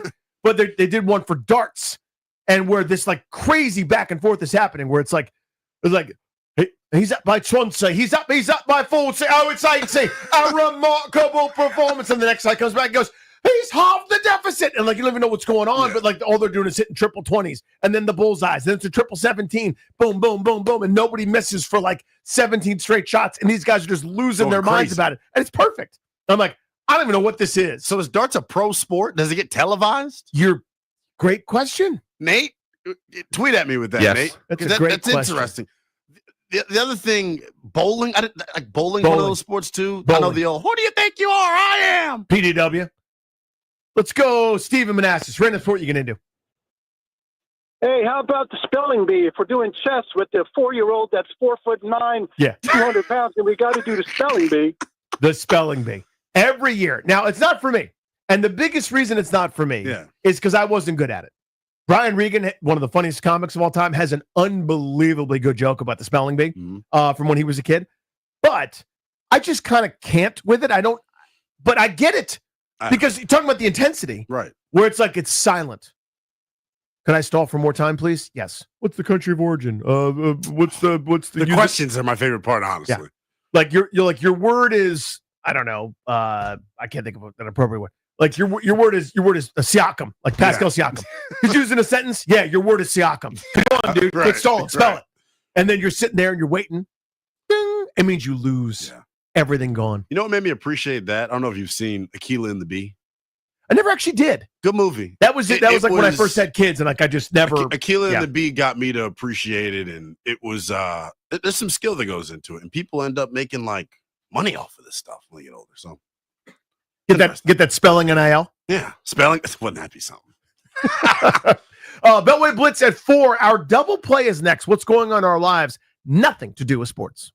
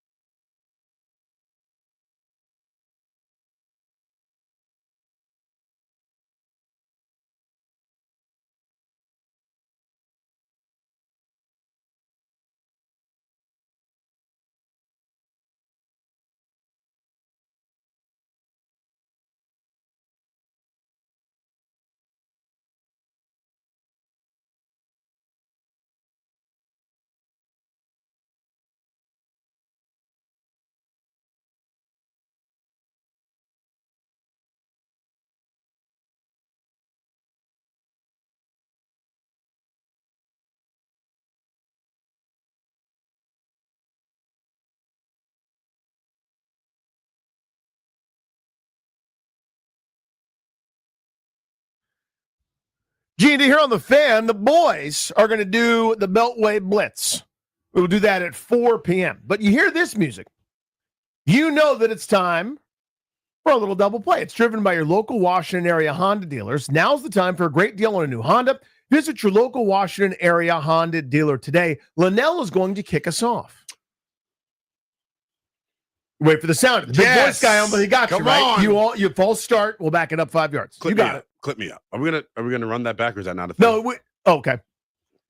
See, sometimes he just shows up. Yeah. So we've been actually going back and forth pre-show to peel the curtain back a little bit. That's like what my double play would be, because I am a sports nerd and my life is just consumed by sports. And I think you felt pressure. I did. And so part of what, I'm interrupting and I apologize. I'm making this about myself because I haven't talked in like a minute. So that's like too much. It's okay. No, it's actually less than it's like 10 seconds. That's part of the charm of it, I think. Yes, for sure. This can be insignificant. This can be small. This doesn't have to be like, it needs to be the funniest thing or the coolest thing or the craziest thing. Just something that you went, that's enough. That's enough. See what I'm saying? So I was scrolling on the old X app, and when you follow a bunch of weird, wacky pages the way that I do, you get some random stuff. If you are a member of the Youngest in Charge movement, you understand and you know this page probably, because you probably follow it if you're local. It's called DMV Hoods and News. And normally they post like cool stuff from the area. Like there was Bradley Beal a couple of years ago was in a local convenience store in DC, and a local rapper was there, and they took a picture and it made that. What I saw today on DMV Hoods and News, they actually aggregated a story from South Carolina. It was this guy. And I know the 100 guys versus a gorilla thing was a bit for about a month. He single-handedly killed a coyote that he had gotten attacked by in the forest. And I thought it was pretty cool. So does that qualify? Yes, it does. Okay, so what happened? So he tells he was a great storyteller. And I think that's what got me so intrigued by it. Basically, he said he thought something was following him. He's on a walk. And he was correct, it turns out. He was correct. He turns around. It's the coyote. He's saying he has like a stare down with him. It jumped at him, and he tried to kick it. That happened twice. He fell the second time. Next time the coyote jumps at him, he's on the ground. So imagine how scary that is. That's terrifying. You're one-on-one with a coyote. That's scary enough. Then you're in like a compromising position where you're on your back. He catches the coyote. This is allegedly in his story. Catches the coyote by its neck when it jumps at him while he's on the ground. And he like used his momentum to like get on top of it. And it's a coyote. So like, I don't know if getting on top of it is the smartest thing. And he choked the thing out. And I thought, damn, what would I do if I was in that situation? You don't know this about me, Danny. I am scared of a lot of things. Yeah, same. In this building, I use the elevator, but only because it goes up to the second floor. If we were any higher, I would take the stairs. I don't like elevators. I don't like escalators. I don't get on roller coasters. I feel like there are more natural ways to pass and leave the earth. Not to get morbid here. Yeah. But like, so thinking about a coyote and fighting an animal, I don't like dogs. So the first stage of fighting the animal, I think, as human beings, I think are instinctively going, I don't want to get injured. Yes. Right? Because what are you thinking of immediately right away? You're thinking of that coyote fight. It's that I'll put my arm up and they'll bite. It's gone. Bite the arm. That's what people, I think, at first are afraid of. And then once it escalates enough, then you're going, and I'm speaking from my coyote fighting experience, but then you escalate it and you're like, okay, now I realize it's a survival thing.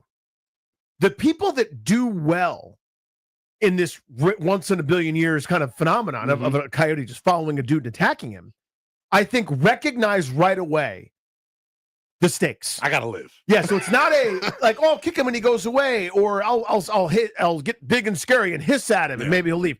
This is it right now. Does that make sense? Don't die. So by the time a normal person like me be like, oh, I hope he doesn't bite me. No. You're already in it. It's now like you're going to be wounded. You're going to have something terrible happen to you. And again, I'm not being flippant about this. Like this is real life. This is real. This is life or death. If you can recognize that it's life or death more quickly, I think you can do better.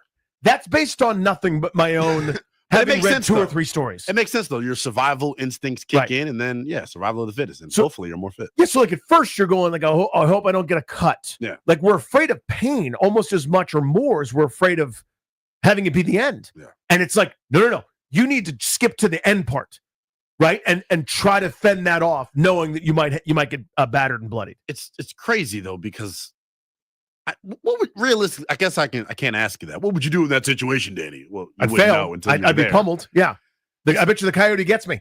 I'm about to say it's crazy. You would be surprised though what you can do and what type of strength and speed you have when your ass is on the line. Mm-hmm. That's the difference for me. My only comeback to that is if anytime nature's like, okay, it's your turn. Yeah, that's it.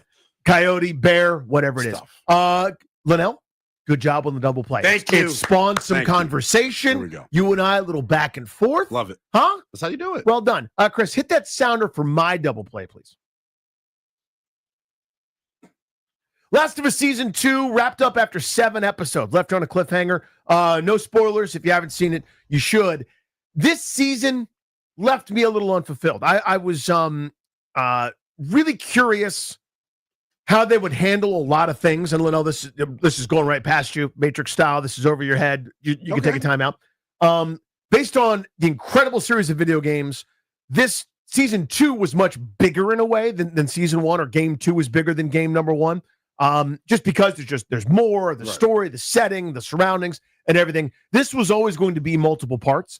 And I think in order to do this, I think the producers and the showrunners have said, we probably need a 3rd and a 4th season to adequately do it. So I hope they get it to kind of see this thing through. So Season 2 was always going to leave people unsatisfied. But there were a couple narrative choices, a couple things that happened where I'm going, that felt like an unforced error to me. And it's really, really hard. I think people underestimate this. It's super hard when there's beloved source material already, AKA we already have the book, or in this case, we already have this video game that plays like, frankly, a great show. And that's the beauty of these games, is you feel good and bad and happy and sad and angry and frustrated. And this, again, it's a video game that's able to move you to these kinds of emotions. It's one of the great stories ever told, period. It's amazing. Phenomenal, phenomenal, phenomenal. If you haven't played either of the games, I would stop what you're doing and do so. The Last of Us Part 1 and 2, both fantastic, unbelievable, both in terms of playability, the game itself, and the narrative telling. So Season 2 cuts off after 7 episodes, kind of both furthering our characters and also trying to set up the chessboard for everything that's happening and has happened. Leaves you kind of on the edge with a cliffhanger. It just never quite felt right. Like, I think Season 1 is a masterpiece. Season 2, fine. Overall, probably a 6.5 if I'm feeling generous. 7 carbohydrates out of 10. I think Season 1 is a 9.5. Season 1, I think, is fantastic. Season 2, a little bit frustrated by it. But that was always you're always going to feel frustrated when you leave on a cliffhanger and you don't know when you're coming back, if at all. Because you get the plug pulled. You never know with these kinds of things. But overall, little bit disappointed there. And at times where you're rushing and taking your time. That's hard. You know what I mean? Do you know if a Season 3 is in the works? I think a Season 3 is happening. Okay. I think that's already booked, but I could be wrong. Again, maybe I know the numbers for this past weekend initially were low, but it's Memorial Day weekend, so you're not going to get the same numbers. I mean, on average, with Season 1, overall the platforms, because HBO's, it's its own mobile thing, over the air, watching within the first week of a show's airing, they were getting 30-some million viewers for this thing. Okay. But live on Sunday night, they would get about 5.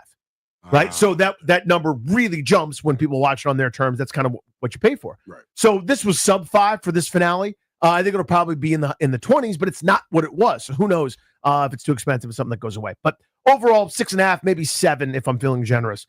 Carbohydrates out of 10. But still, the show is amazing. The games are even better. Double play. We do that every day. The other thing we do every day is the Beltway Blitz. We will spin you around DC Sports, what's going on, and make you updated, make you sound cool, smart, and sophisticated at the water cooler if you ever go into the office. The office, by the way, is a place where people gather, and a lot of times they'll do what's called work. Not something we're used to around these parts. But Beltway Blitz is next here on The Fan.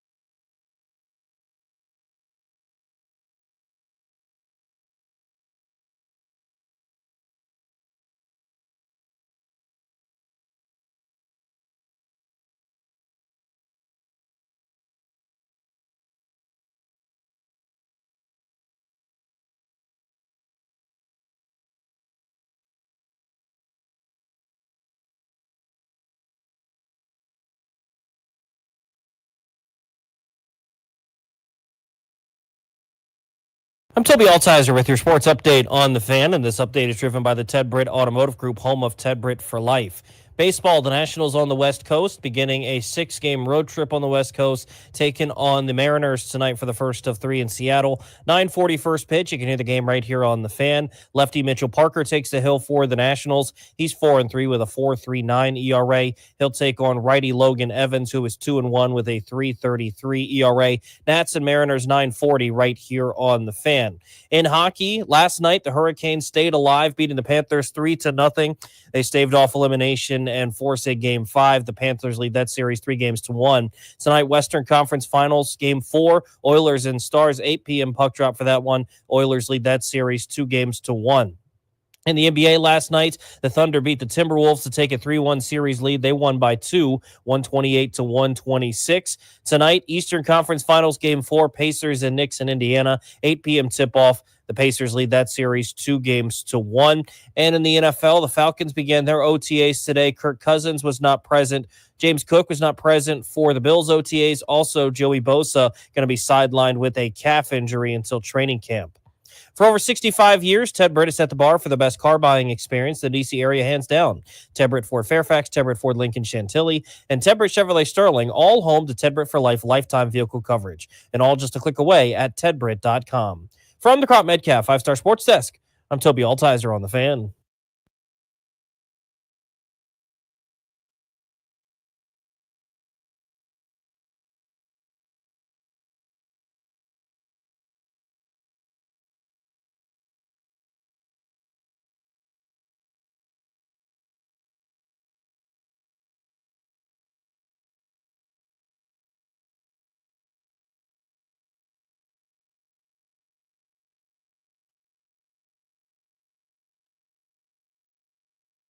At 5 o'clock, we're going to give you Post Malone tickets. That's right. At 5 p.m., we will do that. Stay tuned for that.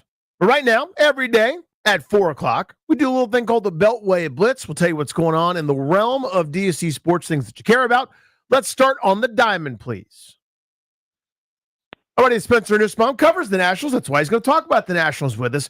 Spencer, I know it's your buddy Andrew Golden penned the story, but I've got to ask you, do you think the team needs a guest lecturer about the Hobbit / Lord of the Rings trilogy? Do you think that'd be something they would want to recruit me for?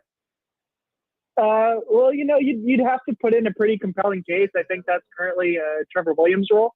But yeah, no, it was a good story, and I think if you put together a compelling enough case, they might just listen to you because some of them, Mackenzie, Soroka, they weren't so hard on the book, so you might be able to convince them. Yeah, it's my dream scenario to have those guys come to me for information and ask questions about it because I can't help them with anything, so that would be a huge deal for me.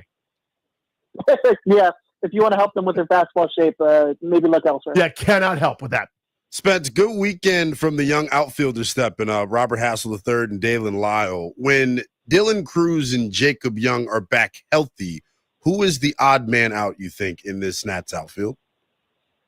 Yeah, I mean, that's the big question, right? I think probably at this point, I would have to think Dalen, just because he just was called up to AAA and then after a couple of weeks went up to the majors. Again, it's going to be probably one of either Lyle or Hassel at that point. At the point that both of them come back, it could be tough. I think because Jacob Young hasn't hit all that well this season, I would be surprised to see him head down to Rochester, but it wouldn't be the most shocking thing in the world. I think just because, again, those other guys have more experience, you would really need Robert Hassler, Dalen Lyle to hit the cover off the ball and really play fantastic ball to stay up here when both of them are back. The thing is, we don't exactly have a timeline on when those two guys are exactly coming back. So it's a problem that Nats will be able to push down the road a little bit. Yeah, and there's no rush to do that now. But I'm thinking long-term here down the road, Spencer. I think there's two distinct camps when it comes to James Wood. I think camp number one is whatever you have to do to keep him happy, healthy, and thriving in the middle of your order just to put up ridiculous numbers and just be the specimen that he is. You do that, even if it means you might, quote-unquote, suffer a bit defensively with him in the outfield, aka you've got a couple better outfielders on the bench. To me, I'm far more open to the idea of saying, hey, what do you want? And might that include extending your career? Might that include not having to run wind sprints in the outfield and track things and learning first base, which might be overkill to have an athlete of his caliber there, but long term, you got to do a little bit less, and you can focus on hitting nukes the way you do. Where are we in that kind of conversation? I'm sure they haven't necessarily broached playing first base with him, but it's as you said, it's kind of a good problem to have when you've got a bunch of talented players that just happen to play in the outfield. Yeah, look, I hear you on that, and I definitely, the idea has been, floated around and thought about, at least in the media circles. It's my personal belief that James still has the capability to be a maybe not top 10, but a good one, league average left fielder. Mm-hmm. Yeah. And in that sense, I don't really see the value in moving him. Again, he's 22. Positional value wise, if you can get that sort of offensive production out of an outfield spot rather than a first base spot, generally I would take that. And additionally, I think sometimes it looks a little awkward just because of how tall he is and everything in that sense. But frankly, I think he's better than maybe some of the metrics and some of the eye tests let on. And personally, right now, I'd rather see him in left field than Alex Call. Although I get they're kind of managing his workload a little bit, but long term, I still see him as an outfielder for the next 6-7 years. Spencer, there's been some good developments in the bullpen. That group obviously struggled mightily to start the year. The closer of that group, Kyle Finnegan, what is the latest on him and when we can see him toss it again? Yeah, so Davey had said after the post game, I think it was Sunday, that we said the day before that Finnegan was 75 to 80%. He said it felt about 5% better throwing the other day. If it were me, I would still expect to see him out a day. But again, we'll find out more in a couple hours. I don't view it as a long-term thing. Again, imaging came back negative. So I really just think it is a maybe surviving 1 or 2 more days with someone else in the ninth. Spencer, thank you as always, buddy. Talk soon. Yep, take care. There he goes. That is Spencer Nussbaum. Hit that NFL sounder, please. Our pal Nate Davis, USA Today, joins us to talk about the NFL. Nate, anything over the weekend catch your eye, sort of news-wise, or are we now kind of in that dead, slow, doldrum period where we're just making lists about stuff? Yeah, I wonder what you're going to ask me about, Danny. If maybe we talk about AJ Cole's contract or something. I mean, we're looking for stuff to talk about, or we're not. But yeah, there's not a whole lot to, I think most things going on right now are, making a big deal out of nothing. I mean, the other thing obviously is just Aaron Rodgers, and then when he's going to show up there in Pittsburgh as they continue on with OTAs without him. Yeah, what do you think about that? How does that resolve itself? To me, it's just one of those. If you kiss the ring long enough or bend the knee long enough, eventually he posts, and whatever you're going to get, you get. I mean, they need a quarterback. He apparently wants to play, but needs a team. I just I think I told you guys before. I can't really figure out why it's really that good for either one of them. I mean, the Steelers are going to win another 9 or 10 games with them, and be out in the playoffs in one round, and looking to draft somebody like Kenny Pickett or Paxton Lynch or that kind of person a year from now. So I think they ought to pivot, go a different direction, and, either be good or bad, but kind of end this cycle. And, I mean, he was with the team the last 2 years where he knew the coordinator quite well in the system and many of the players. And now he's going into a place where, he's thrown against there with DK Metcalf, but what else? So I don't know. I just can't really figure out how it makes sense at this point. Nate, there are a bunch of veteran bridge options in the NFL this year slated to be starters. Justin Fields, Geno Smith, Sam Darnold, Russell Wilson, to name a few. Of those veteran bridges, who do you think's got the best chance to be a multi-year starter for one of these groups? I think Sam Darnold and Justin Fields both have opportunities here. Haven't been in ideal situations in the past. Back to Steelers, I never really could figure out last year why they pivoted away from Fields, as decently as he was playing at the start of the season. And given that he actually gave them, the prospect, at least of a long-term future there as a starting quarterback, which Russell Wilson certainly did not. And that's how that played out. So, we'll see if the Jets can build around him and if he can harness his abilities. But I think he's interesting, and certainly, that we got the Jets tying with Sam Darnold too, and he had about as good of a situation last year, obviously, as you could ask for. We'll see how it manifests in Seattle, but they've got a decent situation there as well. But they're both guys that stand to make a lot of money if they can kind of continue some of the momentum they built last year. But they're both guys that have contracts which basically have escape hatches built in, and it'll be interesting to see how long their teams stick with them if they either revert or they're just kind of average at best. Nate, no Kirk Cousins at OTAs today. Raheem Morris said he did not see him because he wasn't in the building. How does that situation resolve itself? There's a huge salary cap hit. They would like somebody to assume control or at least some of that money. I'd like to be able to eat carbs and still lose weight. I don't know which one happens first.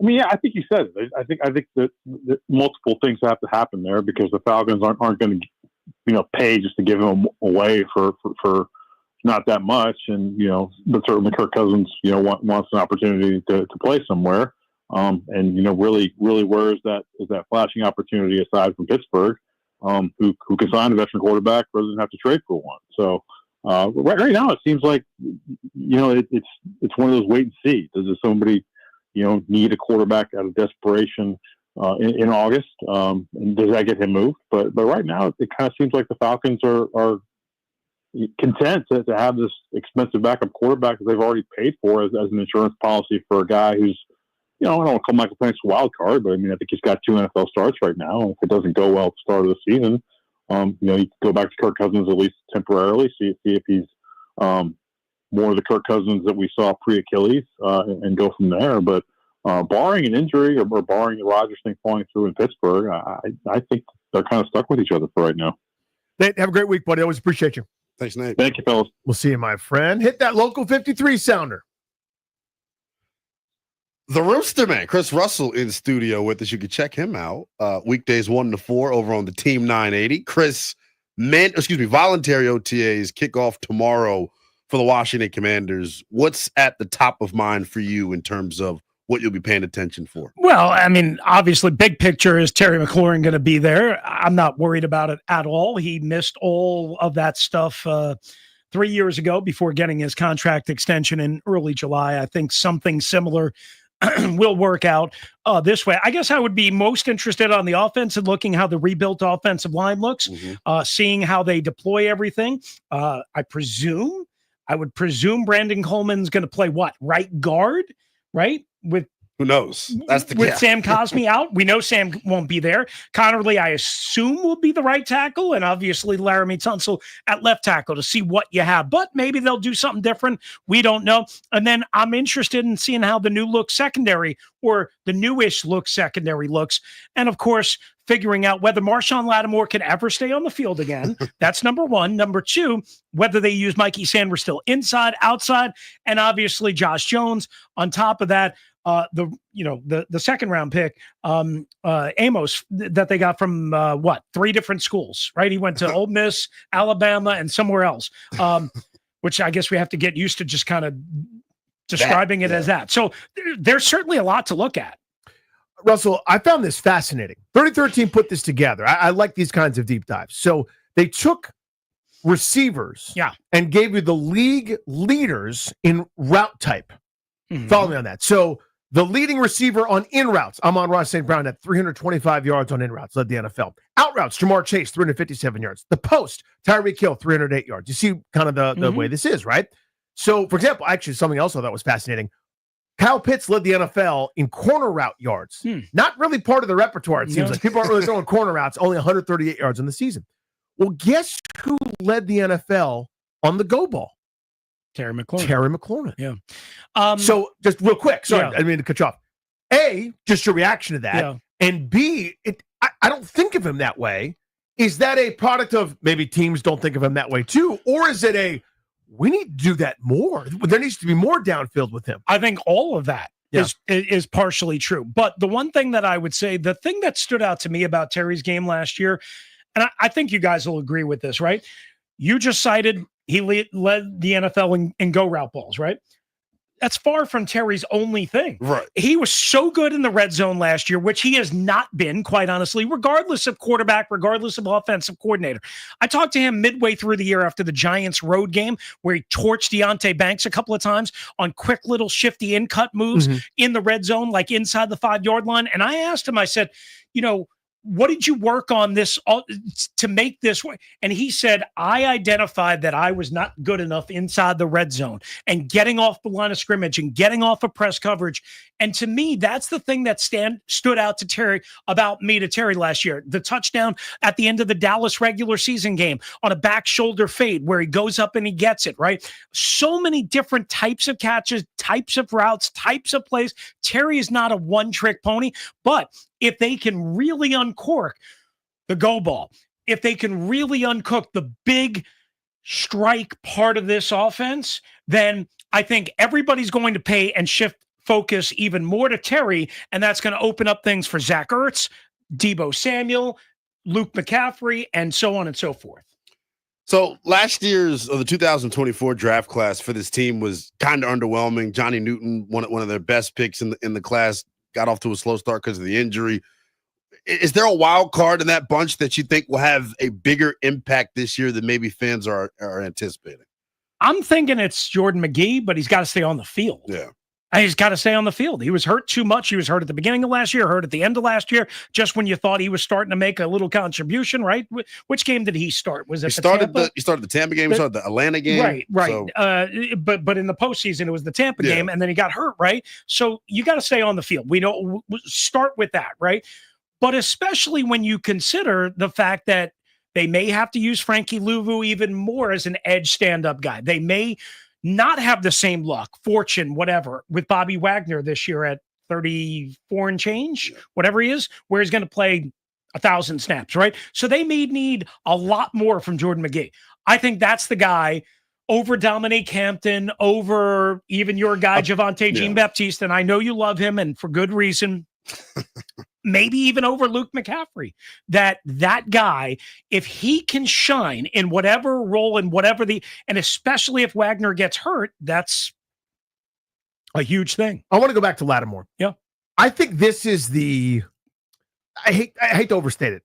Crossroads, fork in the road, whatever you want to call it. I agree with you. For this defense. And I don't want to say for one of the big turning points for the team this year is who is that guy? Mm-hmm. I have very little confidence. They seem pretty comfortable. Now, I know they went and got Jonathan Jones, and they drafted Amos in round number 2, so it's not as if they didn't address the position at all. But now if you feel like Sanders still can just get kicked back inside, but he also had success as a boundary corner. You don't just give that up.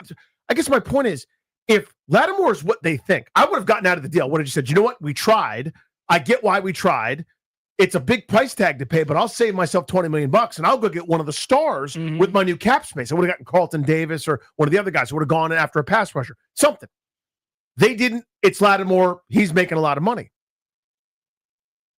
I guess generally your thoughts and how confident are you that he's the guy they think he is, or is it closer to what I think? All right, so here's the way I look at it. I thought he played fairly well in the Detroit playoff game, and I thought he played well against an anemic offense against New Orleans. At times, he played okay against A.J. Brown in the 2 Philadelphia games.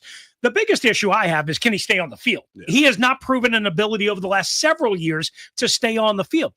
Couple that with, if he can't stay 100% or close to 100%, if you don't get the pass rush that they apparently think they have, that we all think is mediocre or above average, right? That vicious combination could lead, even if Marshawn Lattimore is healthy, could lead to a benching at some point this year, even if he's healthy. It's more likely that it comes because of injury than performance. I think they were right for staying with it and giving it another shot, but I think very much so this is probably the deciding year, because they have him under contract for 2 more years, right? And certainly not an extension, but this might be the year that they say, all right, we're out of this, dog, after 1 year and change.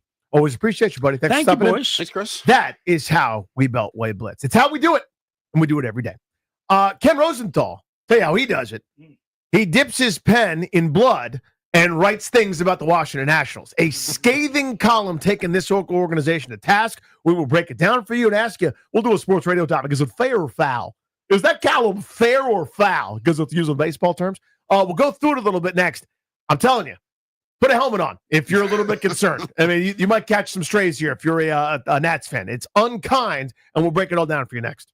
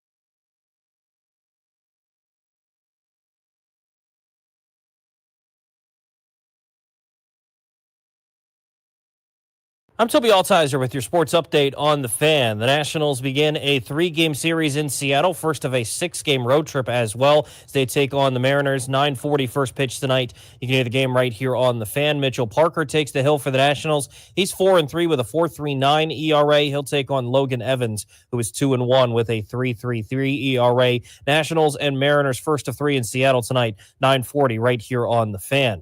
In hockey, last night, Eastern Conference Finals Game 4, the Hurricanes stayed alive, beating the Panthers 3-0. The Panthers still lead the series 3-1. Western Conference Finals Game 4 tonight. The Oilers lead that series 2-1. Oilers and Stars Game 4 at 8 o'clock tonight. Last night in the NBA, the Thunder beat the Timberwolves 128-126. The Thunder lead that series now 3-1. Eastern Conference Finals Game 4 tonight, 8 p.m. tip-off between the Pacers and the Knicks. The Pacers lead that series 2-1.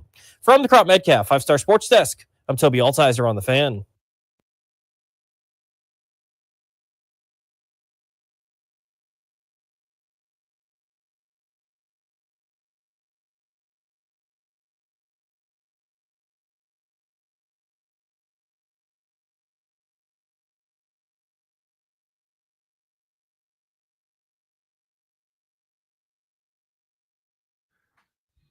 Coming up at 5, 2 things are going to happen. Number 1, you're going to have a chance to win Post Malone tickets. That's at 5.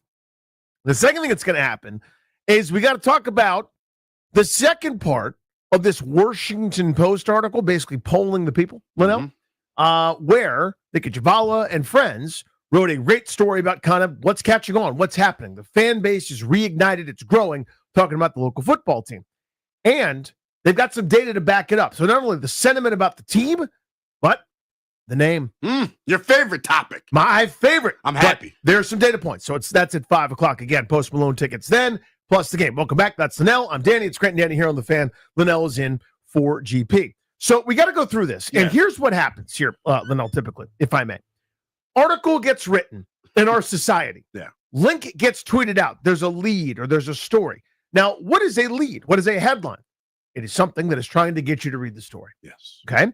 So what often happens is the lead or the headline says something. People don't read the story, and they respond to that. Yes. Ken Rosenthal I guess, what is he, Fox Sports now? Ken Rosenthal is? I actually should probably know that before I start talking out of my tuchus. Ken Rosenthal wrote a really good The Athletic. piece. The Athletic, excuse me. Thank you. Wrote a piece. It's a good story, and it's worth reading. It's not very kind to the Nationals. No. Okay? The headline is, Rosenthal, Nationals remain among MLB's bottom feeders despite lengthy rebuild. So what people do is they see that, and they respond to that. Bottom feeders? What are you talking about? They're not in last place. They're a game and a half behind the Braves. This year, that's correct. Yeah.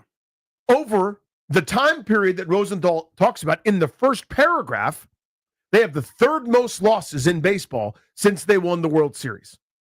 They're ahead of the Pittsburgh Pirates by a single loss at the time of publication, and the Rockies by 14. The Rockies have been a 4A team. They have been a disaster. Washington wasn't in a rebuild the entire time, and even as they are, it has not gone as well as it could in terms of some of the results. Now, I'm here to tell you there are positive elements. That's obvious. You go to the ballpark, you see Mackenzie Gore, leads league in strikeouts. You watch James Wood, you watch C.J. Abrams. It's not as if nothing is happening. They're not moribund. They're not a disaster. But over the big picture, the whole point here is they're among the dregs. They're among the bottom feeders. And this rebuild is kind of in the middle of taking forever. Here is the point of this column. This is from the column. Since winning the World Series, the Nationals rank third in the majors in losses, 1 behind the Pirates, 14 behind the Rockies. At 24-29 this season, they're on pace to avoid their 5th straight 90-loss campaign. Barely. Ownership's lack of investment is partly to blame. The Nationals open with a top 10 payroll 7 out of 8 seasons between 14 and 21, but in the past 3 years have averaged in the bottom 10. A perhaps even bigger problem is the team's failure in player development, as well as amateur and international scouting, going back more than a decade. Failures that President of Baseball Operations Mike Rizzo's spectacular return for Juan Soto at the 2022 trade deadline can mask only so much. And it goes on from there to provide all the examples.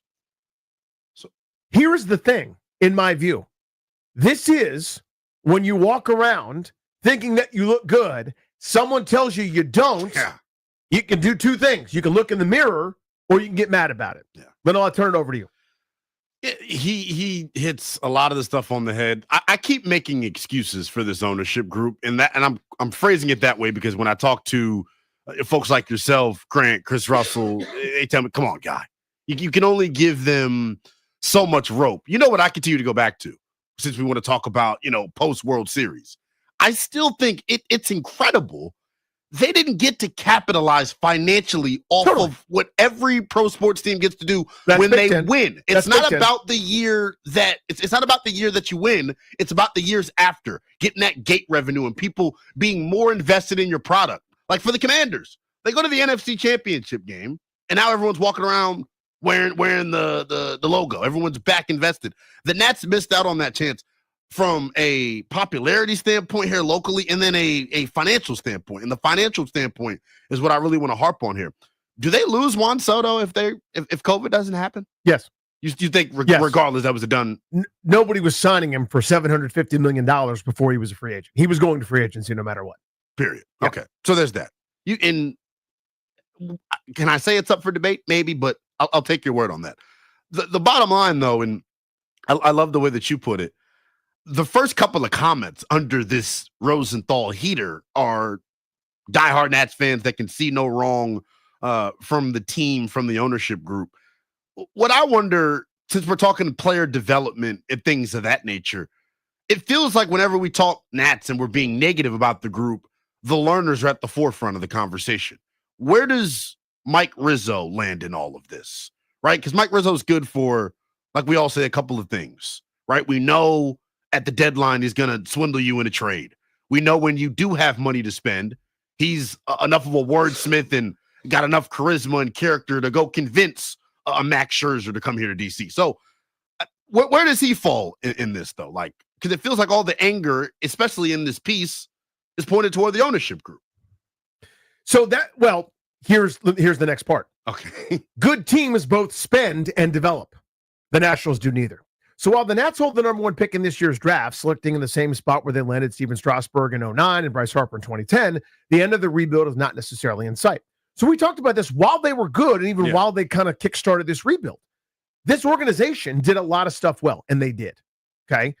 Draft and develop over this period was not one of them. Yeah. There's a reason that they're not the Dodgers, right? During a period they were right there with some of the teams that spend one or two or right at the top of payroll. But you go back to post-Anthony Rendon in 2011. Alex Meyer, Brian Goodwin, Lucas Giolito, Eric Fetty, Carter Kieboom, Dane Dunning, Seth Romero, Mason Denneberg, Jackson Rutledge, Cade Cavalli. Not until Brady House, who's on his way. And Elijah Green just got sent back down to rookie ball, by the way, the 2022 first-round pick. Tough. So San Diego's version of Elijah Green, James Wood, big athletic guy, raw tools, is a superstar in the making. Yeah. The Nationals version, Elijah Green, is down to rookie ball because he wasn't hitting his weight, I think, at low A. So, the drafting and developing wasn't there. You have to go back to Steven Strasburg, the last time they drafted a pitcher that they developed in-house in an organization that consistently performed at a medium to even high level for them. Eric Fetty's the next closest, who it took him leaving and going to Japan and then now kind of breaking out again with a couple other teams. This is not what they do well. It's just not. And that's on the people in charge of that. That's whether that's Rizzo, whether that was Johnny DePuglia for years, whether that's scouting director, this international guy, et cetera. They've got a myriad of failures in that regard. And some of that is batting average, to borrow from the sport. Some of it you're going to miss. Every organization has misses. At any time you're drafting and developing and evaluating, that swing and a miss based on a conviction or otherwise happens all the time. What else happens all the time is you find the gem. Yeah. I always point to, for the Atlanta Braves, where is my Spencer Strider? Where is my guy that nobody thought was going to be a star that turns into a Cy Young candidate? Where's the guy that's the 5th or 6th round pick that's not just up here for an hour, playing decent center field and Jacob Young? Right. Where's my guy that turns into the stud that nobody saw coming? Everybody gets that. The Nats haven't for some time. So the answer is yes. Mike Rizzo has brought us a lot of good. Him and his regime have been on the whole, still very, very, very positive for this organization. Taking us out of the post-Jim Bowden, Smiley Gonzalez era, thrusting them into relevance, filling in the gaps, finding some stars, building around them, supplementing with good pieces, everything from clubhouse guys to marquee signings. Doesn't mean it was perfect. I mean, they signed Rafael Soriano to be the closer. Probably a mistake. They traded for Jonathan Papelbon. Probably a mistake. I'm not ripping him for those things. That happens. That's balls and strikes. But you look at the totality of basically a decade where they were awesome. Yeah. You can't fault that. Now you've got the worst of both. Again, according to this piece from Rosenthal, you've got the bare bones, unacceptable level of disinterest, lack of spending from the ownership group. And you've got an organization that's still 15 years behind in terms of developing some of their own guys. They've gotten better in that regard.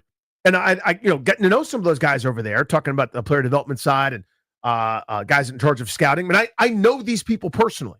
These are good folks who are grinding at it. Okay, whether their hands are tied, we'll never know. I don't know exactly how it works, right. But I do know this: they're getting better. That's still not good enough. Getting better isn't good enough. Are you as good as name that team? And the answer is probably not at this stage. And it feels like it's a problem where ownership is not willing to spend and is so hands off that maybe and this is not to try to axe any of the people that you're friends with over there, but maybe you need some new scouts and player development people, but is the organization willing to pay for better new people? It's very complicated. The Mike Rizzo angle in this is what's interesting to me, because I feel like the more and more I think about it, anybody can go spend money. But can you be boots on the ground, develop the talent, go watch the guys throw, go watch the batting practice sessions and determine that guy's elite? The question for the fans too, Danny, may be do you have confidence that this will change? And if so, why? Because realistically speaking, you take the Juan Soto deal out of this thing, this roster's bare bones. Well, that's the key part. Who are their best players right now in terms of WAR? James Wood, C.J. Abrams, Mackenzie Gore. Again, that's in terms of added WAR to this roster, right? All via that trade that you just referenced. Those guys are probably their chance at 3 All-Stars. Jake Irvin is the only guy that's truly, honest to goodness, homegrown, who has come up and has exceeded expectations and has been pretty good. I like Jake Irvin. I'm not sitting here ripping Jake Irvin. Jake Irvin ain't Spencer Strider. And I know that's not a fair standard to blame a guy for not being another guy. My point is he's a helpful major leaguer. I got nothing against him. Yeah. But that's the best it's been. Even if you hit more of those, though, Danny, you're a way better organization. Exactly. Jake Irvin's a double, a triple? You know what I'm saying? You've said it very well. So you need 6 Jake Irvins. Yeah. And instead of giving it bats to, God bless him, he's an awesome dude, but instead of giving 600 at bats this year to Josh Bell, I need my offensive Jake Irvin. Yeah. I need that guy to come up through the organization. That hasn't happened here since Anthony Rendon, a guy they drafted in the first round that showed up and blossomed. And that, again, this is what's been missing. Yeah. So the answer to all of it is yes. And Rosenthal spares nobody here. Everybody catches it from him. Also, kind of he points at, and this is where we get back into the ownership part of it, the dire straits that they're in terms of this ownership group. The only person they've extended and given a contract to is Steven Strasburg, basically. They found Keibert Ruiz. Yeah. They got him on frankly, bamboozled him to a degree, found him on the ultimate team-friendly deal. He subsequently fired his agent afterwards, and Rosenthal points that out, and he's pretty much statistically one of the worst catchers in baseball, both defensively, got off to a nice start offensively, but has since cooled. And he paints a picture here, Rosenthal does, where it's borderline hopeless of re-signing some of these guys. So to your point of, is it going to change? Not here according to Ken Rosenthal. Now, is that because of the old Boris tax? Is that why some of these guys won't get re-signed? We know, I think Abrams is with Rock Nation, so he's the only guy from him, Wood, and Gore that aren't, Boris dudes. It's tough because if you're a Nats fan out there and you feel like that there's no hope for this, I feel for you. There are a lot of passionate baseball people out there, and this is tough when. And this is the thing about all bad organizations in pro sports, Danny. They all have one thing in common: bad ownership. So, even if this from the story, even if the Nationals are hell-bent on retaining Abrams, their track record of extending core players is not good. Strasburg twice was an exception, signing an extension, then re-signing as a free agent. Harper and third baseman Anthony Rendon left, although in Rendon's case, it proved to be a blessing. Soto and shortstop Trey Turner were traded. Soto, after the Nationals offered him 15 years, $440 million, that fell short of his price in free agency by $325 million. Among current Nationals, the only player signed beyond next season is catcher Keibert Ruiz, whom Rizzo acquired from the Dodgers at the 2021 deadline as part of the return for Trey Turner and pitcher Max Scherzer. That deal, along with the trade of Kyle Schwarber and others, marked the start of the Nationals' rebuild. Ruiz, in the third year of an 8-year, $50 million deal, was one of the worst catchers in the game in 23 and 24. Opened the current season on the hot streak, but has since regressed. According to the StatCast, he continues to rate poorly as a blocker and a framer, and is only average as a thrower. So, and he also paints the picture here of Gore, Abrams, and others basically walking as soon as they get a chance. Not much in the farm system, ranked 17th out of 30. It's a bleak picture. 800-636-1067. Rosenthal took this org to task. Everybody pretty much caught some. Is it fair? Is it a fair assessment right now? Well, the team is playing well. They've won 7 of 10. They're scrappy. There's a lot going well with a lot of this young core. It paints a pretty bleak picture here on the back end of that, though. 800-636-1067. Is it all right?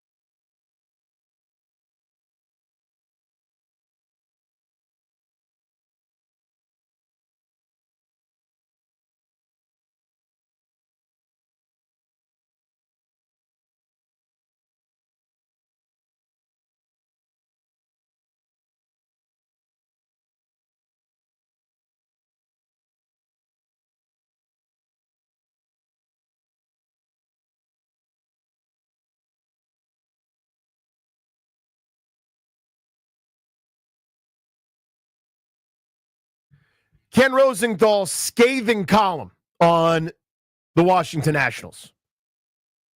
Basically, nobody's safe on this one. Ownership, they've got their share of issues, right? They are not spending. They have not done the required things to build a competitive baseball team. But it also talks about the player development, scouting side. Nobody's done a good enough job here. And I think that's kind of the point of this. And so the question at 800-636-1067, while they're playing well, 7 of 10, we're talking about a much bigger picture. This is 7 years worth of data, Linnell. Is that a fair assessment? Let's go to Tim in Huntington. Tim, good afternoon. You're on the Fan. What's up, Tim? Yes, hi, good afternoon. I just want to say I give Rizzo credit for the Soto trade and so forth and so on. My issue has been with the same say budget for relief pitchers. The relief pitching core has not been good, and this team could have really won many more games if we had some shutdown pitchers in the relief core. I think that is on Rizzo for picking the relief pitchers, and I will say that I don't see a lot of hope as long as the learners continue to own the team. It just is a situation where I'm afraid that the young players we have right now from the Soto trade and so forth may not get re-signed down the road, even though we're playing better. Extremely likely, Tim. Again, I sort of cut you off. We're up against it. According to Rosenthal, that's kind of the picture that he paints. I will say this, and I'm not ripping the call. I think your observation is correct. That's small potatoes. Yeah. What I mean is, if they'd spent on relief pitching, they'd be better right now. Okay. What, 3 games better? Right. They win 3 games that they lost, maybe 4. You're still barely a 500 team and probably not on pace to have you're not on pace for a 90-loss season again. That's better. I'm not accusing you of being wrong. I think you're correct. But that's not really what big picture we're looking for here 7 years after they were good last. Patrick and Orange. Ken Rosenthal went to task on the Nats. Fair assessment. I think I'm on your side. Just because someone's words are harsh doesn't necessarily mean that they're not true.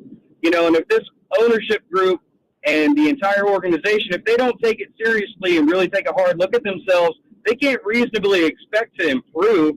I mean, when you look at Washington, they actually took all these criticisms and worked very hard at improving the organization, and the Nats just haven't. Patrick, thank you, buddy. Let's go to Chris in Ashburn. Chris, Ken Rosenthal, pretty harsh column here on the state of the Nationals. Fair or foul? 100% fair. 2 points, if I could. Please. I'm going to quote Bill Parcells, "You are what your record says you are." And number 2, I think Rizzo gets a pass on occasion. The one guy they gave an extension is Ruiz, and by any measure, I don't think he's measured up to the money and the time that they're paying him for. So for that one, and appreciate you, buddy. Again, we're up against it. It's good calls. That's still a bargain, and they were hoping that's the type of thing that I would do. Yeah. So if you could sign up a young player who's a major league caliber player to a cheap long-term deal, you just do that. Now it hasn't worked great, but you're starting catcher for a few $1 million a year. You do that. Yeah. And if he goes into league average, it's the bargain of all bargains in the history of mankind. So I don't fault them for that one. The only person probably at fault there was Reese's agent that said sign that. It's a terrible deal, but I understand maybe in different situations guys need money ASAP. But it's a good convo, and it's one of those harsh things because right now, just looking at games or a week or 2 weeks plus, hey, nice series against the Orioles, and they won 7 of 10. I'm having fun. Bright spots. Yeah, I like watching C.J. Abrams boss him into an All-Star. I'm having a great time with James Wood. I want more Dylan Cruz. I want him to get back from his oblique, etc. But big picture, that's masked a lot of what's going wrong here in the organization. I think it's it's always kind of a not a good reminder. It's not fun, but to maybe face kind of the monster hanging out around the corner. 5 minutes from now, Post Malone tickets right here on the Fan. Plus, we got to get into part 2 of that conversation about the local football team and the popularity on the opposite end of the spectrum, kind of what we're just talking about. The popularity growing. We'll explain that next. Grant and Danny here on the Fan.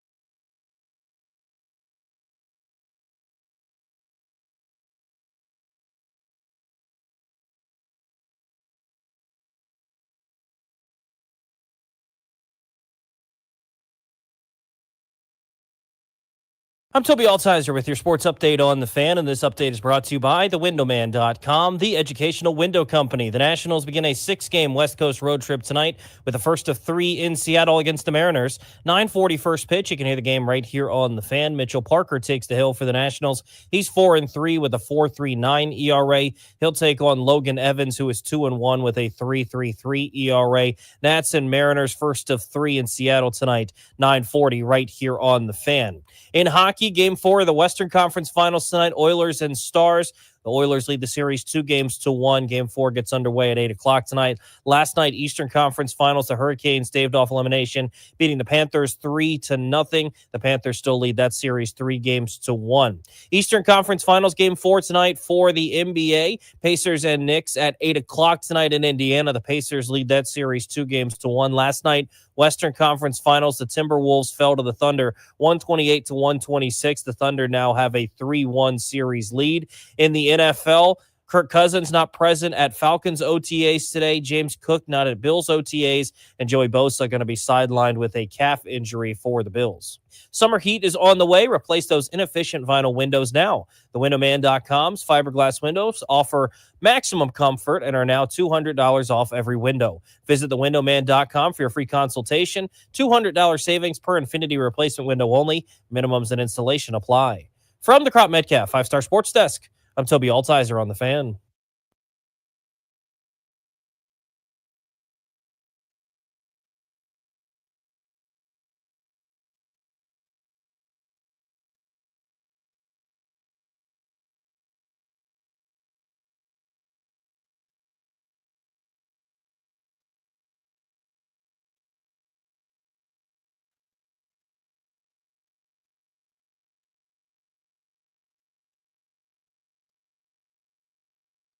Eight 800-636-1067. You're going to win tickets if you're caller number 10 at 800-636-1067. 2 tickets to Post Malone with Jelly Roll, Big Ass Stadium Tour, Monday, June 2nd at Northwest Stadium. Tickets are on sale now. For tickets and more event information, visit thefandc.com/events. That's caller 10-800-636-1067. I wish you good luck in winning those. Welcome back to the program. Great night here on The Fan. Liddell is in for GP. Another 90 minutes of us before we hand it over to Tobias Funke, a.k.a. Toblerone, a.k.a. Toki, if he turns his hat around and starts talking trash to strangers.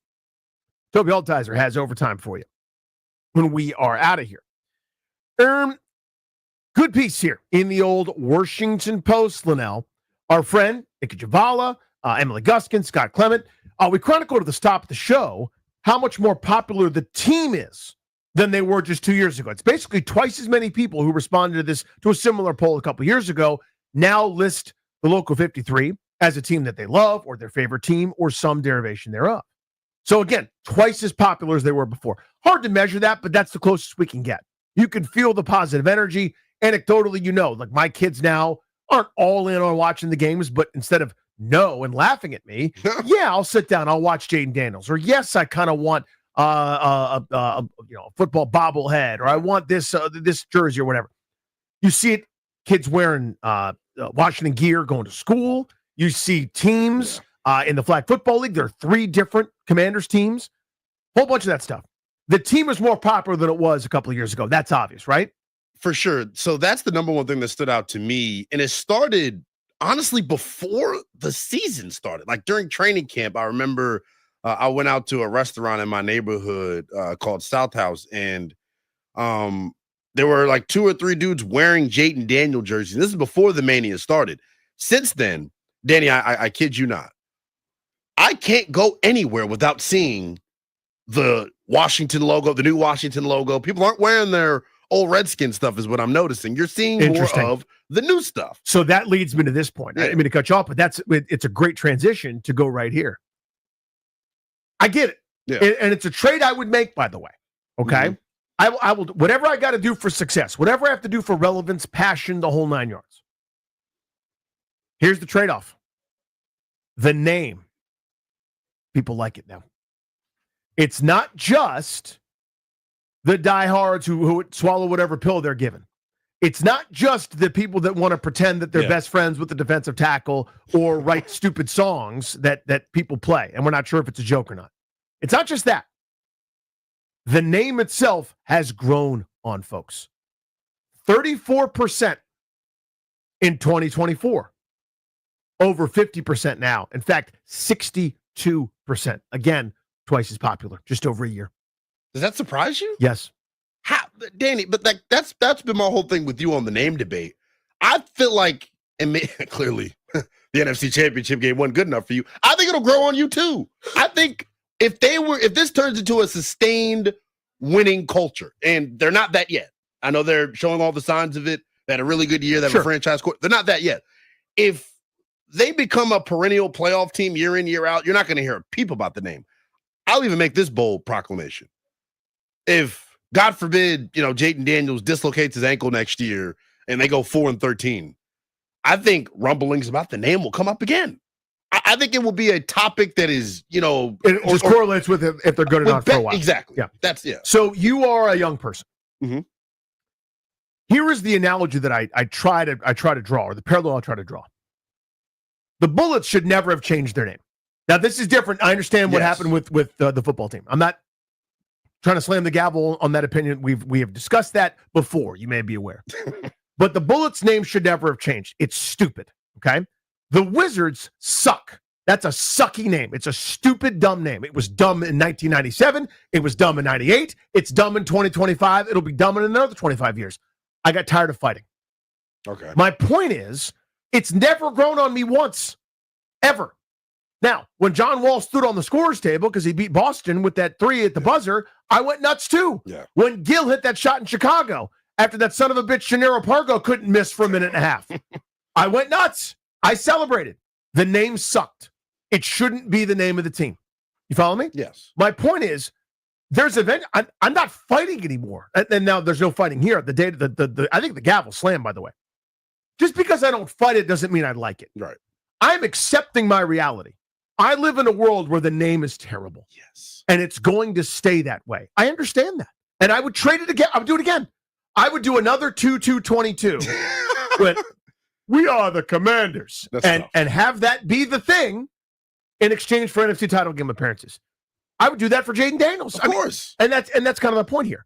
I could spin 2 plates. That name ain't going anywhere. Yeah. And I hate it. I hate it more now than I did then. It's not going to grow on me. It's not going to be something that I like. I will accept my fate, but never, ever, ever expect me to like it. So let me ask you this about the name. And now I feel like you've entered my therapy couch, and I'm trying to help you through your issue that you have with this name. Yeah. To me, what about the name? Is it the name that's bad to you, Danny, or is it the branding surrounding the name? Because I think there's no issue with Commanders. Sure there is.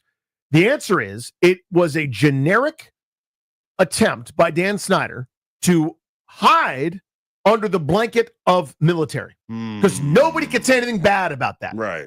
And I'm just going to leave it at that. It's not well thought out. It wasn't planned. It wasn't done very well. The guys that did it are gone, right? The first guy that did it called it one of the most successful rebrands ever, and he went on to work for some soccer team in L.A., Missile Brooks or Middle Brooks or whatever the other guy's name was. And Jason Wright, who I like personally, was very kind to us always. But you hire a slick consultant, you know who shows up? A slick consultant. That's who he is. He's a slick consultant who's good at activations and branding and this. They still think internally that 2-2-22 was awesome. Because you got Craig Melvin going, ha ha! You do a really good Craig Melvin. Damn right I do. I've heard that ha ha a million times. And I'll never unhear it. Yeah. They didn't understand what they didn't understand. Everything from Sean Taylor installations to porta potty pictures to the nonsense of that era and time. That name is that. That name is Dan Snyder still trying to wrestle control of the organization back from the NFL. He's the guy standing there on 2-2-22. In his Timberlands. We're very excited about the name and we're very excited about just evil. Yeah. Just a little twerp up there ruining everything. I hear that name, I see him. I hear that name, I hear ineptitude. I hear a joke. I hear a pathetic, ridiculous, doesn't belong with the rest of the NFL franchise's name. Now, and the point here, and they get quotes, and again, this is a great story. Mm-hmm. the name now means something new, or they're trying to make it mean something new. Correct. Right? Adam Peters will talk about a commander tag. And Josh Harris, in one of his statements, said, we have when the name means something now to us, an organization, and a lot of our fans. I get it. I understand that. You're going to awkwardly sip your water? Should we shake hands? Hold on. So I understand. I get it. I get the full thing. I'm not going to like it. So I think, and I haven't gone and dived into the article as deep as you have to this point because I'm having issues with this paywall. It's just here nor there. But I think, to your point, like the name, to some people, a lot of people feel the way you feel. They feel like it's the last odor and stench of Dan Snyder and the 20 plus years of ineptitude.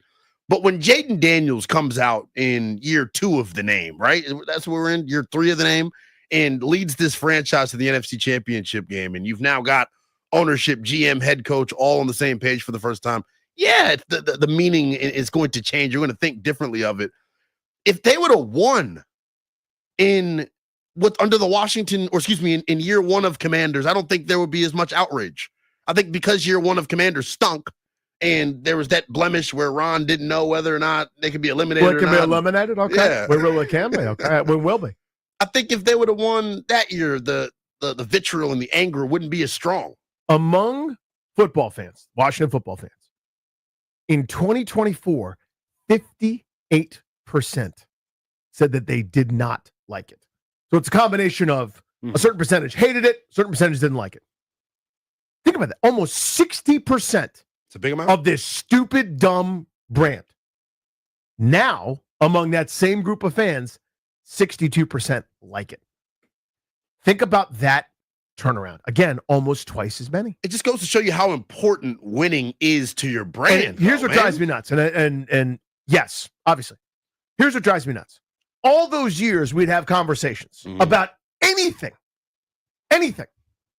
How do they make the stadium experience better? How can they make parking better? How can they make season ticket experience better? How can they improve? How can they improve business stuff, controllable things, getting in and out? What can they do business-wise, marketing-wise? How can they make you feel more important as a fan? Name-wise, what should they do? How should they do it?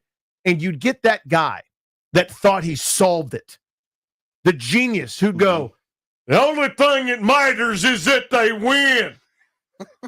And it's the least productive call. And you think you're being so smart in this, dude. Like, I've cut to the... Yes, I understand they need to try to win football games.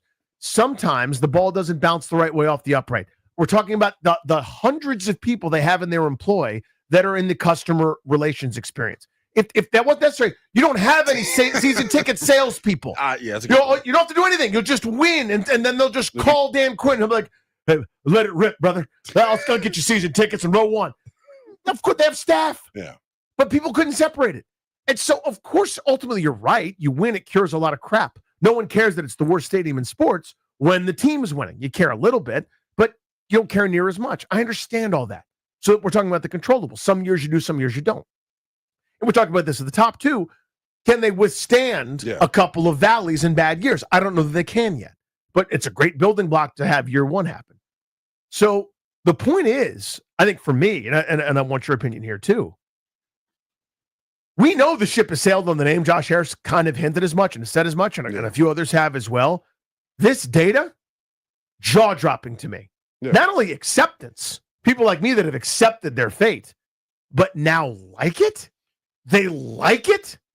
That is still hard for me to swallow. It doesn't stun me that much because when you think about the state of the franchise over the span of the 2000s, like we're a loyal fan base and we're a fair weather fan base at the same time. I know I'm contradicting myself, but like people were itching for something to grasp onto.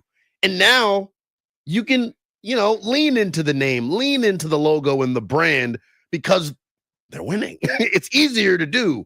I get it. And it's like, it's something that you can be a part of. It feels inclusive. It's cool. I think the people that they have over there in business now doing the activations and making the game day experience better, they're doing a kick-ass job. They are, and they deserve all their credit. But guess what, Danny? You know it, and I know it. Their job is much easier. No one cares about paying for the $21 bottle of water as much when you're going to watch a winning product. And I'm not trying to simplify the conversation and act like winning cures everything, but it's a massive part of it. It is. It's a lot easier, right, to sell jerseys for the Commanders right now than it is for the Wizards.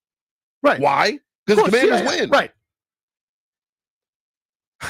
I don't know exactly the question that I want to ask. I know what's on my mind. So I'll do it this way. 800-636-1067.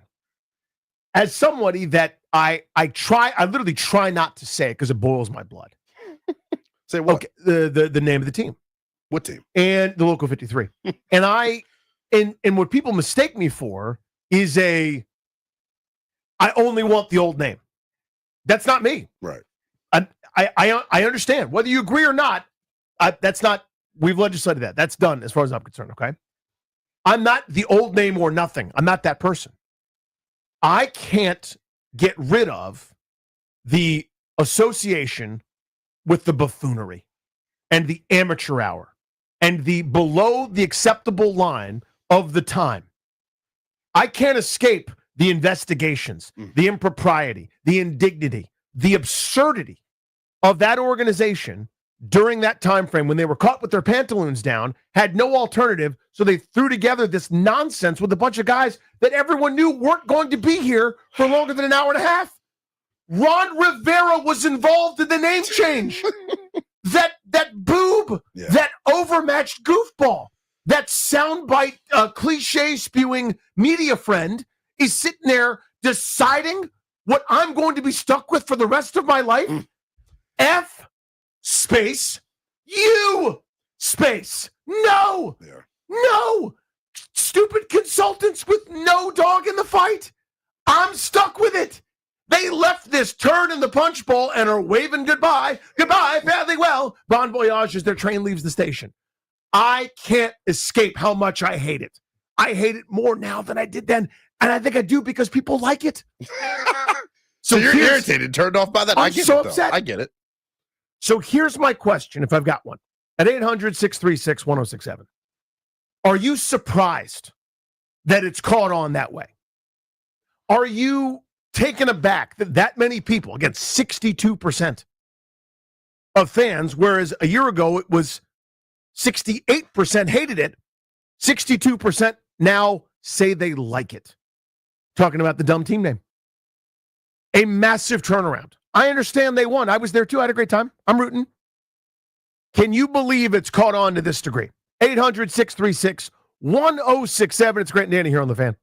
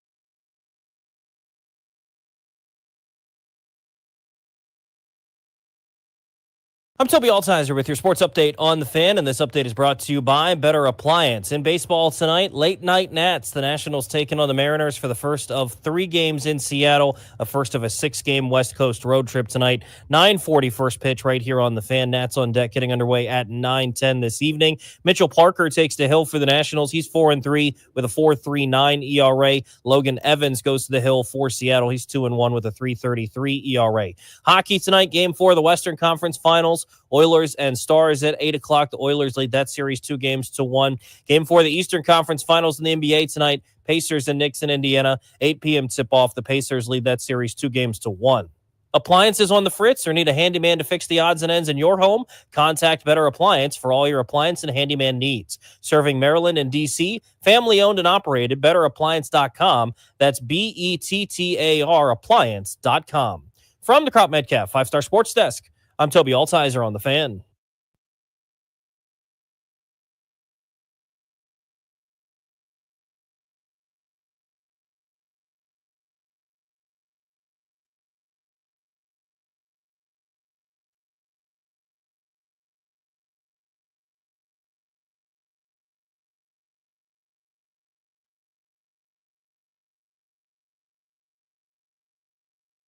Little throwback for me, Chris. Little rage. Thank you, sir. Much appreciated. Welcome back to the program. Grant Nanny here on the Fan. Linnell is in for GP. Linnell, Rage Against the Machine is a band. I was about to say. It is a band. What did the machine do to you for you to rage against it? You know what they did. Yeah. Just the way they were acting. All uppity and aloof and like they were better. Like, you're not better than me. Yeah. You're not better than me. You took the words right out of my mouth. I'm going to rage against you right now. Yeah, do it. Welcome back to the show. Here's the topic. We've done 2 based on some good reporting here. Good work from our friends at the Washington Post, Nikki Javala and company. The big picture we're talking about now is the name of the local football team. A year ago, among sports fans overall, 34% positive. So I guess some of that would include I'm a fan of the Nationals, but not the football team, or I'm a fan of one or the other. Everybody across the board is pretty much in the 30s. DC area overall, football fans, sports fans, DC residents, Northern Virginia, suburban Marylanders, anybody that cared about the team, in theory, would be among the eligible receivers of the joy of football. Approval rating in the 30s. That ain't good. Now, it's in the 50s for nearly everybody. And among the football fans of the local 53, 62% approval, not just of the team overall, the specific name, the actual name. I'm a proud member of the 38%. I hate it. I hate it as much today as I did before, maybe more. I understand that I'm not fighting anything. I'm not telling you that I'm saying they got to change it. That ship has sailed. Yeah. Bon voyage, it's gone. Especially with data like this. I guess my question is, can you believe it's caught on this quickly? And all it took, I say all, as if it happens all the time, but it took one great, fun, awesome, joyous season with a $1 billion quarterback with a $1 trillion smile. That's all it took. Straight up. And I think, not to oversimplify, like you said, I think you make a good point, because I was once in the minority of, winning cured everything. I said they can call them the Washington Dan Snyders for all I cared. And as long as they were winning, I would root for it. It would catch. You win and make it to the NFC Championship game, you could do pretty much anything, is what I've learned. Let's go to Bob in Tennessee. Are you surprised the name has caught on like it has? No, I expected it. I think you all were talking about before I say that. Hey, Danny, and hey, Linnell. Hey, buddy. I expected that fully. I thought we discussed that about a year or so ago, and I thought, we didn't think they were going to be this good, so we had no clue whatsoever that it would catch on like this. But the idea was, well, if they were really, really good, it probably will kind of remain. But hey, Danny, I wanted to share something with you, kind of personal, that may or may not change your mind. I don't know, but I thought I'd share it with you, try to flesh this out a little bit about a different way to look at this name and name change and that sort of thing. I grew up with a certain last name originally, what I was born with. And I'm just not going to go on and on about my dad, but he wasn't a good guy at all. And everything my mother had told me and everybody that also told me, they were older than me, he was not a good guy. It was better off he left our house and never came back and never had anything more to do with him. And I was okay with that. And as I got older, I even went so far as to tell my mom, I got to get my name changed. I'm going to do it. So I changed my name from what it was before to a new name. Mm-hmm. And it wasn't a big hassle. But the point is that I was ashamed of the name. I thought, I don't want to be associated with this goofball that I didn't like. He mistreated my mother and a bunch of other things. So now fast forward to about, I'm 67 years old now. Fast forward to about 5 years ago. I found out my dad had a brother, or I had a son and two sisters. And I thought, I wonder if they're related to me. So I went through Ancestry, a bunch of newspapers, you name it, trying to figure this out. Eventually, I came to realize they really are my brother and two sisters. So I thought, well, let me get to talk to them. And then I thought, of course, I wonder if they're like my dad. Bob, I'm so sorry I got to cut you off. I understand kind of the point of the story, but we have so many people that want to weigh in on this topic. I totally get your point, though. The negative association with something can change and turn, and I get that. And again, I'm not belittling your experience. It sounds incredible, but I want to make sure we give everybody a chance to weigh in on that. Let's go to Jim in Springfield. Can you believe the name has caught on like it has? What's up, Jim? Can you hear me? Yeah, buddy. Gotcha. Hey, here you are. Can you hear me now? Hi, Jim. Yes. What's up, Jim? All right, great. Hey, so look, I live in Northern Virginia now. I grew up in Baltimore, right? So when we got the Ravens, nobody in Baltimore knew Ravens. They didn't like purple. It was a horrible name. I still think it's a dumb name, right? But they win a Super Bowl in 2000, and they've been a winning franchise. It doesn't matter. The name isn't even a thing, right? So absolutely, winning will cure all. I just absolutely believe that. It has. I mean, the data says that. Quickly. Yeah. Will it be sustainable, though? It's still the big question. 800-636-1067. Like, could we revert back into the 40s if again, the doomsday scenario, they go 5-12 this year? Right. I think that's a good question. Mo and Largo weigh in on this. Mo, what's up, buddy? What's up, Mo? Good afternoon, gentlemen. Thank you for taking my call. You got it, pal. Danny, I hate to break it to you, brother, but I think you're a lost cause. I agree with you. Because I think you've conditioned yourself for this perspective. Because the majority of us, when we hear the name, we don't think of Dan Snyder. We don't think of the S show that was here in town. Maybe you do because you had to be so close to it because of your occupation. But it seems like you're going to think that regardless of what takes place, especially if it's that fresh on your mind after what we just accomplished. You know? Yeah. And with that being said, brother, I mean, I guess you kind of just don't say the name. I guess you don't buy the apparel and you just watch the games and enjoy what you're watching. But that's kind of where we are with you. And one more thing. I really can't understand, or like, how can you still be stuck in the mud with regards to the Wizards name? Like, regardless of whether or not you think it's a good name, you can't get behind the fact of why they needed to change the name, given the climate that was taking place. Well, I don't think Danny ever said that. No, I did. Mo, I appreciate you as always, dude. Thanks for chiming in. Yeah, it was ridiculous that they changed the name. I will 100% talk about the Wizards, the Bullets to the Wizards. Hurricanes cause disaster. Are we changing names because of that? You know, like, how many animals have mauled human beings? We can never have any vipers who have bitten people. The Arizona Diamondbacks. Major League reliever's kid was bitten by a diamondback snake and nearly died. Do we have to change that name? Nobody went, I wasn't going to commit a murder, but you know what I probably should do is do that because the team is named the Bullets after a fast train. Mo, I love you to death, buddy, but no on that one. All right. It was an attempt to make a big show, a song and dance about we're very concerned with violence. You can be concerned with violence and still celebrate the Silver Bullets that won a championship. That's what that was. It was about a fast train for the most part, as far as I understand the lore. So with Bullets Wizards back in the day, do you think that there would have been a want to meddle with it if the team was good?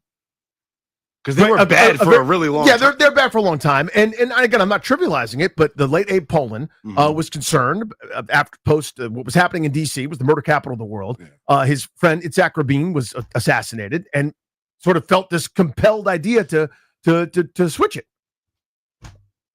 Yeah. You want to rebrand, but there wasn't a great reason to do that. And it was either Wizards or Sea Dogs or some other kind of nonsense. So yeah, I hate the name. But I've stopped fighting. And correct me real quick, because this is the first I'm hearing of this. Bullets is a fast train? So it was as far as I understood it, was named after the Silver Bullet, the fast train, old school Chevy, the speed train, right? That's like a it was, Lil Wayne bar. Yeah, it was. That is something. So yeah, I will forever. I don't like it, but I call them the Wizards. I got worn down by trying to explain or doing the thing. They're still the Bullets. They're not. They're not the Bullets. They're the Wizards. So it took years, but I still did it. Your self-awareness in this situation, I love it, bro. Yeah, and by the way, Mo, I think you're right on about your assessment of me. Yeah. Now, I'm a weirdo. I fully acknowledge that, but I'm also going, how isn't everybody still hearing Dan Snyder's dumb voice? Yeah. How doesn't everybody hear that weird easy chair, that like the director's chair on the middle of the field where Jason Wright, who's gone, says, Doug, what is it? And we are the Commanders. And Craig Melvin going, ha ha! How do you not associate it with the ineptitude at the time? But people don't. They've moved to, what do I associate it with? 12-5, Jaden Daniels, NFC title game, that win at Detroit, the holy bleep. I understand it. I know I'm the weird one. I mean, Grant and I have the same job. He's not stuck on that. Let's go to Andrew. I'm not sure where Andrew is. Andrew, what's up, buddy? You're on the Fan. What's up, Andrew? Hey, guys. Out of Fairfax. Oh, what's up, pal? I was born in 1991. My whole fandom for this team has been a disaster. Yes, it has. I was alive for the one Super Bowl, but it's been terrible.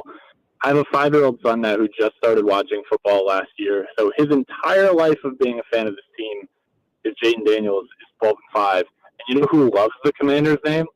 My 5-year-old son who does not have all of the baggage. So, Danny, you're right to rage against the machine. That is how we got to the name. Yeah. But, man, time is always going to cure it. But, yeah, it happened a lot faster than I thought. Thanks for taking my call. Appreciate you. And that's how it'll get me, is if my kids decide they're interested. Yeah. And if on that Christmas list, it's a Jaden Daniels number 5 jersey, okay, I'll buy that. You know what I mean? Yeah. So how principled am I? It's that easy to get the Konami code. That's what it is, though. That's the beauty of branding, and it makes everybody's job over in Ashburn and at the facility a lot easier because the product is good right now. Like, I would love to know, and I know Jaden Daniels' jersey is doing really well. I would love to know how the merch itself is doing, because I see it now. I see gear. Yeah. I didn't see gear for years. I do now. And now you're seeing it. So that's got to be, a cause for, celebration. So I think it's great. The name to me has never really been a thing, like I continue to say. It's all about winning games, man. That's it. That's all I got on it. Bargov, Gaithersburg. Can you believe the name is caught on like it has? Bargov. What's going on, brother?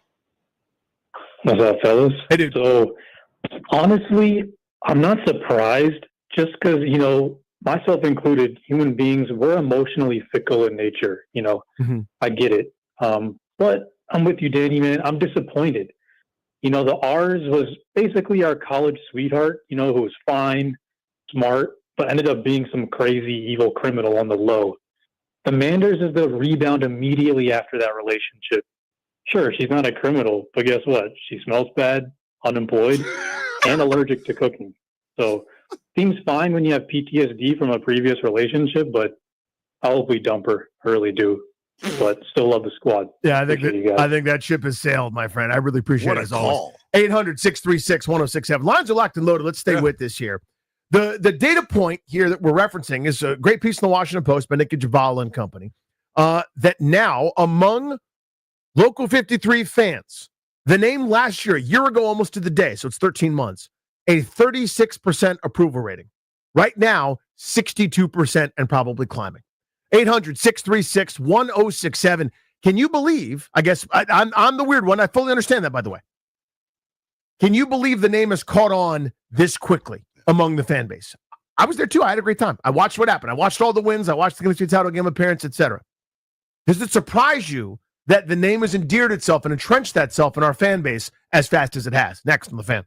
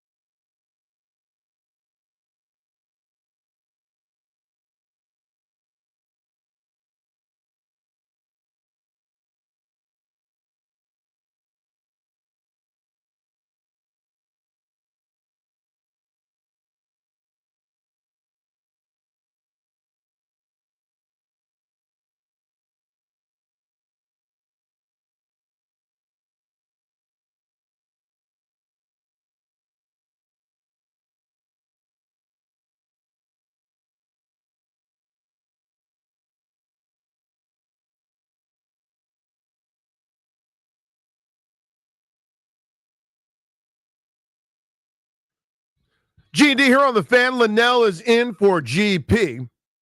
With you up until 6:30. A little overtime situation with our pal Toby Altizer. He will take over these airwaves into the night before the Nats baseball. They are on the old West Coast. They got the Seattle Mariners tonight, tomorrow, and Thursday. It's not Safeco Field anymore. I forget what it's called. Ryan, what's it? Grant and I did this the other day. One of the underrated stadiums in T-Mobile sports. Park? Could be right. Yeah. I'm terrible at that, whatever the sponsorship is. T-Mobile Park. It's T-Mobile Park? T-Mobile Park. It was weird that Linnell said it first, though. Anyway, the point is, love you, buddy. Underrated stadium. Yeah. Awesome place to go see a game. If you're ever out there, it is I don't say it's a must-do, but hey, we got a free night. Go to a game there. It's beautiful. Sightlines are awesome. Great backdrop. So big fan. But that's right there for a 3-game set. This evening, get your lineup before we get out of here. 800-636-1067 is the number. So we're talking about this all show long, kind of different elements of it. But the thing we're focusing on right now this minute, Linnell, is a year ago, basically, here's the most hardcore data point. Almost a year to the day, only 36% of local Washington football fans liked the name. Now, 62%. Again, almost a 2 times jump from what it was just a year ago. Yeah, you got a pretty obvious correlation there. Yeah. You win 12 games, you go to the NFC title game, people give a damn and they're in. I'm just surprised it's caught on that quickly. I know there's some recency effect. I know you'd get some spike. It's more than it was 2 years ago. It's more than it was last year. Next year, probably more if they have a nice season. And I know time heals a lot of wounds. I'll never get over the association. I'm not fighting it anymore. I'm not telling you it should be changed. I'm not advocating any position. Just telling you how I feel. I hate it. It sucks. That's the way it is for me. That's at my core. But the name has caught on quickly, and I guess the question is, are you surprised that that's happened? I think it caught on, and I'm just now thinking of this. I think it caught on this quickly, not just because of success, Danny. The level of success. They were 60 minutes away from the biggest game in the world, talking about the Super Bowl. Mm-hmm. If last year was just Jayden Daniels showed clear and obvious signs of being the franchise quarterback, but the defense stunk, they won 7 games, I don't think the results of this poll are the same. I don't. If they just made the wild card round, right, and lost to Tampa and they didn't doink it in, I don't think the success of this poll is the same. I don't. But it's a bigger number, but maybe not 62. Maybe it's Correct. 51 or whatever. I think the heights that they reached last year really helped it. 800-636-1067. Rick in Germantown has been very patient. Rick, can you believe it's caught on this quickly? What's up, Rick? Well, the concept that I think of is, okay, we can't change the name anymore, and that's a done deal, and that ship has sailed. However, that buffoon is sitting off the coast of England in his yacht going, I put the Commanders in this position to get Jayden Daniels. And by the way, to your co-host today, the biggest game in the world is the final of the World Cup, not the Super Bowl. Gotcha. There you go. That's Rick. Two Montgomery County residents not agreeing. Huh. Love that. Yeah, I mean, again, so Rick's talking about the association referencing what I have. Yeah. I hear the C word, not the one you're thinking of, the one about the football team. Yeah. And I just immediately go, Snyder, buffoonery, scandal, nonsense. Yeah. I can't escape that. I understand a lot of people can. The numbers say so. Mm-hmm. The calls say so. The tweets that I'm getting at Funny Danny say so. I'm not trying to convince you guys of my position. It's usually not what we do here on this. It's usually, here's a side, one or the other. I'm arguing for my side. Let's pick it. I'm acknowledging that I'm the weird one. Mo and Largo, a segment ago, basically just diagnosed my pathology 100%. He's right. Yeah. You're a stick in the mud. I forget all the other things he said about me. But yes, I know that I'm the weird one. I don't forgive. I don't let go. Yeah. When you made me, and this is in any walk of life, when you put me out, when you made me feel a certain way, you don't just get off that list without a whole bunch of my bad, without a lot of sorry, with a lot of here's what I'm going to do to make it right. I don't forgive. Grant's a forgiver. Grant forgives.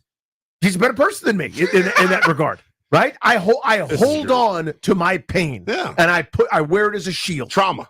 I'm like Batman without the money or the abilities or the physical fitness or the toughness or the instinct to do the right thing. Well said. Thank you.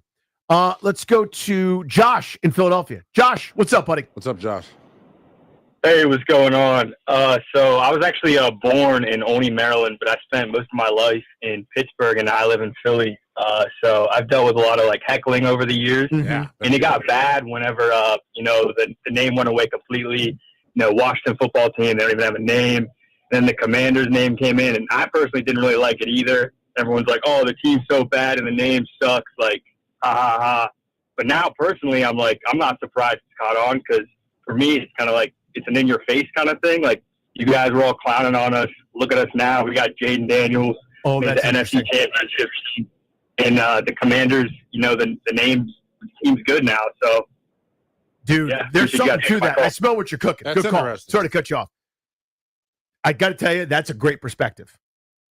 So to me, when those goofballs are doing the dumb song about your left hand, right? I'm going, does everyone understand how foolish this looks? Does everyone understand that we're being mocked? You got a theme song for a team that's going to win 5 games and is embarrassing. Nobody can't stand you. Haters can't stand it. No. People are laughing at you. You're an embarrassing joke. Why do we have any kind of theme song? Sam Howell's our quarterback. Ron Rivera's in charge. All the Martys are collecting paychecks. Yeah. And his point is, yeah, they were clowning us. You laughing now? Yep. Ain't so funny now, is it? Started from the bottom, now we are here. Here? Right? Chris Brown once said, "Look at me now." Look at me now. There we go. He said that. But now, no, started from the bottom. Who's that? That's your guy? That's Drake. I thought that was Drake, not Diminutive Wayne. That's Drake. What'd you call him? Diminutive Wayne. Yeah. You replaced with a little? Little. Yeah. That's good. Smaller in stature Wayne. You guys got to rip Danny for this one. Let's go to Joe, Arlington. The name's caught on, man. Can you believe that? What's up, Joe? Yeah, I think it's bogus. I think they have a bad season. The numbers will be back to where they were a year ago. But the bigger problem Harris has is there is a significant segment, I don't know what percent, significant segment of Redskin fans who just have no connection to this new team. And they're not coming back. They're not spending their money. And, I mean, I would think that's a big problem for them. I was a season ticket holder for a long time, gave up my tickets. I just have no connection. I don't even watch the games anymore. So I spend my money on the Caps and the Nets now. And I'm not alone. So I You're mean, not we've alone. got that problem. Joe, thank you, buddy. Going to fix it. Appreciate you, buddy. We're up against it. Leno, I want to talk about that when we come back because that gets dismissed and it's a thing. Now, I'm not agreeing or disagreeing with it, okay? But whether you should or shouldn't be, I'm telling you, from sitting in this seat, we have figured out that that's a thing. Yeah. Like when everyone's like, yo, those all black jerseys are fire. You got a bunch of guys 55 and up going, that's a new name, a new logo, a new uniform. I have no connection to that. What is this? I have no connection to that. And I dismissed that. I learned not to. I'm going to talk about that when we come back. 800-636-1067. One more segment of this plus the Nats lineup. Linnell and I with you until 6:30.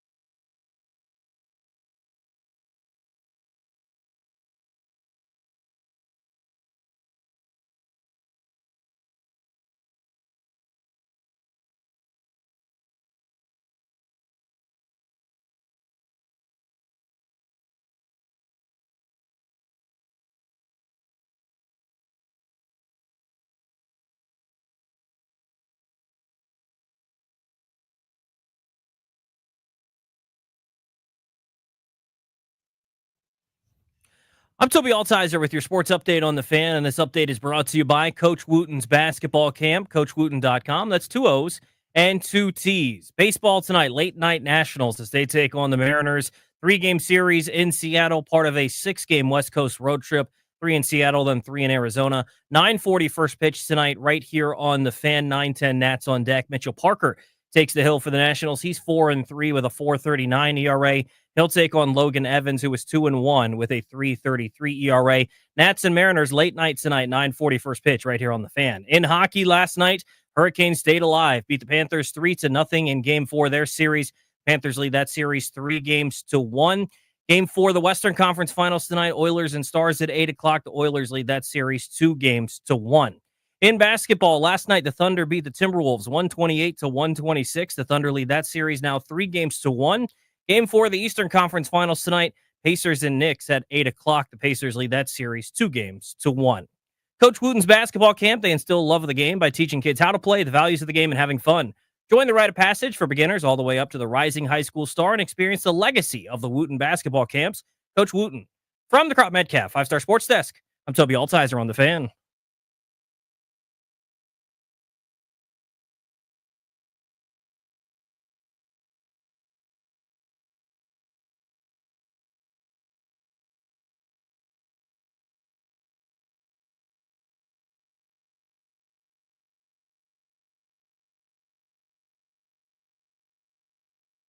Final furlong here on Grant and Danny. Our buddy Toby, he's doing overtime as soon as we're done. We got your calls, 800-636-1067. Linnell's here. No GP. Finish up your calls on the Local 53's name being more popular than I thought it would be, and is that here to stay? But Toby did something during the break where he threw out a legit nerdy sports radio topic, and we were arguing with each other, and I said, well, that's actually good content for the people. Let's do that right now. Tobes, what did you suggest? Yeah, so I'm going to actually talk about this a little bit in overtime, but DA was on with Doc yesterday and brought up the idea of the Wizards drafting Kaman Malawach out of Duke, the big 7'2" big dude in the center that can, he's more so inside traditional big, right? He's going to block a lot of shots. He's going to play in the paint. He's not going to stretch the floor at all. But would the Wizards drafting him at 6 be a good idea? And so so everybody's having 3 conversations. This happens a lot around here. Yes. Because everybody has their own agenda instead of opinions. Of course. Now, okay? No, that wasn't on you. I'm saying this to all of us. No, I got it. I am sitting there faced with the reality, the crushing weight of the reality that I was promised and hoped for Flag or Harper, and I get Malawach. I like Malawach. I like his game. Yeah. I saw when I tuned in for Cooper Flag and went, ooh, who's that? That's fun.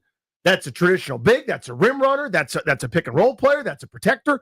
That's a useful NBA player-ish, right? I mean, seriously, like we're not doing 5 out with him. He can help Alex Sarr, maybe play some 4, or you can mix and match with lineups. That's a useful player. Again, that's not what I was going into this whole lottery process hoping for. Linnell, meanwhile, is now arguing sort of not with me, but kind of at me and past me to Toby, and he's referencing a Twitter conversation he had with a Wizards fan that you're all in. Dude, the moment that we lost the lottery, I made my little rant video, and then I tweeted, come on, Malawach, come on down. Because I looked at it immediately and go, what do Will Dawkins, Mike Winger, and company consistently say? They want to create an identity. It's defense. And I think post-February 1st this year, you started to see that. Imagine your front court. I get it. You missed out on the franchise-altering talents, Harper and Flag. But imagine the prospect of having Malawach play next to Alex Sarr. You all of a sudden, 2 7-footers down there, by the way, have one of the best young defensive front courts in the NBA. And Malawach, you all say he can't shoot the ball. He is going to develop a jump shot. And I like his story. The only thing I would worry about with him, and I'm not being facetious about this at all, he's got like a visa issue right now with South Sudan. And I don't know how that's going to impact his draft status or not. But like having those two play next to each other in the front court, I think is awesome. Well, and I think in the modern NBA, the way that they like to play with the analytics-driven NBA, it's part of why I'm out on Ace Bailey, because he loves to live in the mid-range pull-up, and that's not the efficient shot that we all love in the NBA now. Think about what they want. They want free throws, layups, and threes. And if you have Alex Sarr and Malawach in the middle, that takes away one of those options. Layups are off the table. Yeah. Yes. Here's my counter. My hope, and we talked about this, my hope is that one of, because flag, Harper, gone. Yeah. Yes. Forget about that. That ship has sailed, and bleep you NBA for that. My hope is that somebody is foolish enough to pass on VJ Edgecombe from Baylor, Trey Johnson from Texas, and you mentioned Ace Bailey. Ace Bailey at 3 scares me. Ace Bailey at 6. Yeah. Yeah. I'm old enough to remember Tracy McGrady. Yeah. I challenge you to watch Ace Bailey play and not think of Tracy McGrady. 6'9" and more athletic than anyone else on the court. There is nothing that is out of his skill set. Now, right now, not that great of a player for a Rutgers team with 2 top 6 picks that couldn't finish 500 in the Big Ten. Yeah. There are issues there. But that upside, oh my God, that upside. This is one of those get you fired guys, right? You pick him, he's a bust, get you fired. Yeah. You don't pick him, he turns into an oh my God superstar. You passed on him to get you fired. I think it's the benefit, though, of having 2 first-round picks. I think there's you take your surefire guy at 6 if Edgecombe, Bailey, or Johnson isn't there, and then at 18. That's where you take the flyer on. Maybe it's an international guy that you've been looking at that he can score. Maybe it's somebody that's a smaller school guy that can put the ball in the basket. It's just hard. I think the bigger point that Danny's trying to make is we need a superstar to accelerate this rebuild. And that's gone. Yeah. And now it's okay. We're here. Deal with the reality. I still haven't come to grips with the reality yet.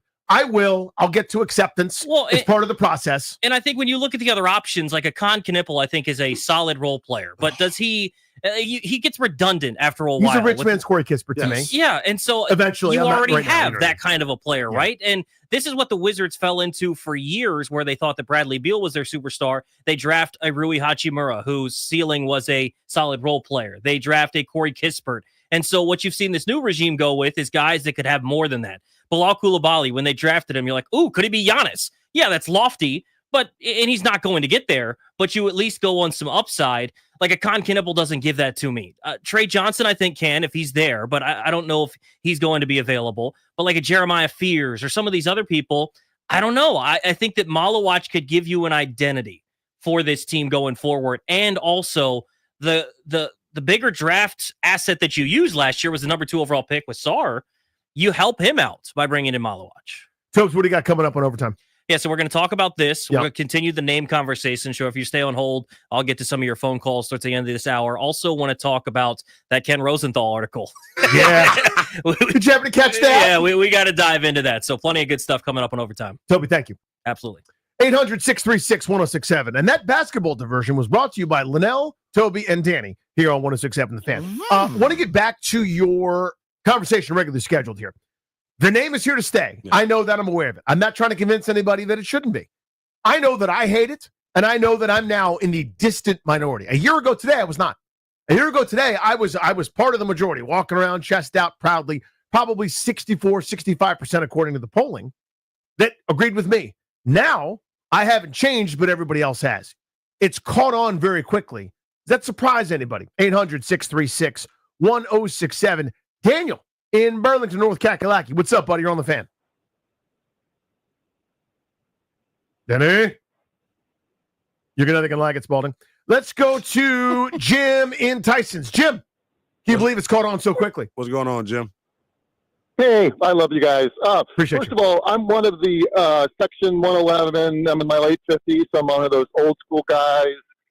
Been to 4 NFC Redskin championships, and I was one of the third percentage of folks who supported the name when it came out. And I'll tell you real quickly why. For me, and some of the old school, and it's kind of frustrating sometimes, but for me, I've always been just a Redskins football team, Commanders fan. And I think oftentimes folks like us get discounted. We really didn't care about Jack Kent Cooke. I didn't really care about Snyder.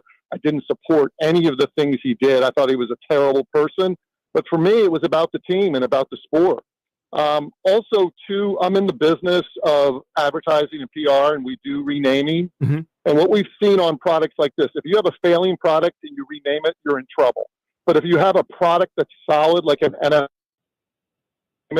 it just takes a little time for the name to break in, and it's all about results. People like Coke Classic. You can name it Jim Classic, and people will still drink it. That's a good point. Appreciate the phone call, man. 800-636-1067. Edwin, very patient in Silver Spring. What's up, buddy? You're on the Fan. What's up, Edwin? Hey, how you doing? Good, buddy. I think with this name thing, you and I are on the same camp. I mean, completely, all the way, believe me. Well, I think it just shows how fickle we are as a fan base and how simple our thinking is. Also, maybe as people, but definitely as this fan base as well. Because, like, your point is simple in this sense. You were talking about the stadium, like people like were told about stadium experience, blah blah blah. And once we're stuck in, we lose all this experience is terrible, blah blah blah blah. Once we start winning, people will be more positive about the stadium experience. You know, so it's like you can't separate the fact that yes, we're winning. I like how we're playing on the field. The stadium has this issue, that the third issue. Same thing with the name. You know, we're winning. Okay, then we love the name. You know, but you can't separate the fact that hey. It's just absurd to me that people can't say, I love how we're playing, I love everything. The name is illegitimate, it's stupid, it doesn't define anything about the city, you know, and it's some nonsense game that they just threw together, basically. Appreciate you, dude. Yeah, thank you, man. Sorry to cut you off there. I know, like, for me, I can spin multiple plates.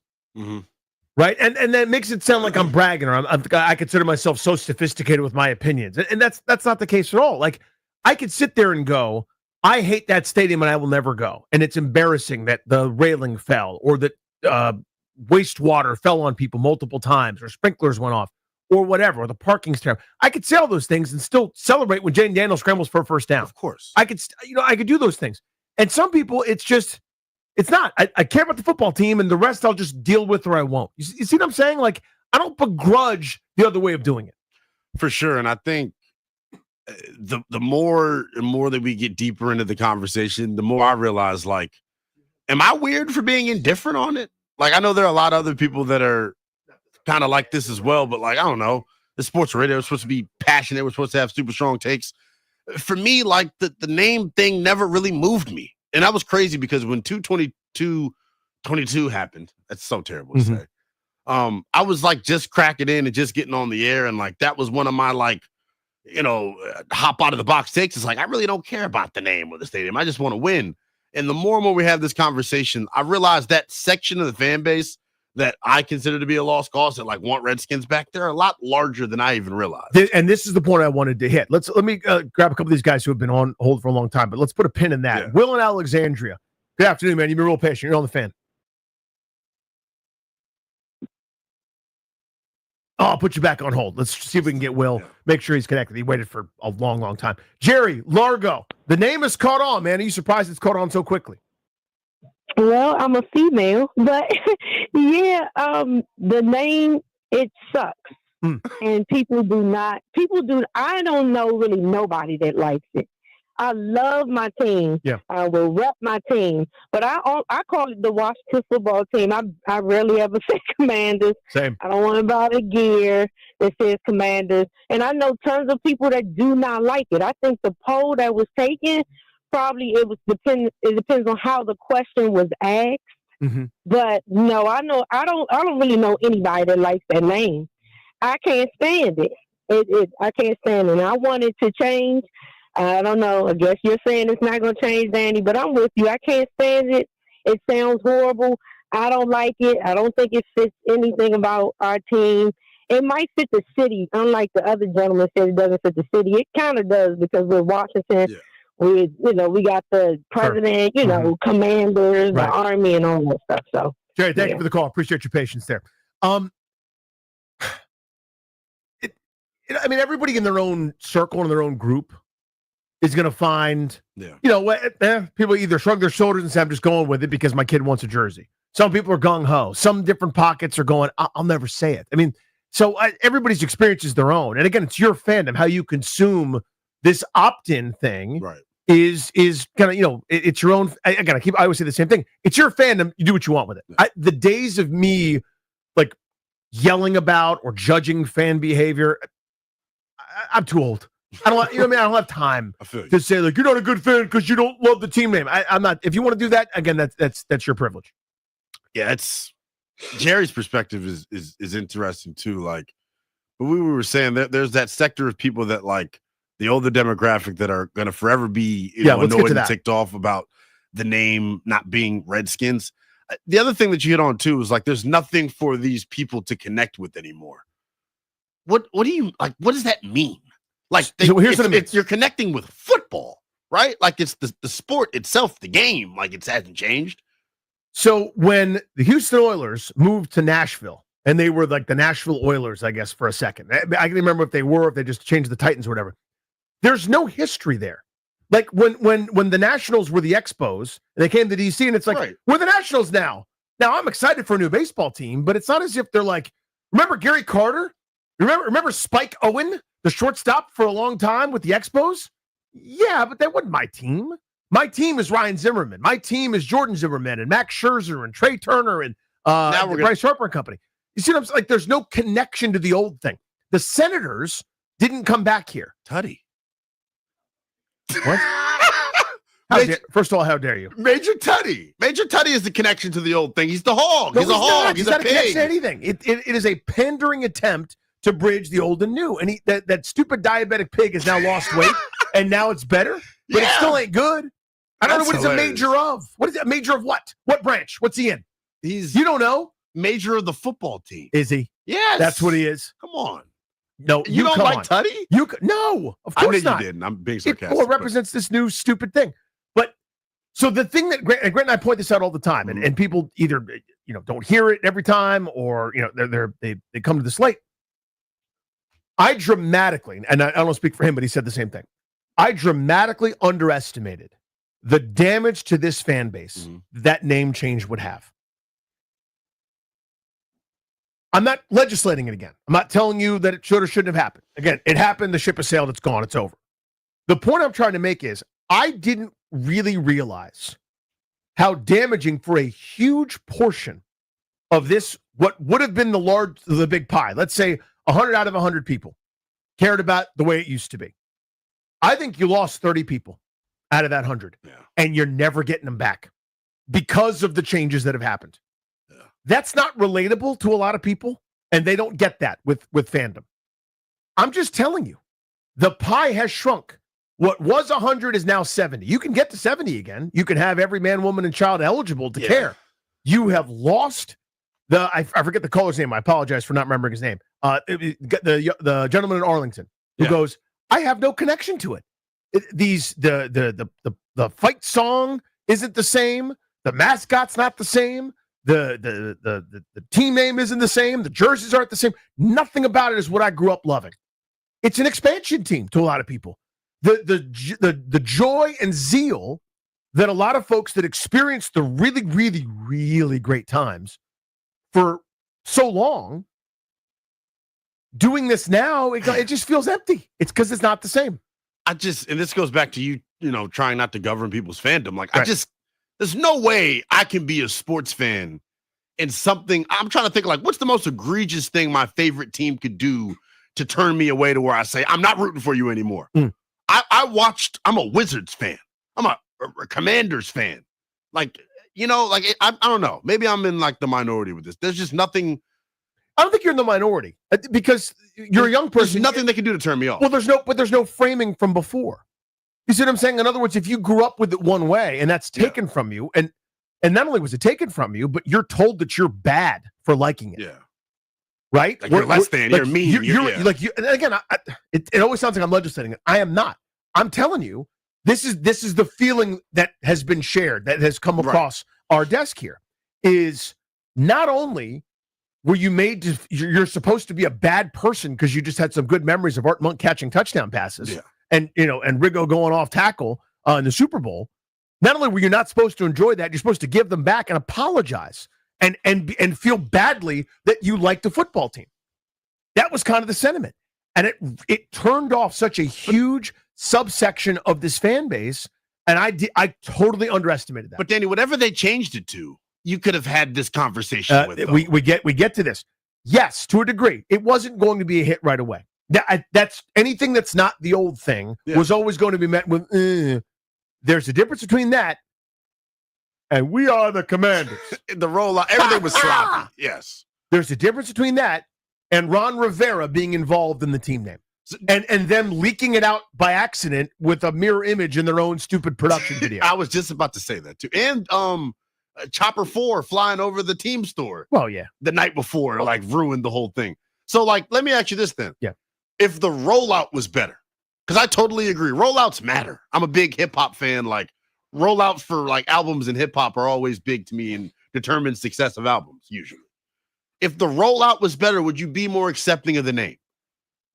Hard to say. Exactly. If the rollout was as bad as of a rollout, it is a fair question.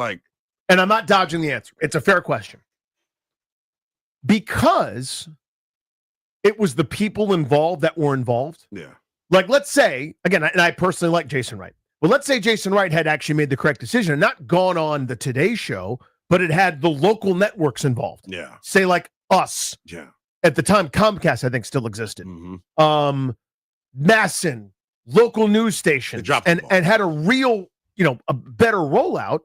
I'd still go, he's not going to be here in a couple years. Neither is Will Fizzle. And Dan Snyder's the one stand up there in an awkward letter jacket doing it, and they have a mannequin instead of a player. Like, yeah, it could have been better. Yeah. Of course, not it could have been better. It should have been better, and it 100%. wasn't. It's still Snyder giving me this terrible dish of food. It's still Snyder. It's a Snyder production. It reeked of a lack of preparation. Because, again, this is the same guy that said, I'm never changing and put it in all caps, right? That guy. Didn't think he was going to have to change it. Was fighting until the end. They never did the preparation, knowing that, hey, this is going to change. The Snyder thing kills me because that means every literal thing that he's touched, you want nothing. You want no parts of. No, and people do Even that. the good things? No, people do that. They go, well, that means you want to get rid of Terry McLaurin. No, it doesn't. Come on. And I wasn't going to go that far, but you see in the rabbit hole I was trying to get into. Of course, yeah. So that's tough for me, but I get it. Even when it first happened, like them or Josh Harris and company coming over, the name sticking, people were like, can I stick with it? Can I not? At this point, man, like, I don't know what to tell you. Of course, and there's nothing to tell me. And you're right. And Mo and Largo had this a few segments ago. Nothing you could tell me. I'm the crazy one. But to talking about balls and strikes with Dan Snyder for a second. Yeah. He brought Joe Gibbs back. You know what I'm saying? Like, that was good. That's the until now, or until Griffin. That was the best feeling I had as a fan of the team, that it hadn't been good at that point for almost 15 years. But he brought Gibbs back. It's not as if he's never done anything right. And you can parse up and give back and say, hey, that's a ball, that's a strike, that's good, that's bad. The balance sheet obviously is atrocious, among the worst owners in sports. We know that. But that specific thing, shepherding the thing that I'm going to be with until I am cold and buried in the ground, and maybe hopefully give to my kids this fandom, this thing that is in my blood that I love so much. That thing, I've got to call it that name because of him forever. That's never not going to sting my lips when it comes out. It's a tough pill to swallow. I get it. I've always been, I don't know, I still consider myself indifferent on Stadium Gate, Name Gate. Mm-hmm. Linnell's just a 27-year-old that hadn't seen a lot of winning. Well, and and was for geeked you, up about last year. Well, rightfully so. But for you, and I think for me too, like, people talk about the stadium a lot. And I want it in the right place. I want it at RFK. I hope it all gets done, et cetera, et cetera. We've gone through that. But for the most people, it's a TV thing. The games are on TV. Yeah. For you, the games are on TV. I don't know how many games you go to. It's probably not many because I know you're working a ton. But even when you weren't working, it's still like, back in the day, I only got to a handful of games at RFK ever. Yeah. Because you couldn't get tickets. Right? And it was only when the Tremonti family, who runs the Italian store, would tell my dad, hey, we can't use these.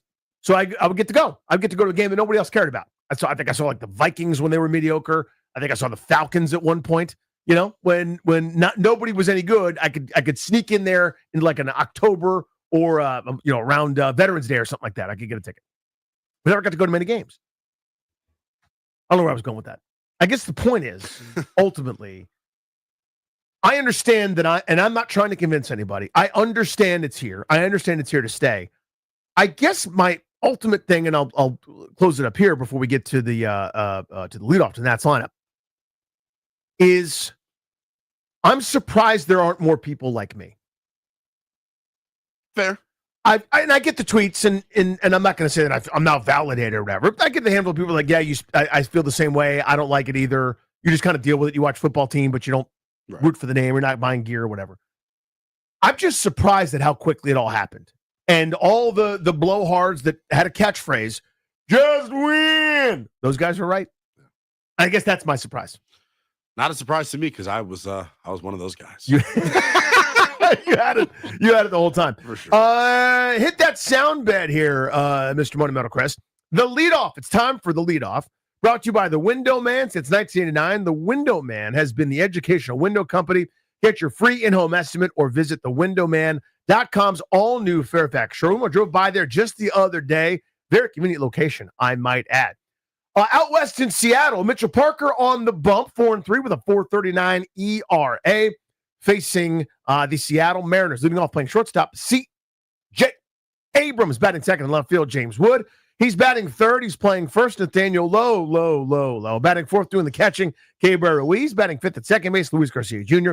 Batting sixth, we're running it back, DH Josh Bell. Batting seventh in center field, Robert Hassel the third, not the first or second, the third. Batting eighth at third base, Jose Tena. And batting right in ninth, Mr. Dalen Lyle. That is your Nats lineup.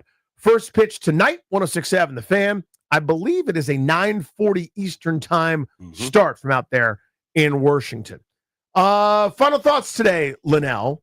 We went through a bunch of different stuff. What was your favorite thing we did today? Gosh, that's tough. I loved all 4.5 hours of this. My favorite thing we did today. What I like to ask my kids, by the way. What was your favorite thing about today? And I'm answering it like a kid. When I had dinner, recess. Damn, Danny. I loved everything about the show. You're putting this pressure on me. I don't know. I can't answer the simplest of questions. I just need to go home. I like when we talked about the Women's College World Series. Yeah, there we go. That was, right? Yes. Yeah, it was fun. Fun hanging out with you, buddy. Appreciate Bennett. Indeed. Appreciate Money Metal Chris and Ryan. For everybody all around the D.C. area. Great night here on The Fan. We'll be back tomorrow at 2. Go Nats.